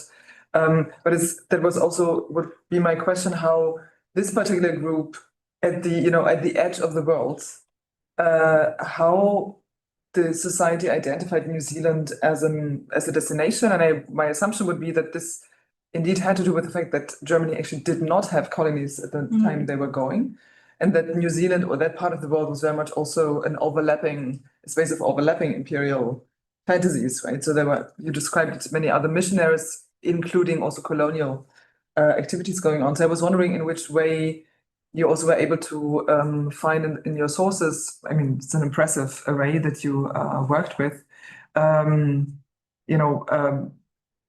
Considerations about why this is useful. I mean, it's far away. It takes such a long time to go there. And you show also how few they actually knew. Yeah. So all this idea about civilizing mission, I'm just wondering how this can work if you actually don't know anything about what you want to civilize.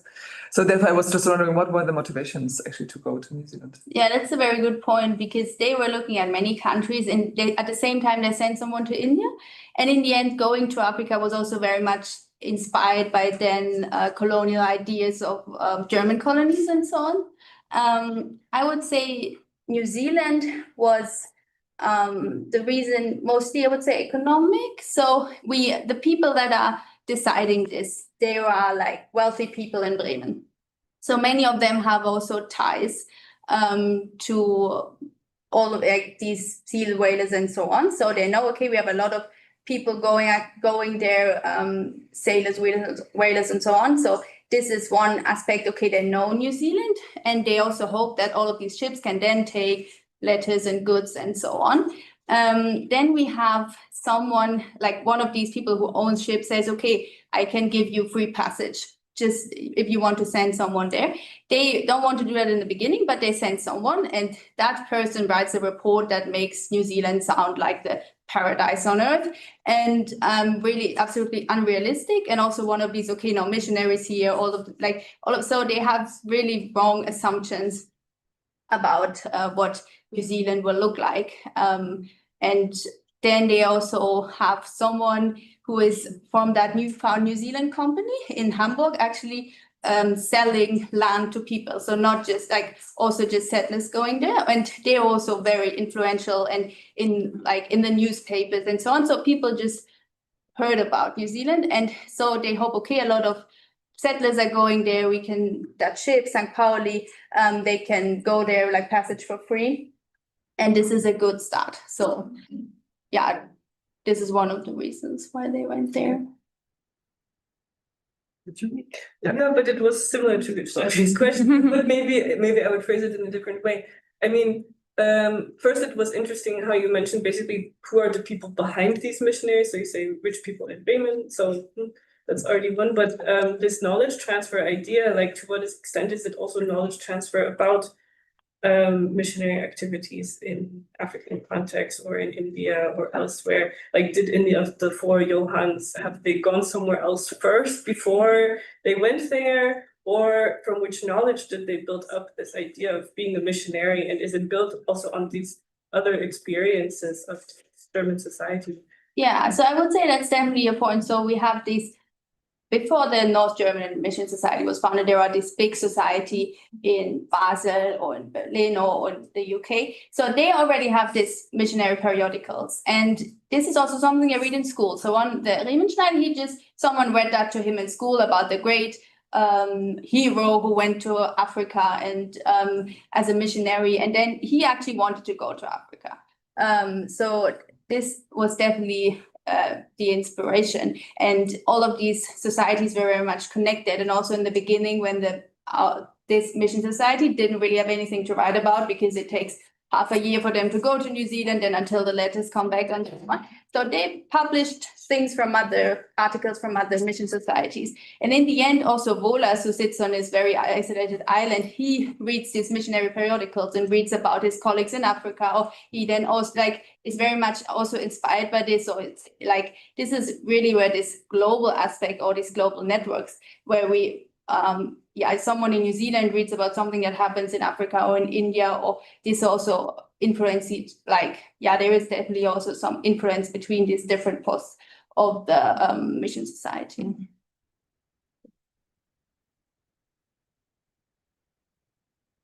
Further questions or comments?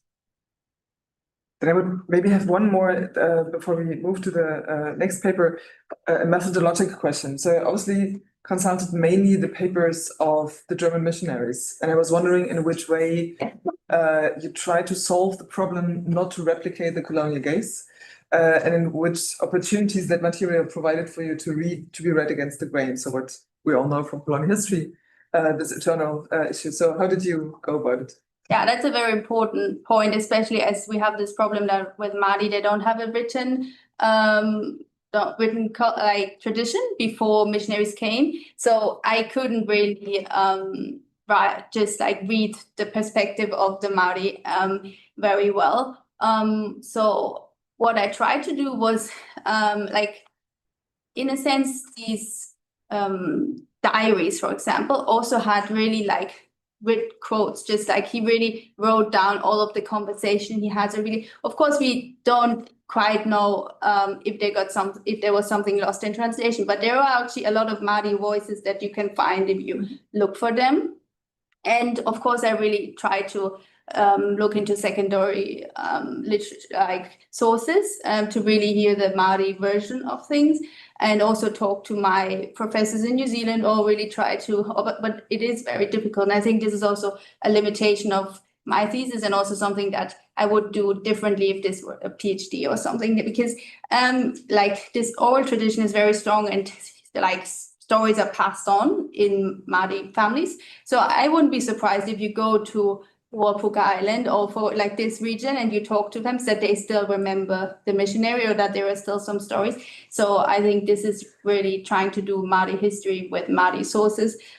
This could be really interesting if you have the time to do it. Yeah. Well, PhD might give the time for that, and I think it's still an important starting point, right? So I was not intended to say that reading German archives only simply, misses out on Māori. I was just curious how you went about it, and I think that you also well demonstrate by contextualizing these sources how much they actually contradict this kind of narrative of, explorations and civilizing mission. But there are a lot of traces of failures, of miscommunication, of traps, of decisions being made otherwise. So therefore, I think that's a great job that you did. Okay, thanks a lot also for the.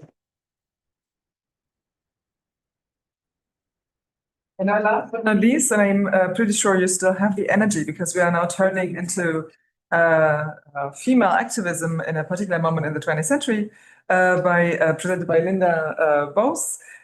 She started in Lüneburg in cultural studies and sustainability science, and then went into the EMGS program, first in Leipzig and then in Vienna, which is a wonderful combination, I guess. And somehow I see the traces of Leipzig also in your work here, which of course is great.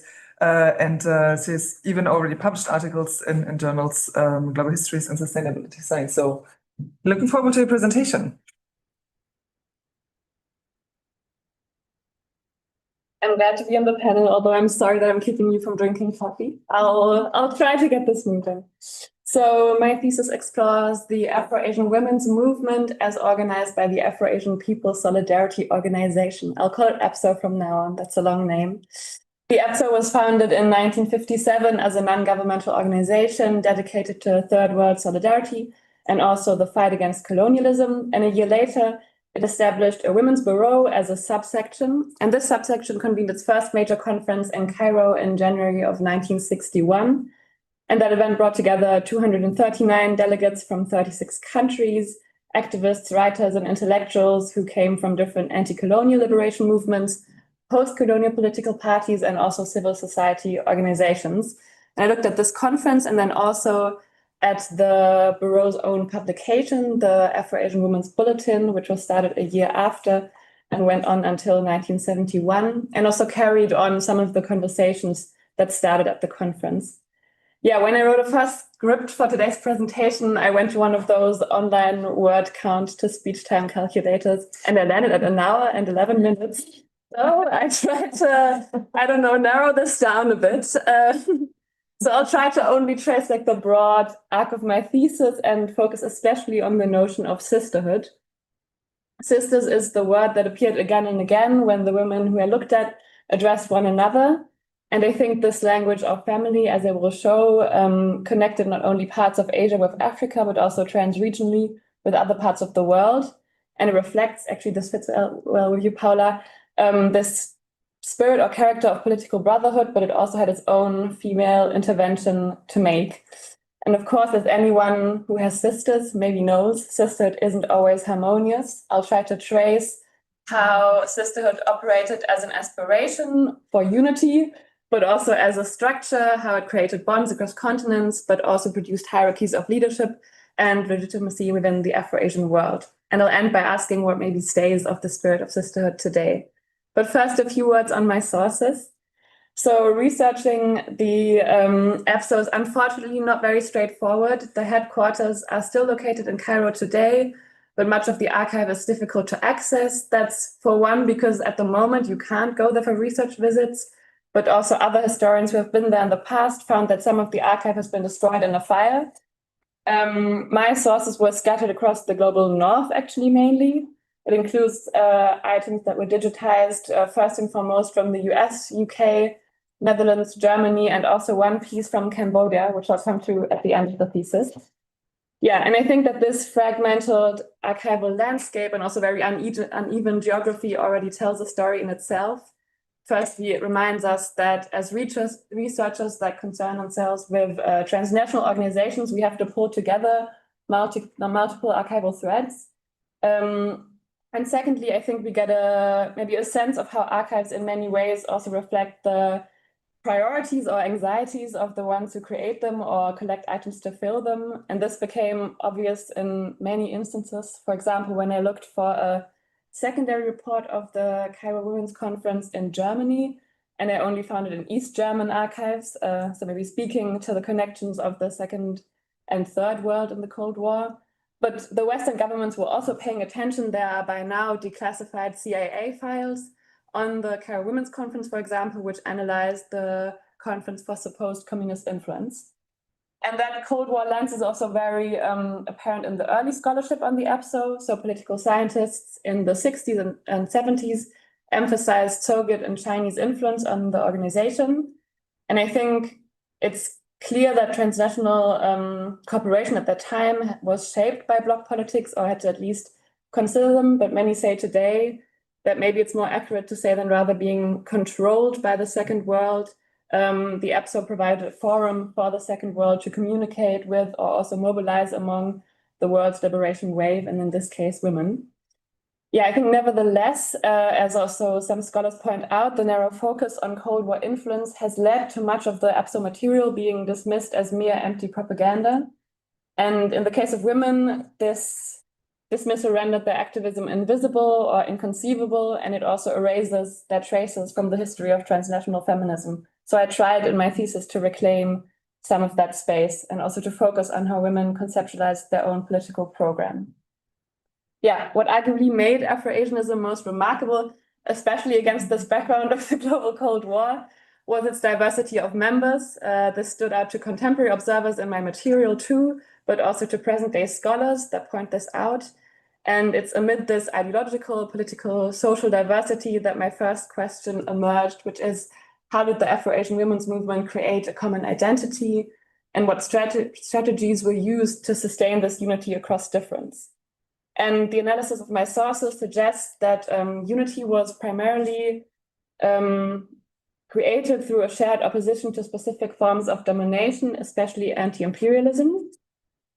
So importantly, this struggle against imperialism linked both different geographical areas and also temporal dimensions.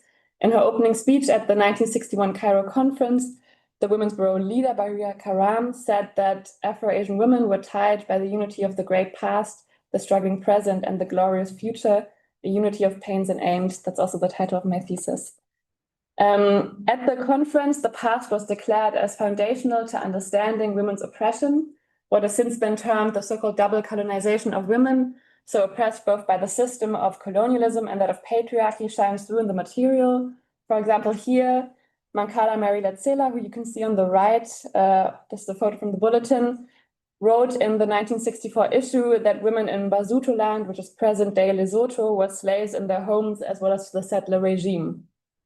But if the past was marked by oppression, the conference and the bulletin make clear that it was also marked by women's resistance. A very large part of the conference report, for example, is devoted to Algerian female freedom fighters.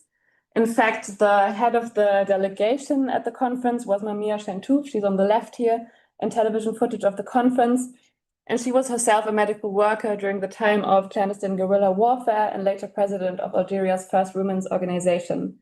And stories like her are celebrated throughout the conference, but also the bulletin, of which basically every issue featured a biography, a short story, a poem, photo story of women's sacrifice in national liberation struggles.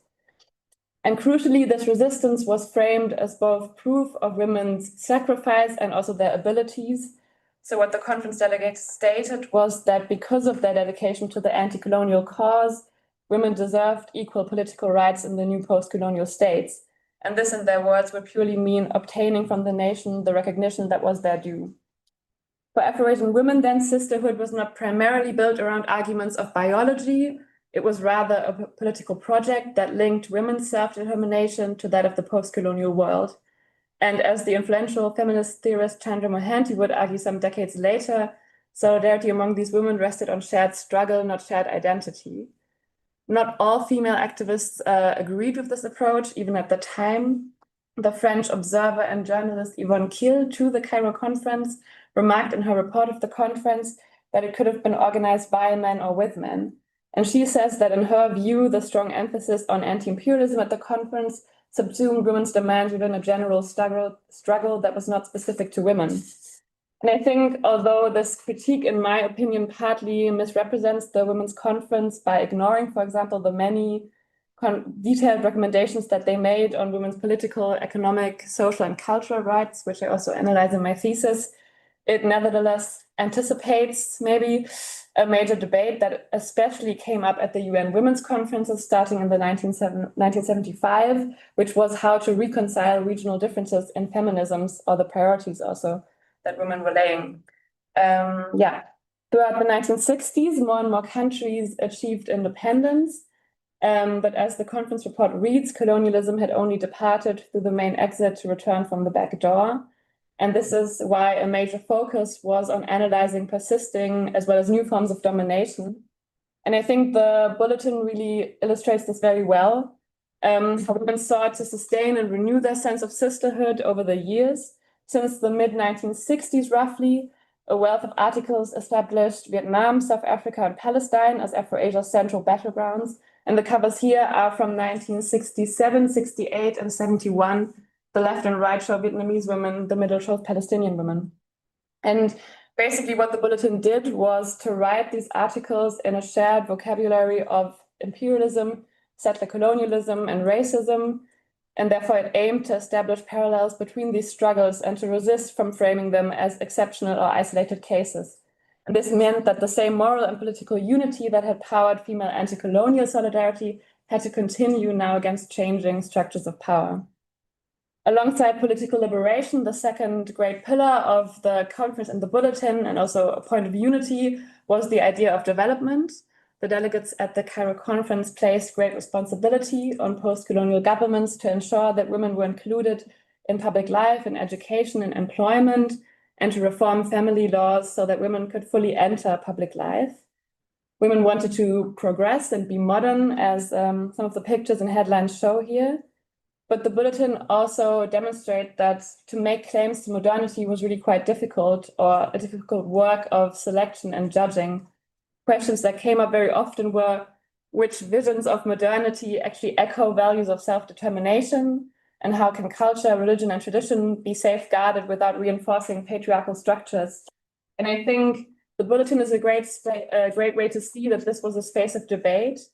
So many authors claimed or equated modernity in the bulletin with a secular state, and they also criticized a lot of religious traditions, and others reclaimed feminist value in religion and traditions and customs. So this was really quite different in the articles. Actually, the Cold War's First World rarely comes up in the bulletin as a source of inspiration concerning development. Much more prevalent was the view that the Second World, especially socialist states in Asia, were an example of legal reform, of state welfare, and of cultural transformation. And unfortunately, I can't really go into that chapter in too much detail, but I want to emphasize the diversity of encounters between Afro-Asian women and those from the so-called Second World, as you can see in the headlines here from the bulletin. The eastern part of the Cold War's Second World was clearly envisioned as part of Afro-Asia. This is also reflected in the logo of the organization. And these countries in turn seized the room to showcase their own approaches to gender politics.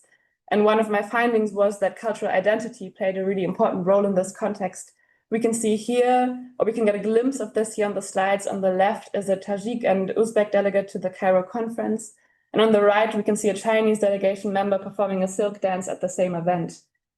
Over time, the bulletin expanded this imagined geography of Afro-Asian solidarity. And by the last issue in 1971, the bulletin also served as a stage for European socialist women to express their solidarity or articulate their relevance to the struggles of African and Asian women. As you can see in the headlines here on the right, I ordered them by time. And overall, I traced an increasing socialist self-identification of the Afro-Asian women's movement. I think this development needs much more research, but I would be cautious to read it as like a simple communist, Soviet, or Chinese takeover. The continuing diversity actually of the member states represented at the second Afro-Asian conference in 1972, the Women's Conference, is one indication that the Women's Bureau still upheld its commitment to exchange or personal exchange through or cross national and ideological boundaries. Yeah, my search for unity and sisterhood was always accompanied by a search for the cracks within it. This was really difficult because in my thesis, I worked with the most official documents of the Women's Bureau that were designed to project unity, cooperation, and progress. So it's hard to see moments of dissent, although I think we can be sure they existed.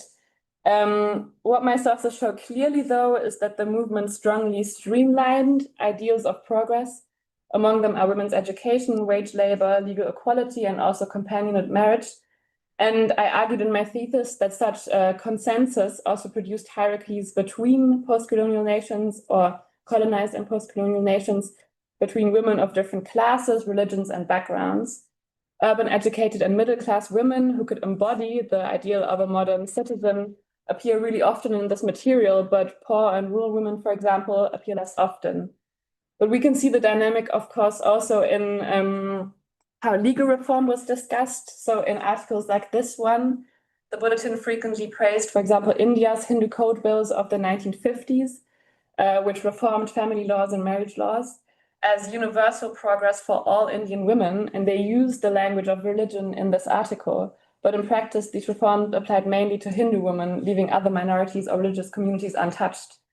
And another hierarchization was that of putting some nations above others. Egypt, or rather then called the United Arab Republic, which was the host of the APSA and the Women's Bureau headquarters, really profited here. The Afro-Asian comparison often depicted Egyptian women as enjoying a really relatively advanced status in the post-colonial world. And from an Egyptian perspective, the Women's Bureau activism then served two purposes.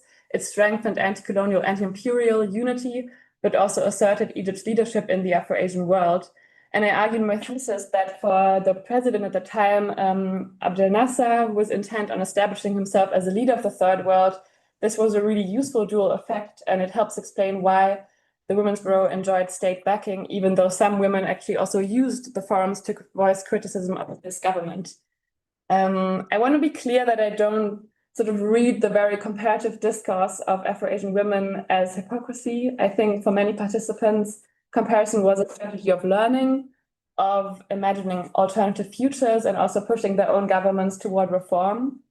But I want to emphasize that it also reveals how the movement was structured internally. Even though African and Asian women, as this thesis has shown, were really actively engaged in post-colonial world making, they were in the end more often than not also sidelined in the consolidation of post-colonial states. And the bloom of Afro-Asianism sort of withered in the 1970s under the weight of economic crises, of Cold War divisions, of authoritarian governments and nationalist orientations. And at the same time, what was been called global sisterhood has also withered. This became overshadowed, especially also at the UN conferences of women, by false universalism and by unacknowledged hierarchies within feminism itself. And I think the argument of my thesis really reflects this ambivalence of sisterhood. So rather than asking whether sisterhood succeeded or failed, I think it's more important or maybe productive to ask what remains of it or what can inspire us today.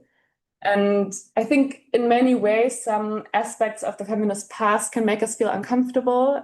Historian Deba Mitra, who I think is really helpful in this regard, says that it can seem really hard to argue for feminist solidarity today through sisterhood in times where maybe also biological essentialism is propagated again. But at the same time, she asked us to see the material conditions that once made it possible and powerful. And I try to do that in my thesis. I think the Women's Bureau really created both physical and also intellectual spaces for debate. For some women, it was the first chance to travel, to meet other women, to be part of a shared publication. And these were not just symbolic acts. They remind us that neither anti-colonialism nor feminism were the visions of isolated intellectuals, but the work of collectives. And the material dimension of Afro-Asian sisterhood also shown through at the fringes of my sources, most visibly in memories, in stories and images. So one of my favorite traces is the Cambodian delegate to the Cairo conference, Fleck Firun's autobiography. You see it on the left here, and it was kindly translated by my friend Lepeng. And here she describes how she was by chance grouped with the Mongolian delegates at the Cairo conference for a group photo with Nasser. And she also says that this was the start of a friendship that led to invitations to her visiting Mongolia, etc. It's a really nice description. And I think the maybe also physicality of Afro-Asian sisterhood could lay in what was the special moment at the Cairo conference the first day, where many delegates walked through the streets of Cairo, some waving the flags of states that haven't even been recognized yet. I think we would maybe choose a different vocabulary for feminist solidarity today. I personally think I would. But I draw inspiration from the thought that while some bonds of Afro-Asian sisters have surely fractured or not survived, others might have endured and carry ideals that still resonate. So I end with this nice quote by Vijay Prashad and Elizabeth Armstrong: "To give solidarity's history, contradictions, and affect may rob them of their more supernatural qualities, but it may also allow for the development of more durable bonds among our unknown cohorts in struggle." I very much agree, and I believe it makes them more honest and also open to renewal. So thank you.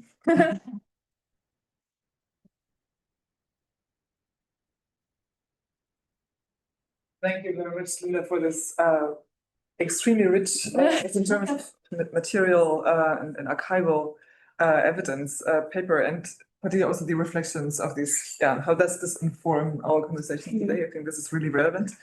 I'm really grateful about the slide where you listed all these different archives. I was just this week teaching in the European Studies group why archives are relevant and how to deal with these different archives and how to relate them to each other. How important contextualization is. So thank you for illustrating that point. But there are certainly also other aspects of your presentation that inspire for questions and comments. Who wants to start? And the coffee will only be served after questions.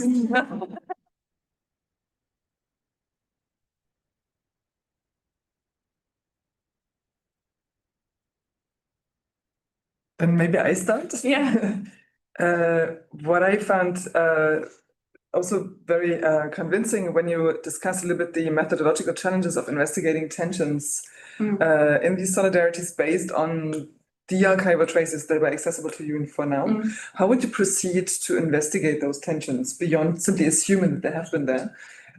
Which kind of material would you work with? Yeah, I talk a lot about in the end of my thesis about diversifying archives, and I think even though this was the only personal sort of entryway I had, the Cambodian delegate, the autobiography, I think personal stories or experience are really valuable. Also because when I read her autobiography, I was really surprised because she didn't talk about politics at all. And you think, or that's what I think a lot of people say about the EPSO, the Cold War divisions, the different ideologies, how did people work together? Nothing was in her biography at all on this. She simply talked about like the friendships, about the experiences she had while traveling. So I think, looking at it from a more personal standpoint is really helpful to come there from another side. And then I think you could probably also look at the conference from national angles, which some people do. I know there's one article which focuses especially on the Tunisian delegates, because Tunisia was also one of the countries that was highly discussed in terms of the family laws that were reformed there. And that's really interesting to see how they also even themselves reflect the sort of very, very positive and also very influential position they had in the end at the conference, being an example for other women, leading other women in their decisions. Yeah. I can continue. Regarding these tensions, I mean, it's not only within the organization, but I was also wondering what you found in terms of the EPSO's relation to the parallel activities of the UN around women's highlighting and celebrating women as actors in development, actors in peacemaking.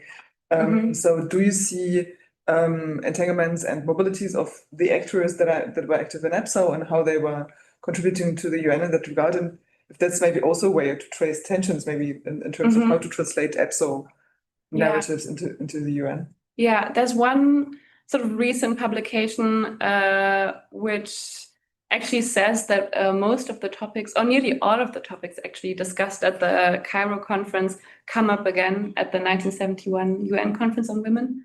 And I think what they say here is that it's super interesting if we look at this narrative, maybe more mainstream narrative, that European or American women were really surprised at the UN conferences on what other women thought of them or what their priorities were. Where if we look at the archive, we can say if you had paid any attention to their activism beforehand, you would have known what their opinions are and what kind of maybe feminism they believe in. So I think it's interesting to see how these a lot of the topics continue into the UN.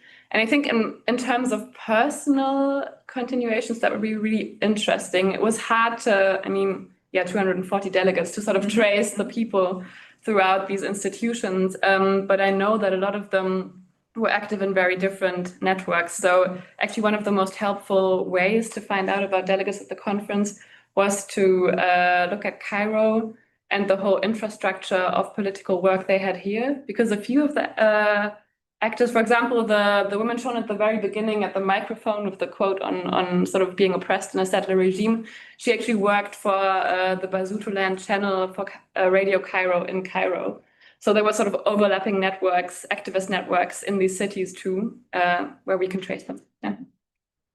So there's another project in the house on the So at some point, so in the 70s, the women's funeral dissolves or it becomes less important.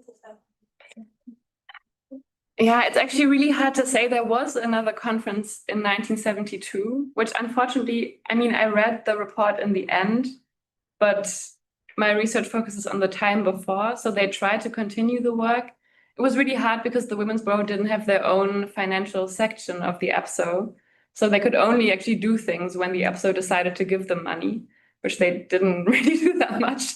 And the bulletin, I think, stopped. At least I couldn't trace any other issues published after 1971. But it's super hard to trace. And I mean, the EPSO still exists today. It's just a sort of a shadow of itself. But don't you think like I don't really understand, like I understand that it becomes like less important throughout the 70s, but don't you think that like from your personal experience or personal perspective, that it's like very important that they would have like these big conferences again to get more like gender equality on like all political levels? I definitely think so. And I guess my personal suspicion would be that with the UN Women's Conferences starting in the mid-70s, that was a forum where these women could also represent themselves in front of an even bigger audience. And I think it doesn't mean that there's no need to talk within their group anymore. And to also, I mean, they specifically met without, for example, European women or American women or also, other women. But I think maybe that need was taken away a little bit by these even more global women's conferences that then were a form of exchange. But I think that would be a question that you could answer by tracing individual actors and sort of asking if this was actually the case.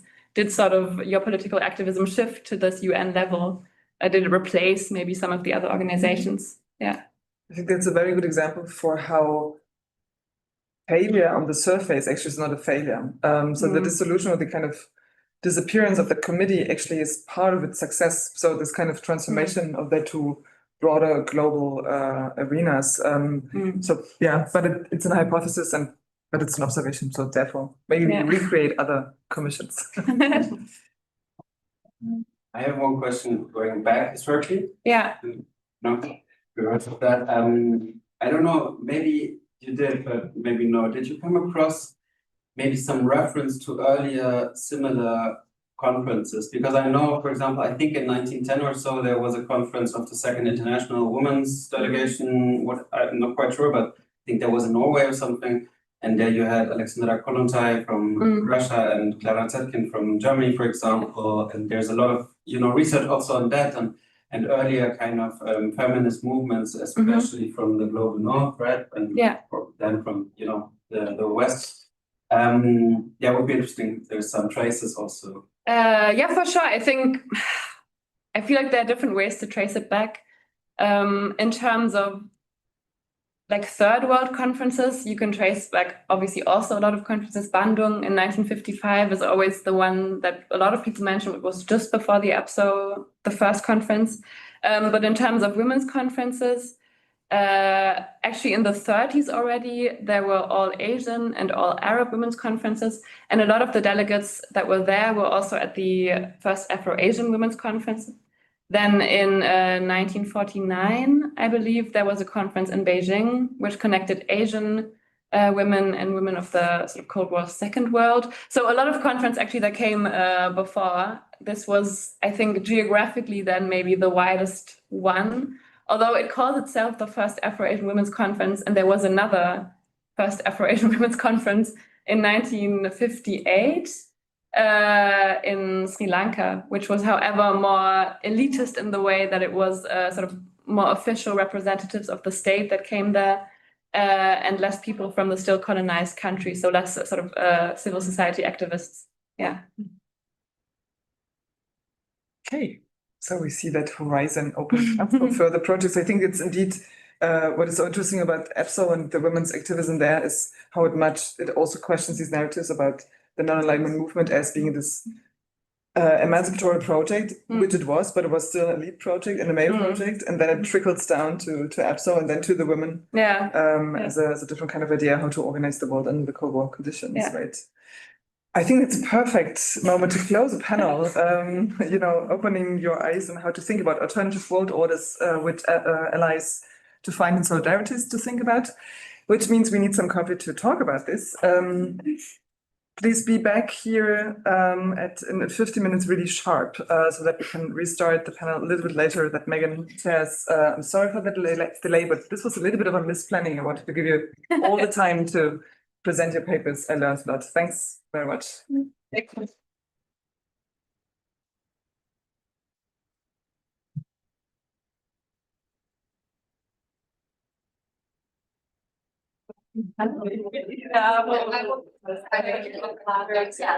great. Ich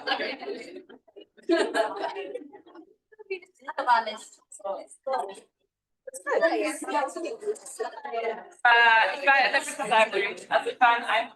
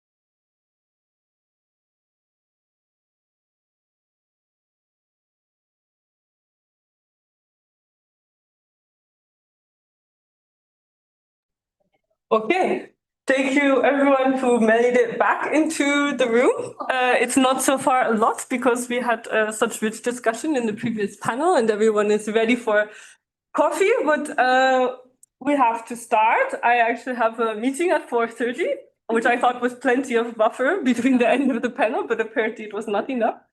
So that means to keep everything as on track as possible. So, Suhana, I also tried to write you before, but it was not working with the connection. Simply to that we maintain the schedule of 25 minutes total per paper and Q&A. As according to schedule. So first, I'll introduce Suhana, who joins us online. She pursued the EMGS program in Vienna and Wrocław, so not with the benefit of this name tags here, which has already our affiliations on there.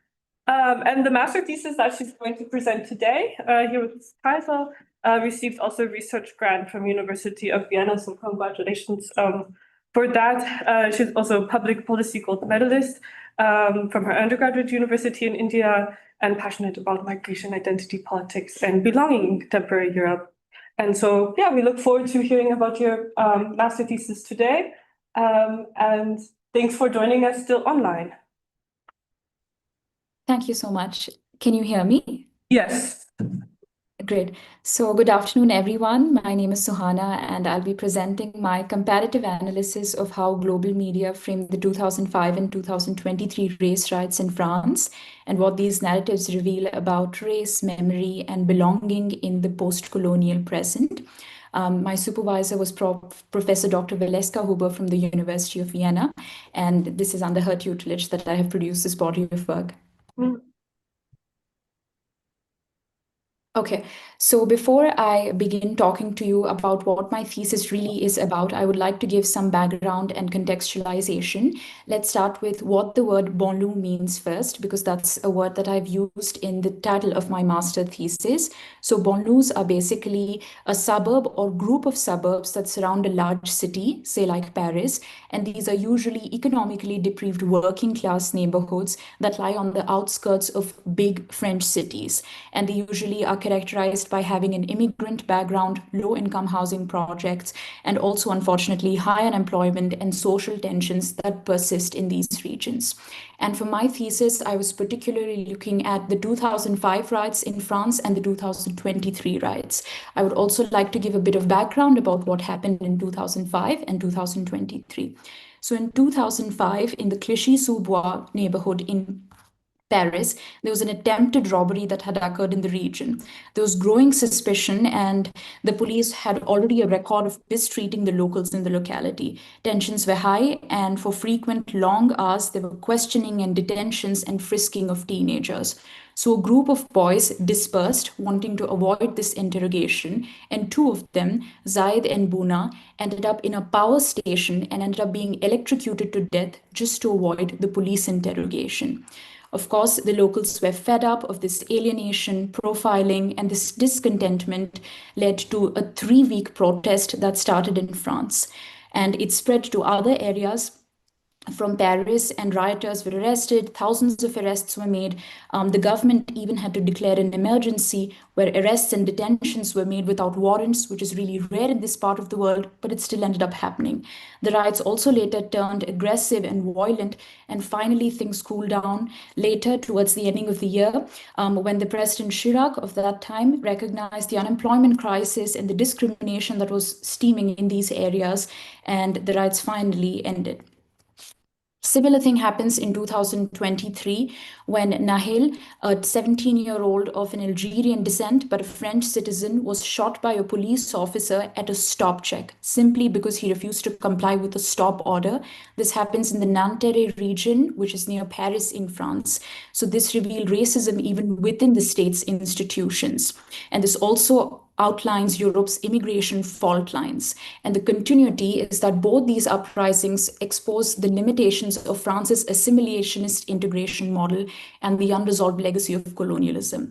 Here to depict it, I just have from the New Yorker a snippet, a photograph from one of their articles, which shows a life in a Paris banlieue. Moving on to why this topic matters for me personally and for global studies, it's because migration and integration are global political flashpoints. It's not just a French issue. It's not just an issue for the European Union. It's an issue for countries worldwide, whether it's the United States, whether it's Australia, Canada, the UK, everyone seems to be struggling. France mirrors wider Western struggles between universalism and multiculturalism because France happens to be one of the biggest immigrant population countries within the European Union. The bonus also embodies structural inequality and exclusion and give us a good geographical point to begin our research. Media coverage shapes global understanding of race, identity, and belonging. So my research contributes to global studies by linking these three: media, memory, and migration. Now, my research aim and core question: to examine how international media frame the 2005 and 2023 French riots and what these framings reveal about global narratives of migration, race, and post-colonial identity. I ended up doing a comparative analysis of 4 media houses, the first one being the New York Times from the United States, the BBC from the United Kingdom, Al Jazeera from Qatar, and Al Watan, which is an Algerian French language daily, so that we could cover all geographical bases and also integrate different perspectives. My core research question was, how do international media outlets narrate the causes and consequences of French race riots, and what does this reveal about the global understanding of the post-colonial present? My objectives for this thesis were to analyze the historical roots of migration to France, compare assimilationist versus multicultural models, and see what outcomes have been presented in the last few years with these, examine media representations of rights and identity, particularly in France, and try to situate these results in a global and post-colonial framework. The methodology that I used was mostly a qualitative media discourse analysis and frame analysis. So the difference between a media discourse analysis and frame analysis is really interesting. In the media discourse analysis, we're looking at how media language constructs reality, power, and ideology. And in the frame analysis, we're looking at what is selectively emphasized. It could be words, images, or even quotes. I did a comparative study of the New York Times, BBC, Al Jazeera, and Al Watan on the 2005 and 2023 riots, supplemented by scholarly literature, which founded the theoretical basis of my thesis. The reason I used a media analysis is because media acts as a site of power that shapes collective memory and political discourse, and this sort of comparative framing helps us to understand ideological and geopolitical divergences. So I had a really interesting researcher positionality and global relevance because I'm not European or French. I could position myself as an external person with a post-colonial perspective, enabling a critical distance. We tried to also ensure sensitivity to race, memory, and structural inequality in this thesis, and a responsibility to avoid sensationalism. Even though this is a topic that I'm particularly academically and personally really passionate about, I really tried to ensure that we are writing objectively and factually about this. The global significance is that riots are transnational symbols of inequality, and media framing reveals global power hierarchies and narratives that are shaped by colonial continuities. My key findings for this thesis were really interesting. The first one was that media reflects positionality, not neutrality. I also did a bachelor's in journalism in India, where we often debated on the question of, is it possible for media and for news to be 100% objective? And my conclusion at the end of 3 years of studying a journalism degree was that it's not. And the best thing for us to do as citizens of our countries is that read wider. If you're interested on a topic or an article, that we read about it across various media houses and then make up our opinion. And we are simply not coloring our opinion on the bias of the one media house we are referring to. Now, the BBC and New York Times attributed the riots majorly to political failure, youth unrest, and a breakdown of law and order. Whereas Al Jazeera and Al Watan acknowledge the colonial legacy, structural racism, and exclusion. We also can identify lexical patterns of the use of the words such as ghetto, violence, immigrant, and Muslim, which further shows us the negative perception of Islam that's currently ongoing in France and the wider world, and also the Western avoidance of colonialism and racism, even using these words, further propagating selective memory. Now, my research gap and global implications. So when I decided to finally do a research for my thesis on this particular topic, my supervisor and I decided that there was limited scholarship on global framing of French rights. So it would be interesting to take a perspective where we're doing a comparative analysis, because there's usually an overemphasis on French domestic discourse and not so much international discourse available on such topics, which brings us to the need for having a transnational and comparative perspective. The global implications that this thesis aims to fulfill is that media shapes the global understanding of integration, and rights help us illuminate tensions between memory and identity. It also calls for a historically grounded and globally aware media analysis, not just for us as academics and scholars, but also for the layman going ahead. The solutions and future direction that my thesis proposes is that we move from a strategy of assimilationist migration to multiculturalism. Now, the difference between an assimilationist integration and multicultural integration is in an assimilationist integration strategy, we are expecting that the immigrant completely adopts the dominant culture. Whereas in a multicultural integration strategy, we value the coexistence of various cultures in a society. So it's better for us in a long run, and it helps us eradicate social tensions or at least diminish them. We want to also have an evidence-based approach beyond colorblind universalism, which is currently ongoing in France. There is a need to collect data on discrimination and acknowledge colonial memory. An interesting way that France is trying to do this is the Trajectories and Origins Survey, which happens every 10 years. France is one of the few countries in the world that prohibits race-based statistics. But this survey, the Trajectories and Origins Survey, is able to quantify and analyze the reality of discrimination by seeing where people who are French citizens are coming from, and seeing their experiences while making policy decisions. And of course, it is important to align integration policy with empirical social realities. My thesis also leaves future research scope, which is that currently, in my thesis, I look at analyzing media houses and print media, but it would also be interesting to integrate the perspective of a social media ecosystem analysis, since most of us now get our news from social media. Also, the French domestic media comparison would have been interesting, but I don't speak French that well that I could have fluently navigated that landscape, but maybe I will learn it one day. And computational textual analysis in the age of AI, we could use it to our benefit. Sometimes through manual research, we are not able to identify certain patterns and structures, but through a computational textual analysis, we can enrich our research. And most interestingly, an ethnographic engagement with Bonlu communities could prove to be an incredible learning experience to further enhance the research of this thesis. Lastly, I would like to say thank you so much to EMGS, the consortium, for giving me this opportunity to present virtually. I will be there tomorrow, but today, because I'm traveling, it was not possible to be there on site in person. And I'm also really grateful for having studied in Wrocław and Wien. And these experiences have helped me in writing my thesis, the classes that I took, the peers that I met, all of them were a fundamental part in helping me pen down a thesis like this, which comes perfectly at the intersection of what I feel personally and also my academic interests. So thank you very much.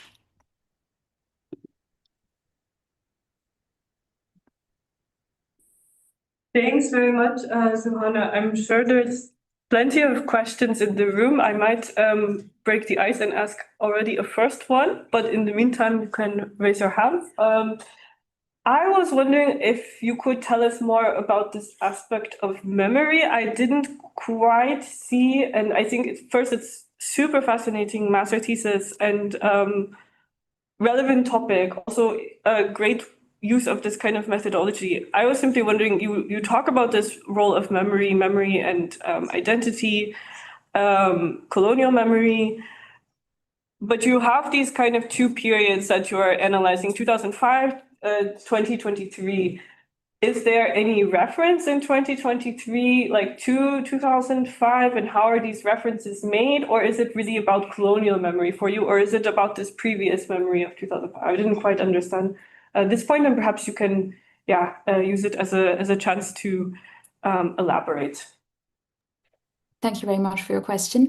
Now, the decision of taking 2005 and 2023 was that these instances were really similar in terms of what happened, and the targeted people here also happened to be Muslims, also happened to be people from an immigrant background. So we thought that that would enhance the research. And when I talk about memory and identity, in an interview in 2023, I remember that there was a person of color who said that she feels French, but they are not perceived as French, which sort of tells us that there is some sort of dichotomy over what a group remembers about its past and what it believes itself to be in the present. So we're talking mostly in terms of colonial identity when we talk about memory, and not particularly about 2005 and 2023. Okay, thanks for explaining. Are there questions? Suhana? Yeah, sure. I don't know if she can hear me though. Can you hear quite well if she speaks loudly? Yes, I can hear you. Okay, good. I like that you combine the frame analysis and media discourse, and also like that in your presentation you made references to your positionality and the connection of your topic to global studies. And I was wondering, because you're mentioning a topic for future research, and like, do you have already some assumptions what a comparison of French domestic media narratives versus the global narratives would show? Do you have some assumptions what the differences could be? Yeah. Thank you very much for your question. So honestly, because I don't understand French at a really great level, I mean, I have studied French, but at a really beginner level. I've only read translated versions of French media, and I've put that in comparison with what international media says. Now, the French have this sort of policy of universalism, and they try to not talk a lot about race whenever they're making media reports and things like that. But it's not good to just brush it off. It's also important to acknowledge these things, because if you don't, then they are only portrayed in a negative light. So I think if there is a scope for me to do deeper research going on onto this topic, it would bring us more interesting insights about how we can progress with it. Thanks. Further questions, comments? Then maybe I would ask one further question, also about this distinction between 2005 and 2023. To what extent, like, did you find in the analysis of 2023, is it focused very much on France? Like, you made this distinction between the different kind of news outlets. I wonder that because after the murder of George Floyd in the US, this was also much discussed in the French context. Also, the French president gave interviews also in the US media contrasting French universalism and colorblind equality with American multiculturalism. And so I was simply wondering to what extent you found that there's perhaps other racism, other memories that are also being analyzed in these news reports, or is it really, were they focused solely on the French context? And then if so, how to contextualize that actually in the background of these kinds of discussions? So my thesis focused mostly on the French context, and as I've discussed, I've analyzed 2005 and then 2023. And more importantly, the picture that comes up, that the stark difference that comes up when you look at it, is that the times really changed between 2005 and 2023. And as you rightly mentioned, with the George Floyd case that recently happened, and the new advent of social media, it is now easier to publicize a case and bring things into the media really quickly.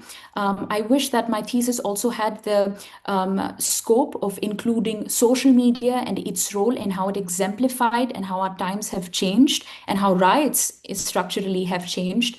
But for the limited scope of a master's thesis, I mostly looked at print media, and yeah. Okay, thanks. We have time for maybe one more question for Suhana, one or two. No? Good. Great. Then thanks so much for joining us. And yeah, please, of course, stay in the room. You can also ask questions to your colleagues here. And thanks very much. And we look forward to seeing you in person tomorrow. Thank you very much.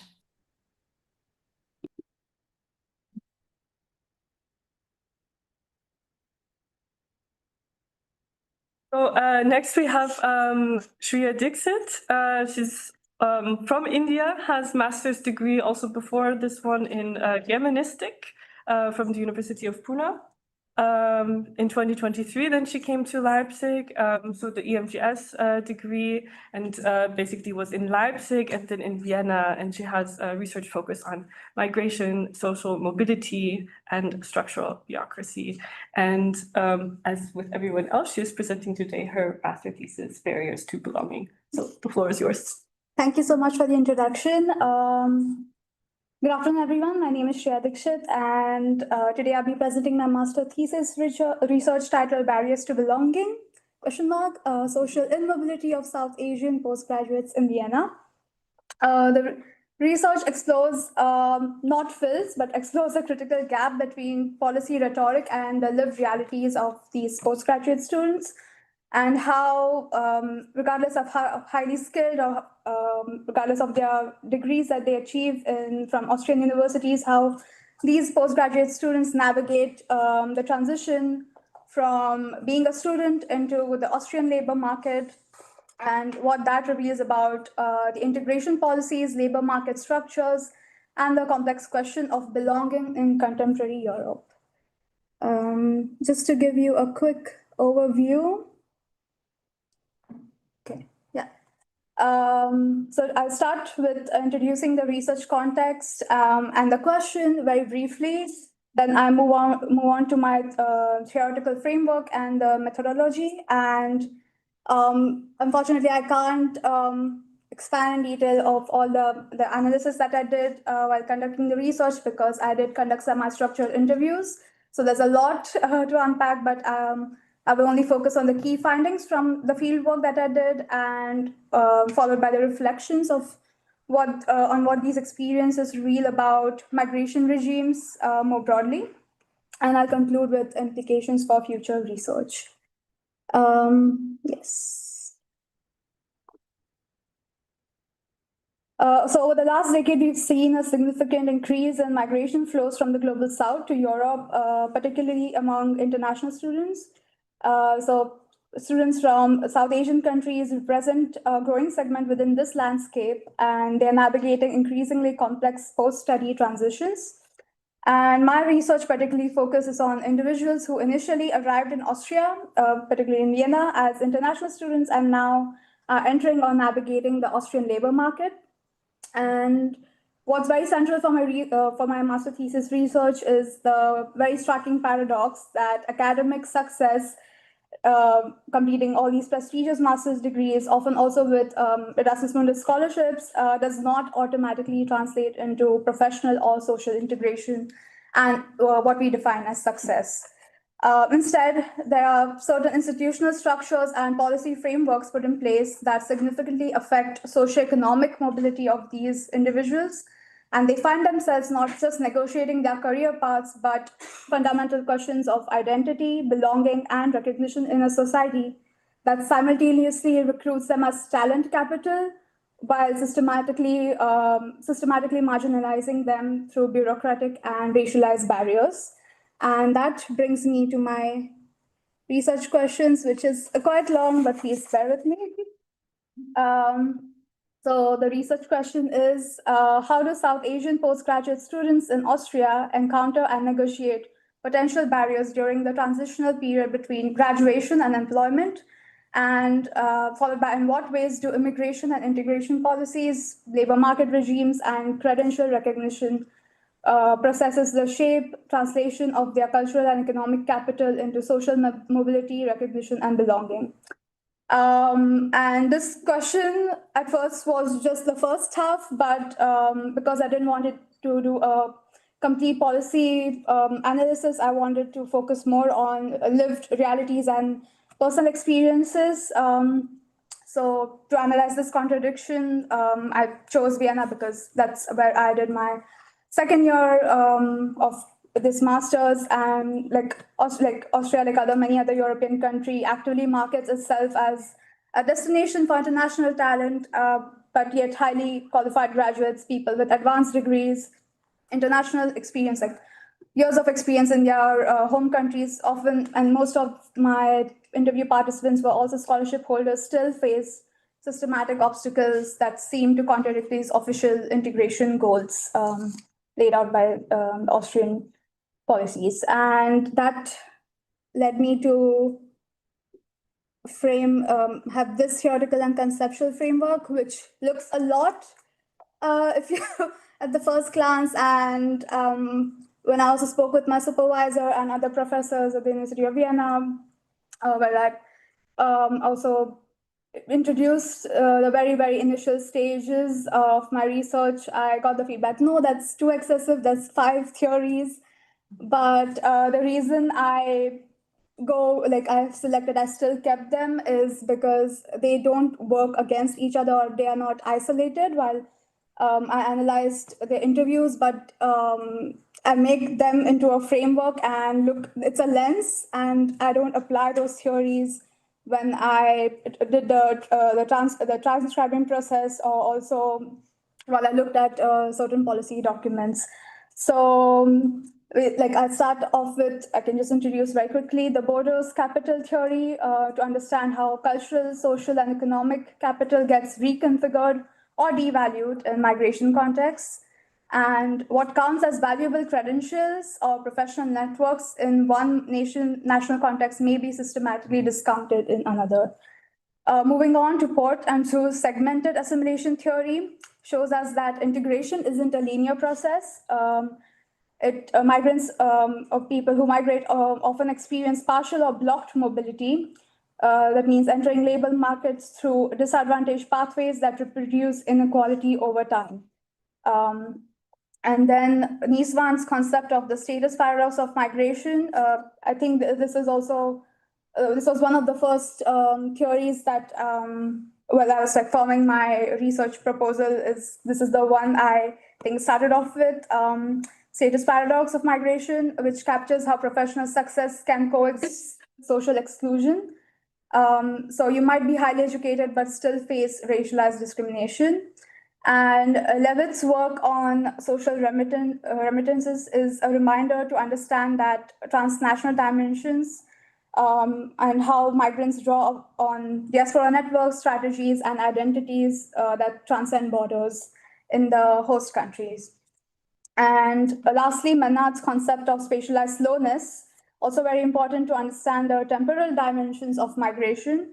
So how bureaucratic delays, I think people who are from non-EU countries can relate to that, including me. Extended waiting periods and legal uncertainties create particular forms of constraint despite apparent spatial movement.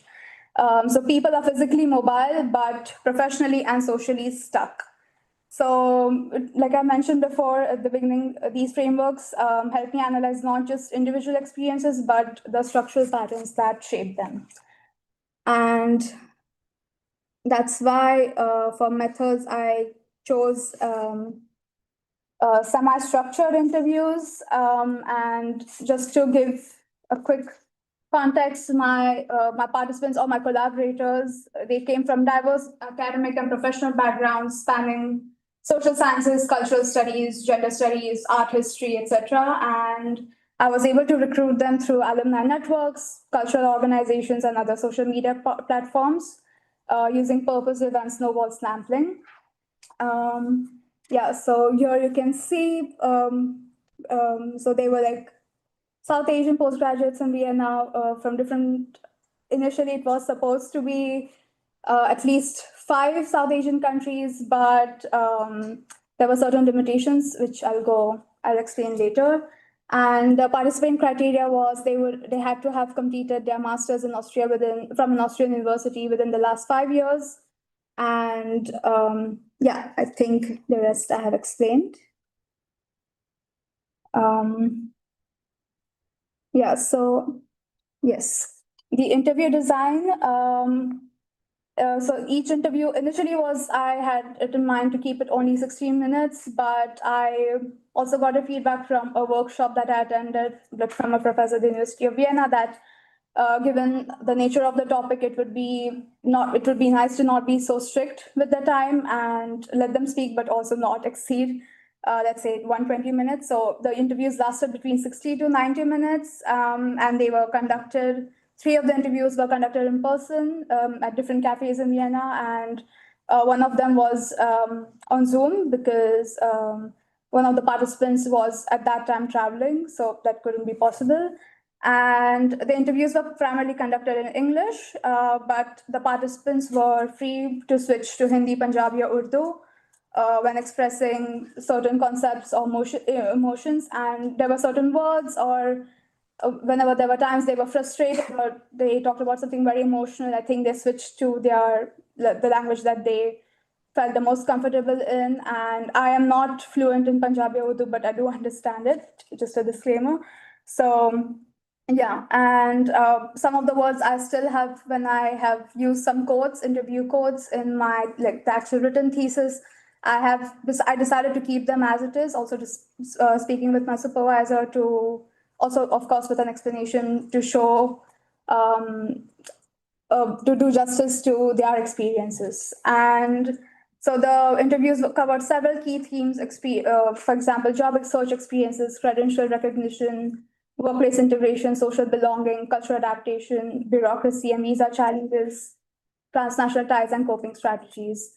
And what was very important for me was to maintain a certain ethical standards. So being informing the participants or / the collaborators with their consent and their rights, and also ensuring anonymity and confidentiality, and emphasizing voluntary participation with the right to withdraw at any time according to all the GDPR standards. And this was especially important because some of the participants still are in a very precarious residence permit situation. So I also had to be very careful when I did the recording, or also when I was transcribing and coding the interviews.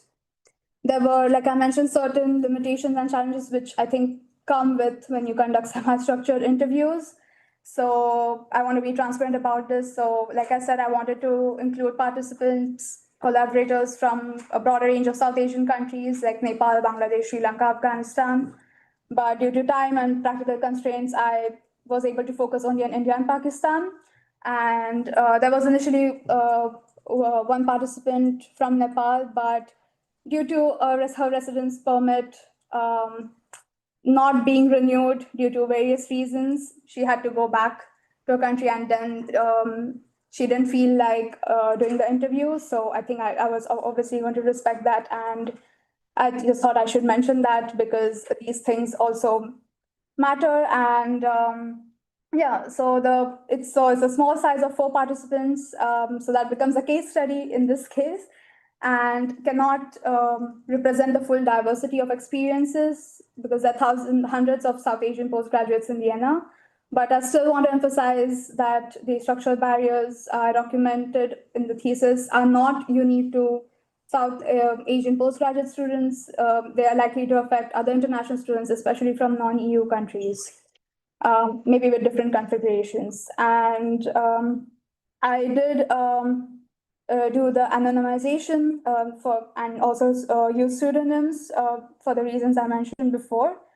And my own positionality also as an Indian, and given, I think, when I was finalizing the topic, that's also when in April the terrorist attacks happened in Jammu Kashmir, if everyone is aware of that. So that also, I mean, I personally thought that would affect maybe how I interact with the participants who are from Pakistan, and also maybe my religious identity. There would be some religious identity clashes, but actually that luckily didn't happen. But I just thought I should be transparent. But so I went ready with that mindset that if that happens, how that could be dealt with. But I just thought I had to be transparent here. And these were my main analysis chapters. structural constraints, that's chapter 5, and institutional landscapes and narratives of navigation, lived experiences of social immobility and belonging. I won't go into detail, we don't have the time for that, so I'll just be presenting the very, very main key findings from each of these chapters. So the barrier, the structural barriers already start at the initial phase. So the filtering of non-EU students begin even before they arrive in Austria. That means the financial gatekeeping through requirements to prove sufficient funds. I don't know how many of you are aware. So it's different for students under 24. So there's also the age factor, which goes over 700 euros per month. And for those over who are 24 years old and older, they need to have 1,300 euros per month. And all this needs to be an Austrian bank account and needs to be shown with statements 12 months in advance. So you can do the math. So it's always like people say it's safer to, especially for me, because I was 26 at that point. It's better to show not just 18 or 17,000 euros, but maybe try to show 20,000 euros. So the initial filtering, it always starts even before entering the host country. There were other credential recognition barriers. For example, there was one participant, Farah from Pakistan. She described having to get her Pakistani degree attested, which is a must. You have to attest all your foreign degrees. But the attestation was only valid for 2 months. So she waited 3 months to hear back from the embassy after submitting the application for the residence permit. But meanwhile, during this waiting period, the attestation expired. And she had to go through the entire process again. So that also means there's the financial aspect of it.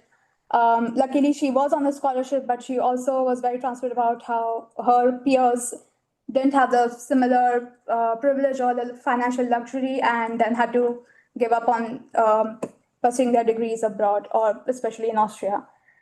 Secondly, once graduates enter the labor market, they encounter what Menjivar calls liminal legality, which is a vicious cycle where you can't get a job without a work permit, and you can't get a work permit without a job offer.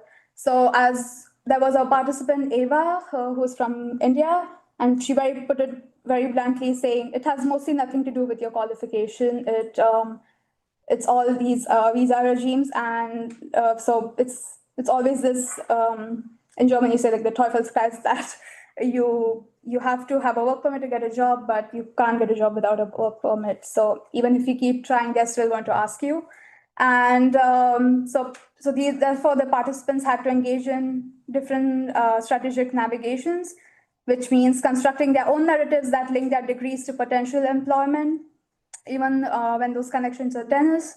Meanwhile, there's a profound gap, like we see now, between policy rhetoric and ground reality. So like I mentioned, Austria officially promotes talent attraction through programs like the Rot Twice Rot, that means the Red White Red card.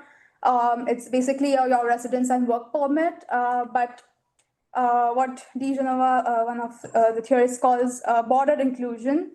That means legal admission accompanied by ongoing conditions that sustain precarity rather than facilitate genuine integration. And moving on.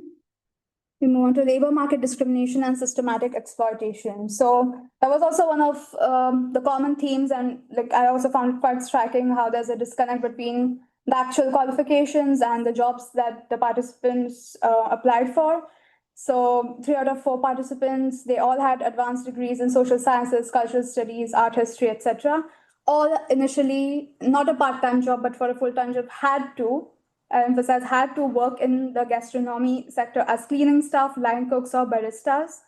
And these positions had little to no relation to their qualification. And this is what like Anderson describes as the fashioning of precarious workers. But it gets even more complex. Even within the gastronomy sector, there are racialized hierarchies. So one of the participants, Anna, describes it as in the kitchen. This is her quotes. There are no white people. White people are the waiters because the tips are 5 times more. It's me, 2 Koreans, and 1 Colombian standing in the 45-degree heat while the white Europeans are outside. So non-EU migrants occupy the backstage roles, while white Europeans get the more lucrative visible positions. And this sentiment was also shared by other participants, but I won't go into detail with that. And so this slide shows three critical forms of exploitation enabled by legal precarity. First, the contract denial. Employers mostly claim it's too much work to register non-EU workers with the IMS, which is the Arbeitsmarkt service. Because once you get a job offer, it's between the company or the organization and the IMS to register you, but that's the Austrian Employment Service. But again, they say the documentation takes too long and not everyone is well versed with different non-EU countries and their requirements. So they just don't get back to you when it comes to jobs, or they don't hire you, or they don't go ahead with the other interview rounds. And then what happens is one of the participants worked for weeks in an unregistered capacity, she received only cash payments because she couldn't afford to refuse after struggling for months to find any employment. She was also underpaid compared to the agreed wage, the Mindestlohn, but accepted these conditions out of what she called a desperate choice, because she still had to keep financing herself after masters, because she was also an Erasmus Mundus scholar, and those 2 years she was financially stable. What after that is that's when the actual struggle starts. And secondly, there's the temporal violence aspect of it. So Mario, another participant from Pakistan, he described it as having something hanging over your head like a sword, the constant anxiety of proving worthiness, and something his EU peers never have to experience. And thirdly, citizenship requirements are often concealed in job postings. So Farah, like the participant, she got shortlisted for a position at one of the more prominent international organizations, but she was rejected because they needed a local person, which she found out only through an informal interview. And she said her passport was a problem, and they didn't actually write this in the job description. So she still went through all the rounds, the tests, applied, but finally they said, oh no, but we need a local person. And local here is, I think, up for interpretation what it means. So this procedural ambiguity wastes applicants' time and resources while maintaining the appearance of an open competition. And we come to a close. Yes. So we have time for questions. Sorry. Very quickly, so the chapter 6 focus more on the emotional toll and gendered experiences of non-belonging. And so many participants describes that they had this psychological impact where they thought are we just then diversity hires if we get employed, despite being the one in charge? And their merit was always systematically questioned. For example, Anna, whose scholarships were attributed to being also you're Indian and you're Muslim, that's why you are where you are. And they completely disregarded her, all her credential and professional work experiences. And yeah, so again, her being reduced to, oh, she's Indian, so that means she can cook food, also because she's a woman. And that's why she was, I think, given the job of, that's what she mentions, that as not even as a chef, but helping in the kitchen. And she said her extensive academic credentials were then collapsed into a cultural stereotype. So there's no alignment with my study. It's not just who I am. So that's when she started questioning her identity. And these experiences, what Collins identifies as intersectional marginalization. So being a woman of color compounds these barriers, and the racialization extends to workplace dynamics, where Farah's manager, she was also working at a cafe, who was a Trump supporter, and she, without notice, fired all the women of color, Romanian women, trans women, and me. That's what Farah says. And there is also, yeah, I mean, you can see, I think I skip because we're running out of time. Yeah. And yeah, so despite these barriers, the participants seemingly demonstrate remarkable agency and resilience. However, they all emphasized really on this resilience part, that these are survival strategies and that shouldn't be romanticized. They need to reveal the heavy cost of these systematic exclusion.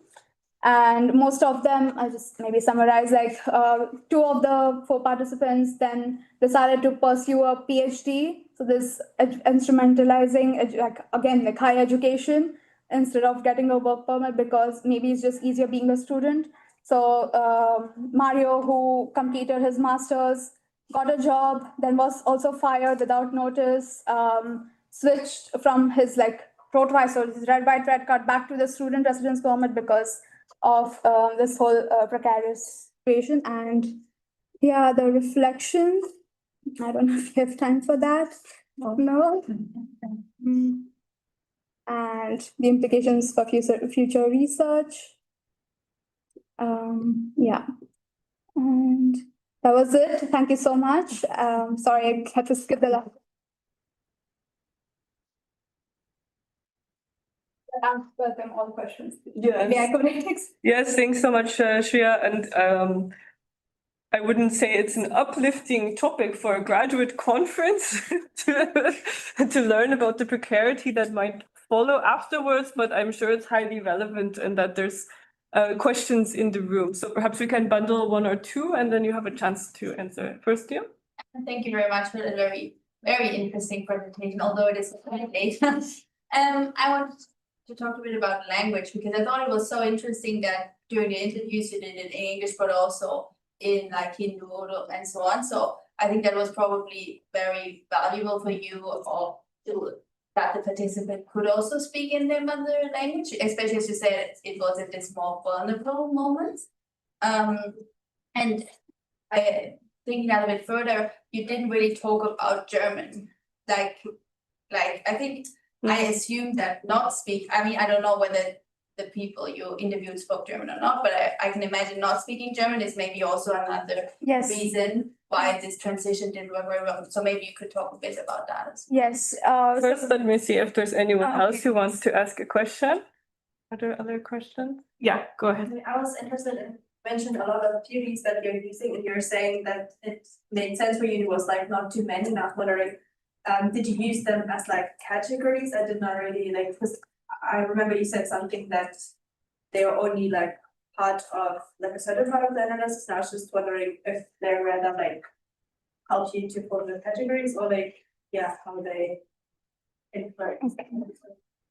And I allow myself just a small comment. What I found super fascinating listening to your presentation, so both in your selection of these interview partners, which you had more, but then they also had to leave. And then also it's narrated by the people that they know so many people who had to leave. So you have interviewed the successful ones and still that you came up with these results. So yeah, that was really striking. Yes. But yeah, I give the chance to answer and then we can move to the next. Okay. So the question about, of course, language is a barrier, and all of the participants, they had to be enrolled in a beginner's German language course as part of their when they were pursuing their masters, but they also had to work part-time jobs, and so it was difficult for them to manage, but they were not fluent. And also, yes, of course, foreign language is a barrier. Even if you apply it, from what they explained in their interviews, and I asked them, is they also try to apply for English speaking jobs, but if at all they clear the first round, they are always told that, oh, but we're also looking for someone who kind of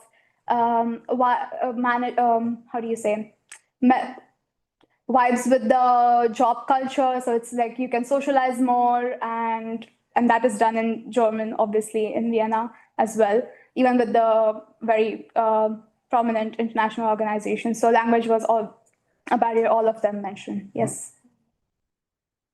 And yes, Madeline's question on the theories, yes, they were a lot. But like I said, they come together and they're like a lens. And that also helped me with when I was, I did the coding. Maybe I didn't mention with MaxQDA, the software. And it was, I think, easier for me to have the theories in front of me and also then do the thematic coding and eventually the analysis, and also looked at the different policy frameworks. So yeah, thank you. Yeah, thanks so much. Thank you.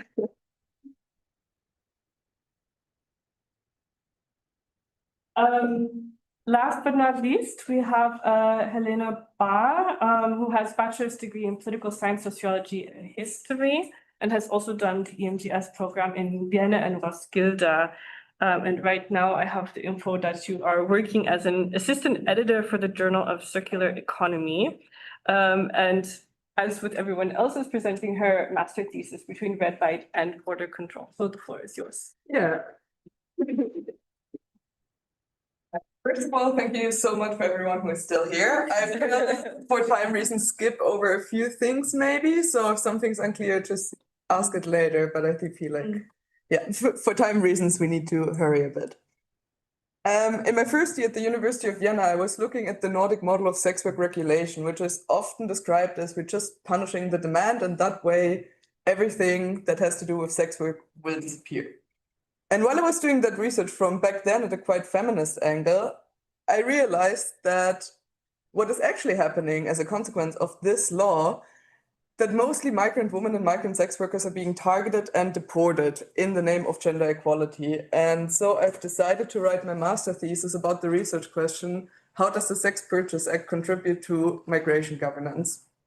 I had a few sub-questions that were kind of guiding me for the research, especially like what punitive configurations are created, despite the claim there are no punishments, particularly also for migrant sex workers.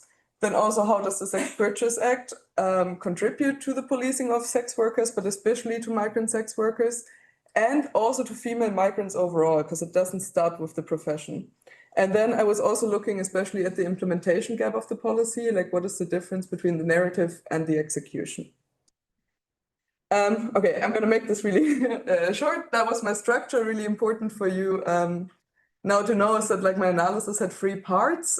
First, I present the policy, then I look at like the actual legislation behind the policy, and then I look at the enforcement. And I'm gonna use that structure to walk you a little bit through my research.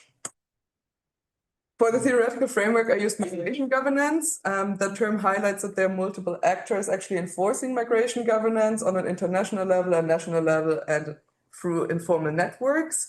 But as border control and border securitization are inherently tied to nation states, like the nation state remains as one of like the most important actors when it comes to migration governance. It is really important to mention that deportation is an increased used form of migration governance, which also a lot of scholars highlight how that is showing the paradox of democracies, because democracies being built on universal ideas of justice and equal rights, deportation reveals not everybody gets the same access to rights and treatment, which we will see later why that is really important to mention. And so also deportation in the end defines who belongs and who doesn't belong to a nation state. As migration is increasingly treated as a security issue, and I think we're all aware of that if we're reading the news, migration is often perceived as a security issue and as a threat to nation states. And so I used securitization to analyze the Sex Purchase Act, and I also used the Copenhagen School of International Relations, as that school of thought very directly works with how human trafficking is conflated with migration governance, how human trafficking is conflated with migrant sex work, and how this conflation is actually used to strengthen borders even further. Also, I use a post-colonial feminist perspective on the one side because migrant sex workers are already like marginalized through very intersecting structures, and at the same time it's also presenting kind of a counter-narrative towards agency when it comes to female mobility that often ideas of Western gender equality don't really represent. For the methodology, I use policy analysis, particularly in the first part, to see how is it presented, the Sex Purchase Act by the government. It's also really important to include what do they say are their aims and objectives, what is the framings, and where is agency allocated. Then I also use document analysis, especially for the legislation and the national referral mechanism, but also in the last part to analyze what does the Swedish government actually say about like themselves about the evaluation of the law and the execution. And I tried to conduct interviews, but due to the high level of criminalization and like very vulnerable people being involved, I was only able to gather 2 interviews, one with a sex worker in Sweden and one with a social worker in Stockholm. And while they are obviously not representative, it was really interesting to gain 2 perspectives reflective of their experiences on their side of the law, basically, like one person enforcing it and one person being affected by it. To start with the policy analysis, I used this brochure. You can find it online on the Gender Equality Agency of Sweden. It was published, this version 2022 and updated in 2024. There were previous versions, but I decided to use the most recent one. And basically, the problem is defined commercial sex is considered a form of patriarchal violent structures and therefore is effectively hindering reaching the goal of Sweden being an absolute gender equal nation. And the idea is that if there's no demand, there will be no commercial sex anymore. And so it becomes very logical in that presentation that if you target the demand and provide welfare to sex workers, then the sex industry will be abolished. And you can already hear that providing welfare implies that sex workers are only doing their profession out of economic crises. And as Sweden, I can't really elaborate on this one now, but Sweden is also really based on the identity of being a strong welfare state. And if people are being forced into jobs that they are just doing because of economic crisis, it shows the failure of the welfare state on a gender equal, but also on a ideological level. Generally, we can see sex work is always framed as violence, not as labor, which has massive consequences for labor rights. There are very gender-specific roles regarding agency. So the people who have power assigned in that presentation is basically male buyers, pimps, and traffickers, who are always presented male. And sex workers are kind of always presented as women, which is maybe the majority, but there are especially a lot of trans people as well working as sex workers, and the queer community has a lot of people being active in that sector. And sex workers themselves are presented as victims in the need of the rescue from the state. And sex work itself is considered a threat on the one side because it reveals that maybe the welfare state is failing. And of course, it's a threat to like the ideal of a gender equal state. And what is really interesting, even the presentation by the Swedish government does recognize that most sex workers are migrants in Sweden. And they kind of connect it to human trafficking. So they're kind of saying every migrant sex worker is probably a victim of human trafficking, but that policy presentation does not elaborate further what happens if someone is actually a victim of human trafficking, which is very interesting and we should keep in mind for later. For the context, real quickly, immigration did not play a huge role in 1999 when the law was introduced in Sweden, but other countries, when they later introduced it, focused on migration. It is important to highlight that the 90s in Sweden, the political debate was a bit anxious around immigration because of the end of the Soviet Union and the refugees due to the war in former Yugoslavia. And with the EU integration and easier mobility, there was just like a bit of an anxiety about immigration. But it was not one of the dominating factors back then for the Sex Purchase Act. I don't want to bore you too much with legislation, but I have to introduce it real quickly because otherwise the implementation later on to evaluate doesn't make sense. In the second part of my analysis, I looked at what is actually written in the criminal code that affects people. And if we look at the Sex Purchase Act, Chapter 6, Section 11 is the one that's normally referred to, which basically means if you buy or pay for any kind of sexual service, you will be imprisoned to up to a year. Until 2022, it was possible to get a fine. That changed, and that will be relevant later, so I'm just going to point it out. Now it's always punishable by imprisonment. And Section 12, which is already not mentioned as much, basically forbids exploitation, which is also punishable by imprisonment. In reality, most sex workers report that this is the section that criminalizes any kind of cooperation. It means you're not allowed to work together with someone, also not for safety. You're not allowed to hire security. You're not allowed to hire an accountant or anyone supporting your doing sex work, which means any kind of support is criminalized, punished, and leaves people isolated and quite vulnerable. The second goes for the other part. You're not allowed to grant someone the access to use a flat for sex work, which sounds like you're just forbidding brothels. But it also means that sex workers are currently punished in the sense that the police, if they find out you're a sex worker, they go to your landlord and threaten landlords to be criminalized under this section and punished if they don't kick sex workers out of their apartment. So they are becoming increasingly vulnerable towards homelessness, and especially migrant sex workers who already have not the best chances on the housing market, as we all know. are especially threatened by this. Then we come to the Aliens Act, because that's what gets interesting for migrant sex workers especially. We have Chapter 8, Refusal of Entry and Expulsion, Section 2, and a person can be expelled from the country or refused entry if they will not support themselves through honest means. And that's very interesting. Thank you so much for already pointing that out earlier. If people cannot prove how they will make their money, and if they don't have a legal job permit, it's considered dishonest means. And this paragraph is used to justify the deportation of migrant sex workers, who often are also forced into sex work because they don't have a legal work permit. And this is the section that is the reason why most sex workers are being deported if they're not citizens. The same goes, and that's very interesting, if it is assumed, which means if there's a suspicion that someone might do that, especially at border entries, they can be refused entry. And that is also one thing that leads to a lot of racial profiling at the borders. If someone is presumed to maybe a sex worker or supporting sex workers as well, that can lead to refusal of entry or deportation. And also, you remember, as I said earlier on, one of the two pillars of the Sex Purchase Act is the support for sex workers through welfare. That does only apply if you're a citizen. Otherwise, if you're a burden to the social assistance system, you will be forced to leave the country. And then one last legal factor, Chapter 8, Section 8. You are expelled from the country if you're convicted of a crime punishable by imprisonment. And you remember when I said earlier in 2022, they changed it, that you will always be punished by imprisonment? That is that paragraph that matters here, because it means that also not only if you buy or you do something that is actually illegal, but also if you're doing one of the things that you support a sex worker by keeping them safe because you care about them, you can be convicted and deported for that.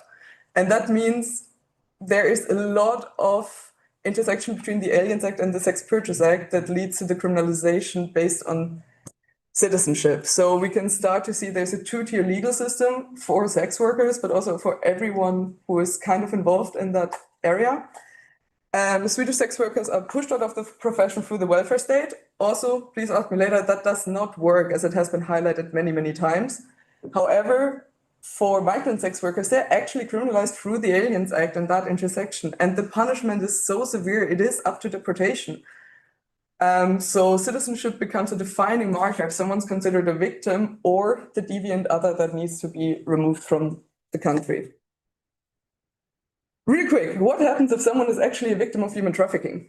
Because we would always think that victim-centered approaches actually center victims' voices. However, that's the national referral mechanism. I will not go into all the steps, please ask me later. But basically, if you're identified as a victim of human trafficking, and that identification can happen by anyone. There's not one actor who has that power. Basically, anyone who thinks someone could be a victim of human trafficking can identify that. And that starts the national referral mechanism that in the end leads to a safe return. That step is funded by the IOM in Finland and shows that there are like multiple actors cooperating. And basically what happens is the victim is given money to leave the country. They do say that they inform the victims not to stay in Sweden. Basically, even if you're a victim of human trafficking, you have to leave the country, which means victims of human trafficking are not calling for help, because when you talk about human trafficking, it means at this point, if you're looking for any support to cross a border, you become very vulnerable. But you can have some agency in the process. I will go back to that later a bit. But as soon as you're detected, you will be deported. And either you do it through the NRM, that is called Voluntary Assisted Return Program, but there is no alternative to this voluntary choice. Because either you stay undocumented in the country, becoming an illegal immigrant, also like very vulnerable to deportation and actual exploitation, or you choose this and leave the country. So please ask me later about this, because it's a lot of really bad things happening in this, but even if you're a victim of human trafficking, whether real or just perceived, you have to leave the country. So we come to the enforcement of the Sex Purchase Act. To include all perspectives, I also chose to look at what is the government actually saying, and they do have a report, first done in 2010, updated in 2022. And I also had the interview with the social worker in Stockholm, which was really interesting. Overall, they say the Sex Purchase Act is a great thing. They erased all sex work, there are no problems anymore, and everyone's happy. Which sounds very ironic, but that was generally what I've heard. But even if you look into the official reports by the government, they say that the policing, also the social worker confirmed that the policing of immigration officers, police, and welfare officers focuses on foreign-looking women. And we all know racial profiling. So basically, even in the official reports and in the interviews, people admit that they are doing racial profiling. Also admitted in the report that a lot of people might actually need help, like people who are homeless or drug addicted, or men working in sex work, maybe not that voluntarily, are being ignored because the police focuses on migrant women. Also, what is very interesting, what is called proactive police work. How do you catch clients? You do that by following and surveying the sex worker. And often the police pretends to be a client and catches sex workers in the act, finding out where they live, call their landlords, call sometimes also their jobs where they're otherwise working, where people are losing their jobs. And in that moment when they storm basically a place, the social worker told me that they also send social workers. And despite she saying that this is a really good method, she also told me that sex workers don't come to the welfare office afterwards to get the help that they're apparently providing. And that is working so great. So it seems like on the one side, like they're highlighting certain things. Please ask me more about it if you're interested. Because I want to come to what actually researchers and sex workers themselves say. Basically, they highlight that this law is horrible on very many levels. On the one side, there are no labor rights, which means no unions, no organizations, no labor standards. It also means even if you have an organization, they're not allowed to meet anywhere, which became an actual big issue because organizations supporting the most vulnerable are not allowed to rent a room, have a bank account, do anything. It also means obviously like the danger of homelessness and so on, but especially when we're looking at migrant sex workers, the intersection of the Aliens Act creates a really dangerous situation because like either if they're caught by the police or any kind of governmental official, they can choose to claim to be a victim of human trafficking, get money and then leave the country, or they're being deported because they support themselves through dishonest means. Either way, they have no agency about their situation. There are also a lot of reports about violence in the deportation process, also in Sweden, even though people might assume that's not happening as much, but like there are reports. There's an increased surveillance over all migrant women who are assumed to be sex workers. So there's obviously also a class dimension included. However, when we're looking at also border controls, it is very obvious that there's racial profiling happening, especially targeting women from African and Asian countries, also especially low income, or like countries with like a lower GDP. And one thing that people are also often forgetting, because people are so afraid of being deported, victims of human trafficking or sex workers in really bad situations, do not call the police, because like if there's a danger you be deported, you don't do that. And one thing people often forget, clients who are buying sex are the ones closest to the situation, what's happening. And a lot of social workers report that clients obviously don't report anymore in exploitative situations because they incriminate themselves. So like sex workers and migrant sex workers and victims of human trafficking are pushed into an isolation because they fear punishment.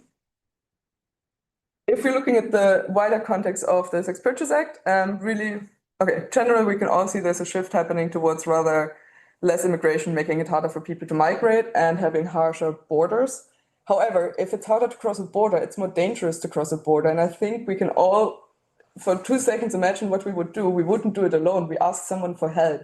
And that means that we might be exploited on the way to facilitate our mobility and end up with people who force you into human trafficking or smuggling. However, any kind of third-party support is considered smuggling or human trafficking, which ironically leads then to nation states strengthening their borders to fight against the criminality of smuggling and human trafficking, which is already increasing because borders are getting harsher to cross. So it's again a bit of a Teufelskreis where we marginalize people even further and punish the most vulnerable. So to answer my research question, we have an increased internal border control through increased surveillance of migrant sex workers. We have an increased policing of all migrant women. We have a law enforced on a two-tier legal system based on your citizenship, very contradictory to democratic values of equal rights. Yes, to sum it up, because I feel like we're getting over the time, but Yeah, so basically that law is really dangerous for migrant sex workers, and even actual victims of human trafficking are more endangered through this law instead of getting help. Thank you. Yeah, thanks so much for this. And I think, as with the other two, I mean, perfectly sums the title of our panel, which is also intersectional approaches to migration. And I think here you see like the very fruitful intersection, and could even if I connect to my own research project, intersects with how combating even localized crime, homelessness, poverty is also intersecting with criminalization of migrants, and yeah, their perhaps incarceration and deportation. So really, really interesting project. I hope you have many questions. We have at least 5 minutes or so for questions. So go ahead and we can take them individually. I think so far we have enough time. Go ahead. I wanted to ask you if you know where like the majority of women are from, like the country of origin or area of origin, and also if this, like the sex work is the first job they have when coming to Sweden, or if they work different jobs before and then kind of pushed into sex work. That's an amazing question, and I can only answer it partially because it's such a criminalized and clandestine environment. Recent studies conducted by the Swedish government say that most women currently coming to Sweden and pursuing sex work are from Latin America. However, in the 90s, we saw like way more people from Eastern Europe. They are less targeted by the police though nowadays because of the color of their skin, they're not as much racially profiled. And that leads to the statistics in the end. So it is presumed it's mostly women from Latin America at the moment. Then secondly, yeah, for a lot of, that's also why I use the post-colonial feminist perspective. There are really good articles where people describe that, well, how many jobs are actually a choice? If you have very little education, if you come from countries where you don't get work visas granted, what do you do? And for like they highlight that for a lot of women, it's still better to migrate to a country and try to make it with whatever means necessary. So for a lot of them, it is the first job. However, you kind of get stuck in this, like, as you explained as well, like without a work permit, if you're an illegal immigrant, if you don't have the paperwork, a lot of people get stuck. And one interview that was in Canada, though, which has the same legislation, but they talked to sex workers who left the industry who were migrants. And a lot of them say that they prefer doing actual sex work over the domestic labor service, where actually a lot of exploitation is also happening. And they say if you work in the domestic sphere as a migrant worker, you also experience like exploitation, harassment, and so on. So some actually choose to go back, but honestly, really good question because we don't have much research on it because people at a point real quickly or too afraid to talk to researchers. Can we take both of your questions together and then you can answer? Yeah. I just first of all, thank you so much. I think it was super interesting and such an important topic. And I also remember you doing research on this already in Vienna, and I was already really interested then. I think my question is more a bit about the operationality. Like, how did you conduct, or how did you find a sex worker willing to do an interview with you? Because I imagine this to be super difficult given the legal vulnerabilities. Do you just want to? Yeah. Also, thank you for the presentation. I was wondering, I feel like that's probably also something you could talk for a very long time about, but I was just wondering, what do you think would be, like, if you would be the person, you know, in power, making sure, like, creating the legislation around prostitution, sex labor, and so on, what do you think, like, what would be the ideal model, the ideal legislation to make sure that there's, like, less vulnerability and like, actually like, deal with the problem of like human trafficking? And yeah. Okay, can I ask a bit more follow-up to that? Maybe an opposite. I come from the state of California. A few years ago, we voted as a state to decriminalize prostitution.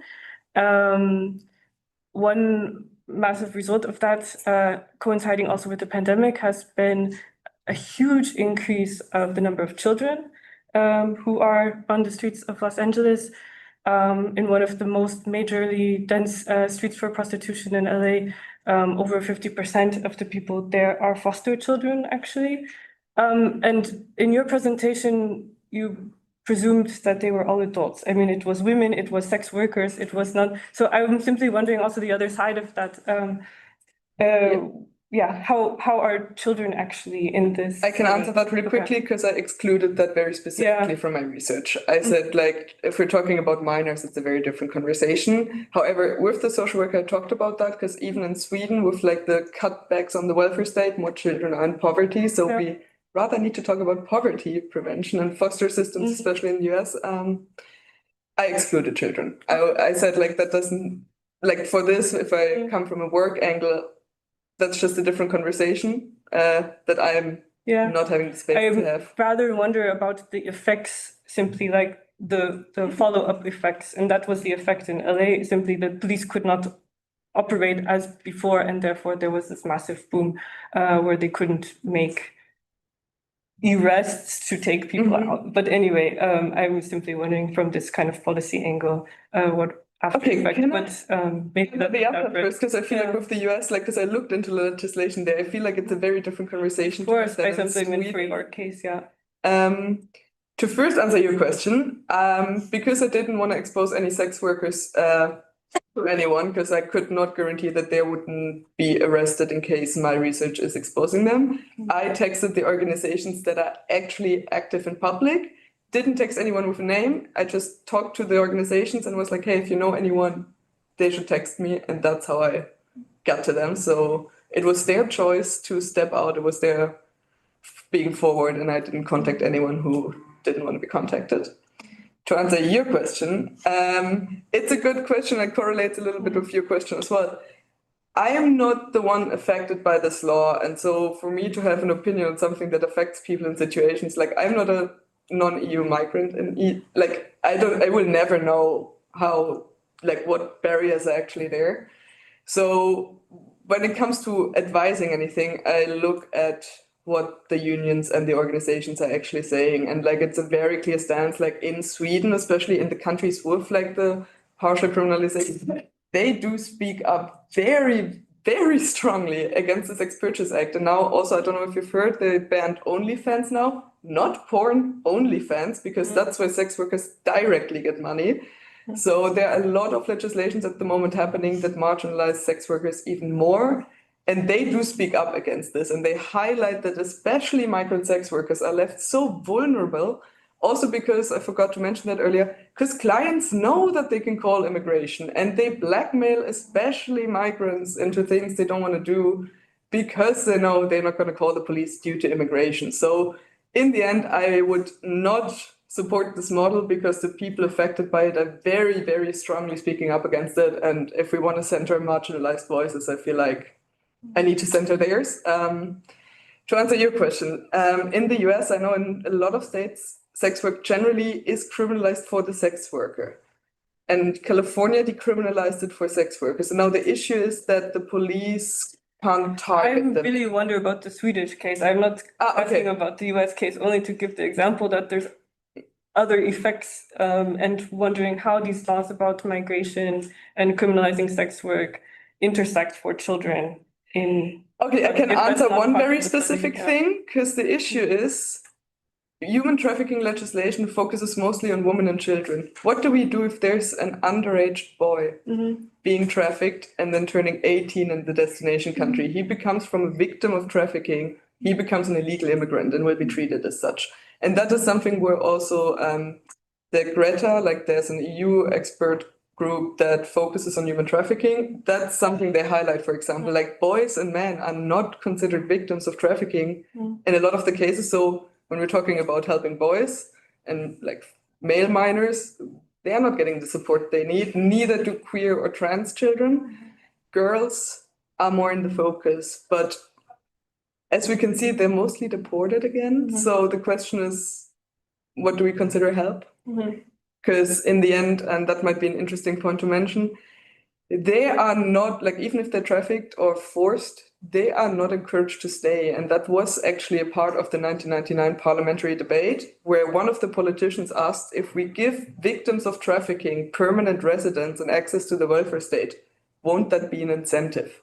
we also have to ask for who is an incentive, like for the trafficker who wants his victim to have great welfare access, or do they actually recognize that trafficking is a bit different in reality often than just the victim being abducted? And so like I feel like we need to have a way broader conversation on who is trafficked where into, because domestic labor is also big target. And with the police, unfortunately, they did not respond to any of my interview requests. So I don't know what would be the smarter move, but I would say like the more, like we can see like the more we criminalize the victims, the less we can actually help them. And I feel like especially when it comes to trafficking minors, they need to know that they might be safe in the country where they're detected.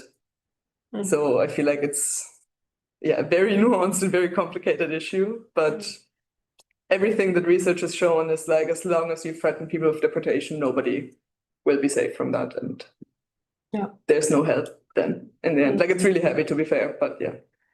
Yeah, it is very heavy. But nevertheless, thanks to the three of you for these really fascinating, well-designed, insightful presentations into your master thesis. And I guess that also brings our whole day to a close. I have missed the morning, but what I saw in the afternoon showed me how rich all of the discussions must have been also in the prior sessions. And such a great array of master theses. So well done and congratulations. I don't know if there's any business to attend to or to announce, but otherwise I would simply say we see you tomorrow and celebrate your success.